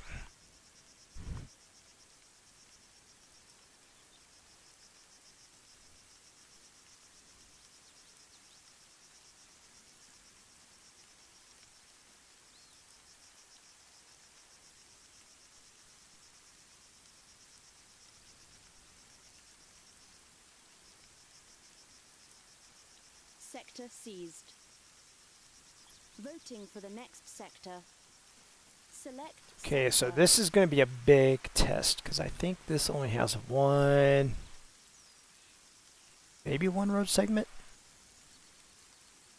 I'm really interested to see what's going to happen here. Sector selected. Got no errors. That's good.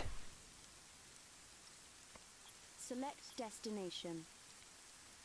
Destination selected.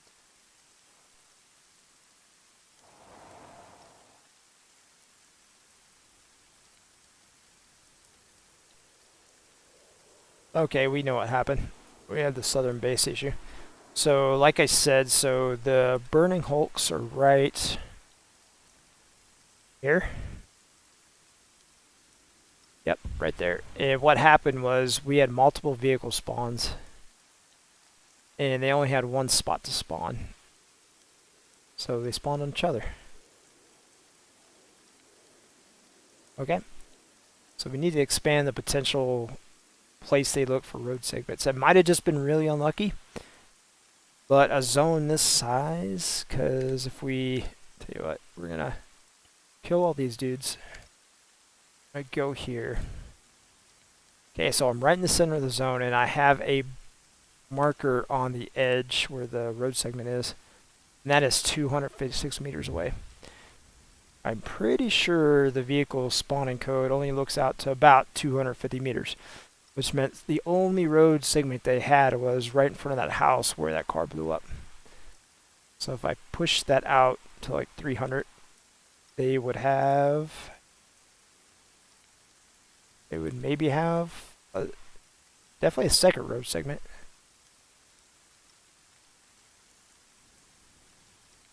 But them spawning like that and exploding actually tells us the information we need to know, because we know no other vehicles spawn in the zone.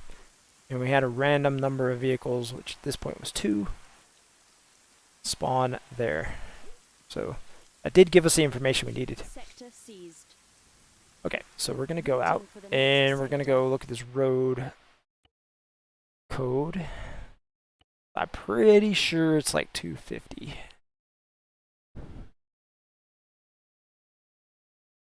I think I set it that way because I didn't want them spawning too far away in the small zones, but I'm willing to make a bit of a sacrifice to get multiple vehicles to Salt Flat.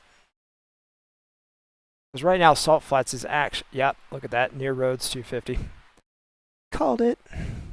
So that's exactly what happened there at Salt Flats. The only road segment they saw was at 250, and they all spawned in the exact same spot. So let's just change that to 300. Be a little awkward for the really tiny zones because vehicles may spawn quite a way away, and they have huge waypoints, so it's kind of a blessing and a curse. They're definitely going to be ranging way far from the AO, but okay, cool.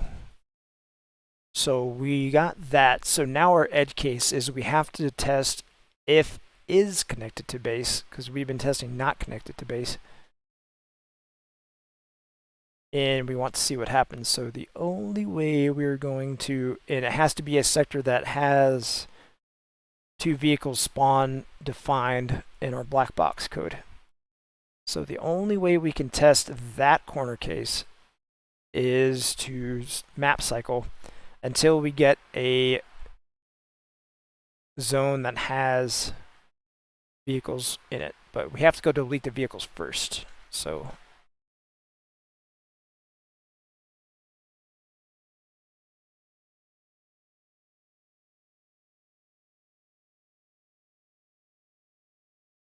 I don't want to spam patch notes. Yeah, whatever. We'll take a risk here. So what I should do right now is I should push that update to GitHub. Then I should come back onto the... No. We're not. Okay. We've gone down this road before and we've screwed ourselves. We're not going to do this. We're going to just spam patch notes and GitHub commits to make sure this is very granular.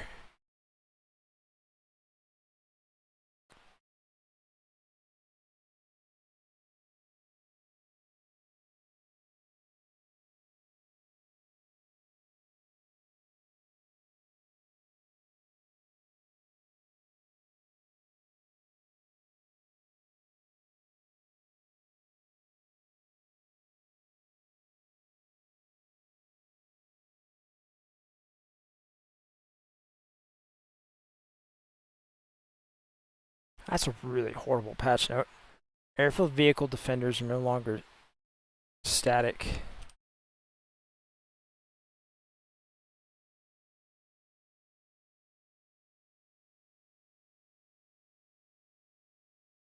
Easier way to say just are now random. Okay, cool.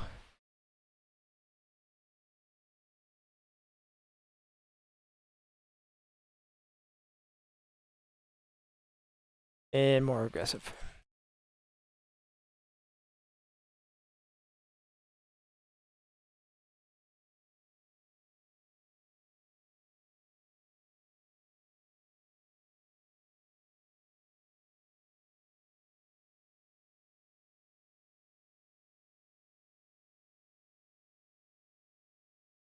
Okay, so we got that pushed. Now what we are going to do is we are going to remove all static spawn items from the map. And this is going to be kind of spammy on the patch notes, but it's going to give me really granular control if I have to roll anything back.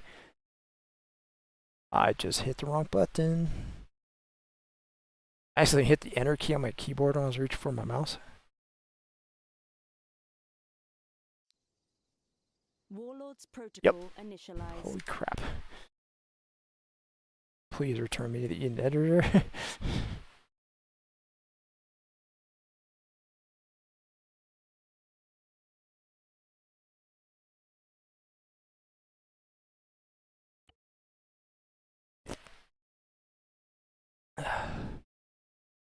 I did it again. I forgot to mute myself while I was drinking. Oh no. That's too far away, man. That is too far away.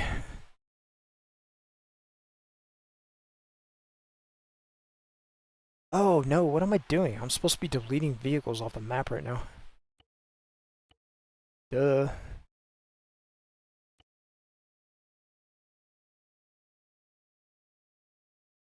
Okay, vehicles off map. Let's go.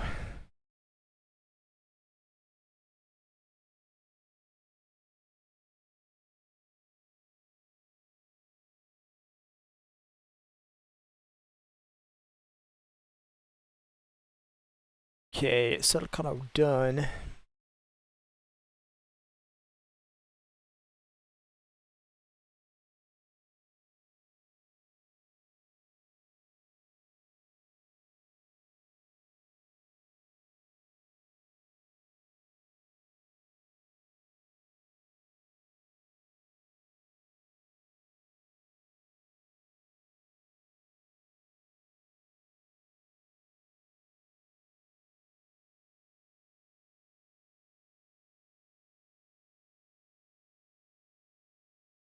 I like that it deletes all the waypoints with the vehicles.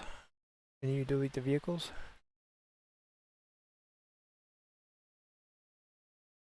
That is very, very, very helpful.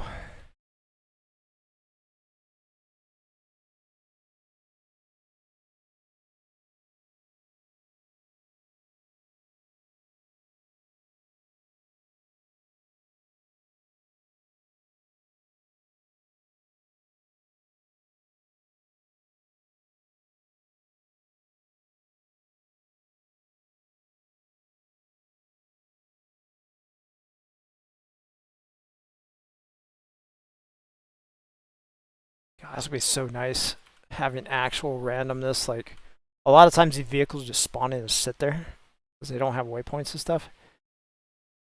This is gonna be clutch.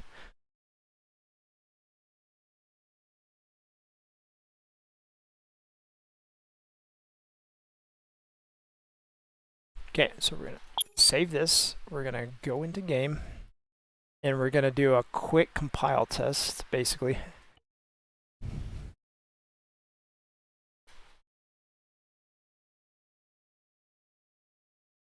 Oh my God! Okay, never mind. We're gonna double bang. Okay, so we can do our compile test and we can do our corner case. I have no idea why this randomly loads slow sometimes and doesn't. Like, I have no idea. Okay, so we got no errors. So this is our corner case, not connected to base. So we should fall back to the else statement, but the else statement, there's going to be nothing there for it to look at. So we might get an error, which means we probably are going to have to just completely remove. Sector selected. No, we didn't. Okay.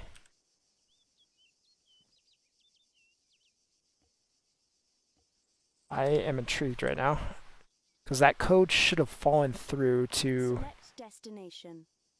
the else statement. Destination selected. And no, because it's connected to base, so I guess maybe it's not. So let's spectate.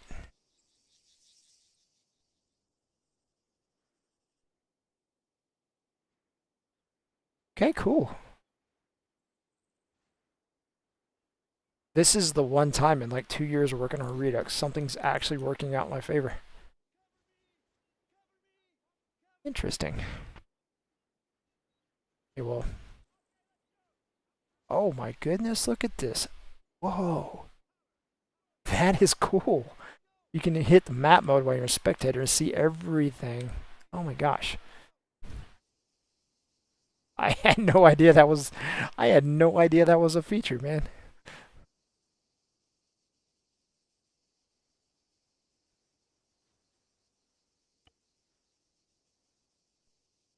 Dude, 7,000 hours playing Arma. I'm still learning new stuff like every single day. Okay, so what we're going to do, since we got this done, this was our ultimate corner case. We're actually going to go down to Sophia. We're going to hit Nadaso Base, Ionia, and Salt Flats. That's going to be our cap plan.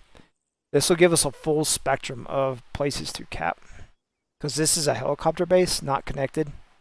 And this is a main runway with a static spawns, not connected.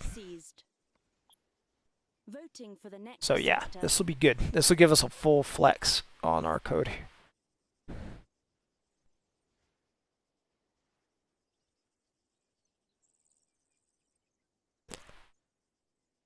Sector selected.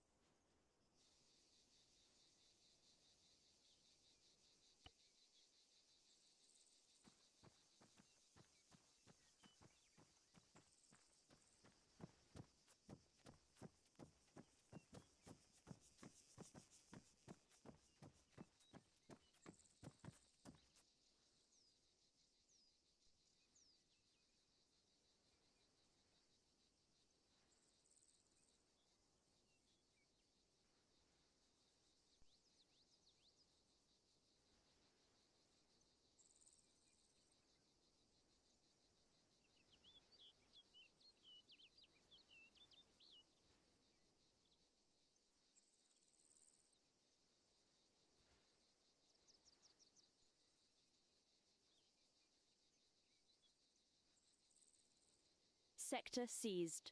Right, we're going into Ndaso base, then it's going to be Ionia and Salt Flats. Select sector. And we're going here because this is a helicopter spawn not connected to base. I just want to make sure that part of the code is running correctly. Sector selected. And we're not going to kill everybody. We're going to go take a look. Destination. Destination selected. I hear a jet.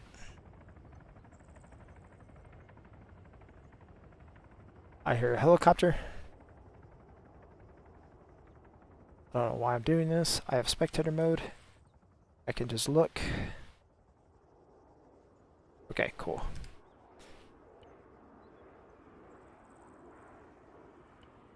Dude, that map thing is so nice. That would have saved me so much time. Had I known about that 6 months ago.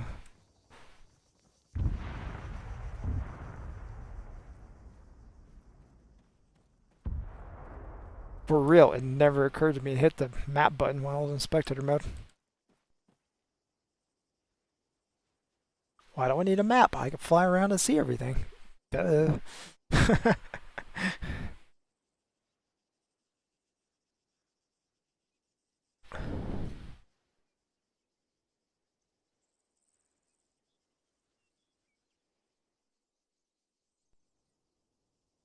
Sector seized. Voting for the next sector. Select sector.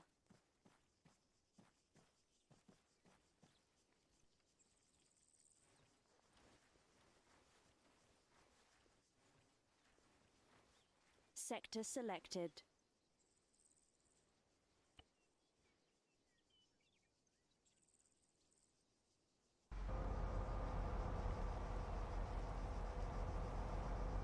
I love when I catch them in a turn.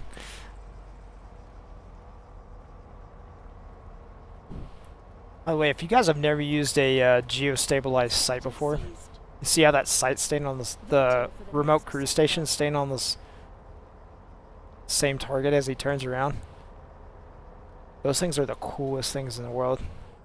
I was doing an air show, and it was in Slovakia, and we were doing some test loading of one of their tactical vehicles, but it had one of those remote cruise stations on it.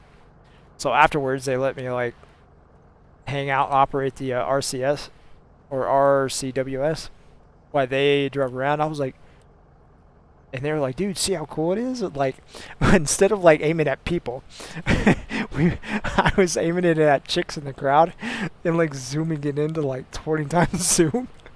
And then they were going through an obstacle course kind of thing. And it was just staying on the same chick the entire time. Dude, it was the greatest thing ever. I was like, dude, technology is so good. Select sector. It was really impressive how like stable that thing was. Like they were intentionally like ramping their little vehicle off stuff. I was like, dude, I'm totally checking out this chick's dress the entire time. This is awesome. Sector selected. Select destination. Okay, I see airplanes. Destination selected. I don't hear explosions. I see vehicles. I see multiple vehicles. We did it, boys. We did it. Okay, I'm gonna die. I'm basically dead. Cool. So we've covered, I think, every edge case for this code. I am happy with that.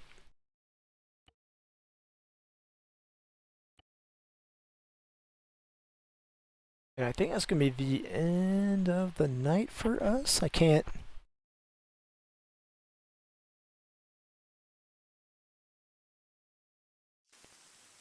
think of any other test scenarios here.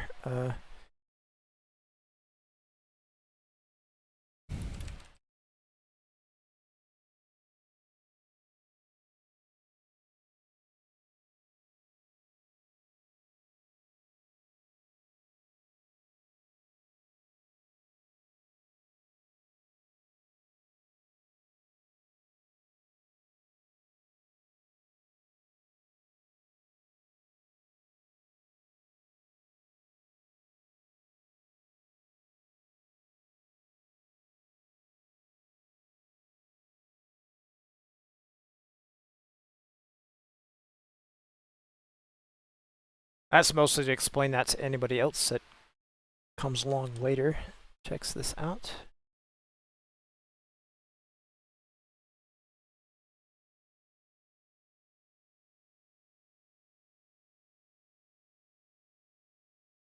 Okay. Not a massive list of patch notes, but I think we did some good work. And we've retired some technical debt, which I've been wanting to retire. So big things we need to work on at some point are the whole offset thing for the 2 items that are having the issue. It's super frustrating, but so that's one thing we need to work on, and we still got to get the new sectors working properly, because right now they're working as an on-off switch, not a you can only spawn these items in these sectors kind of thing. And the map display stuff, that's something we also got to work on. So, but we did retire some stuff tonight, and in theory we improved performance, which is good. Saw no downsides to that other than that weird welcome screen popping up while the mission's loading. But yeah, good night. Good night. So I will see you guys next Friday, I think, unless I make some massive progress on Reforger, which I seriously doubt because the learning curve there is huge. Yeah, probably not doing Reforger next Friday. We're just not there yet. Like, it's the blind leading the blind on that, but I'll see you guys next Friday for more Warlords, although during the week I'll try to get a little bit of Reforger work in for Warlords Reforged. So, see you guys.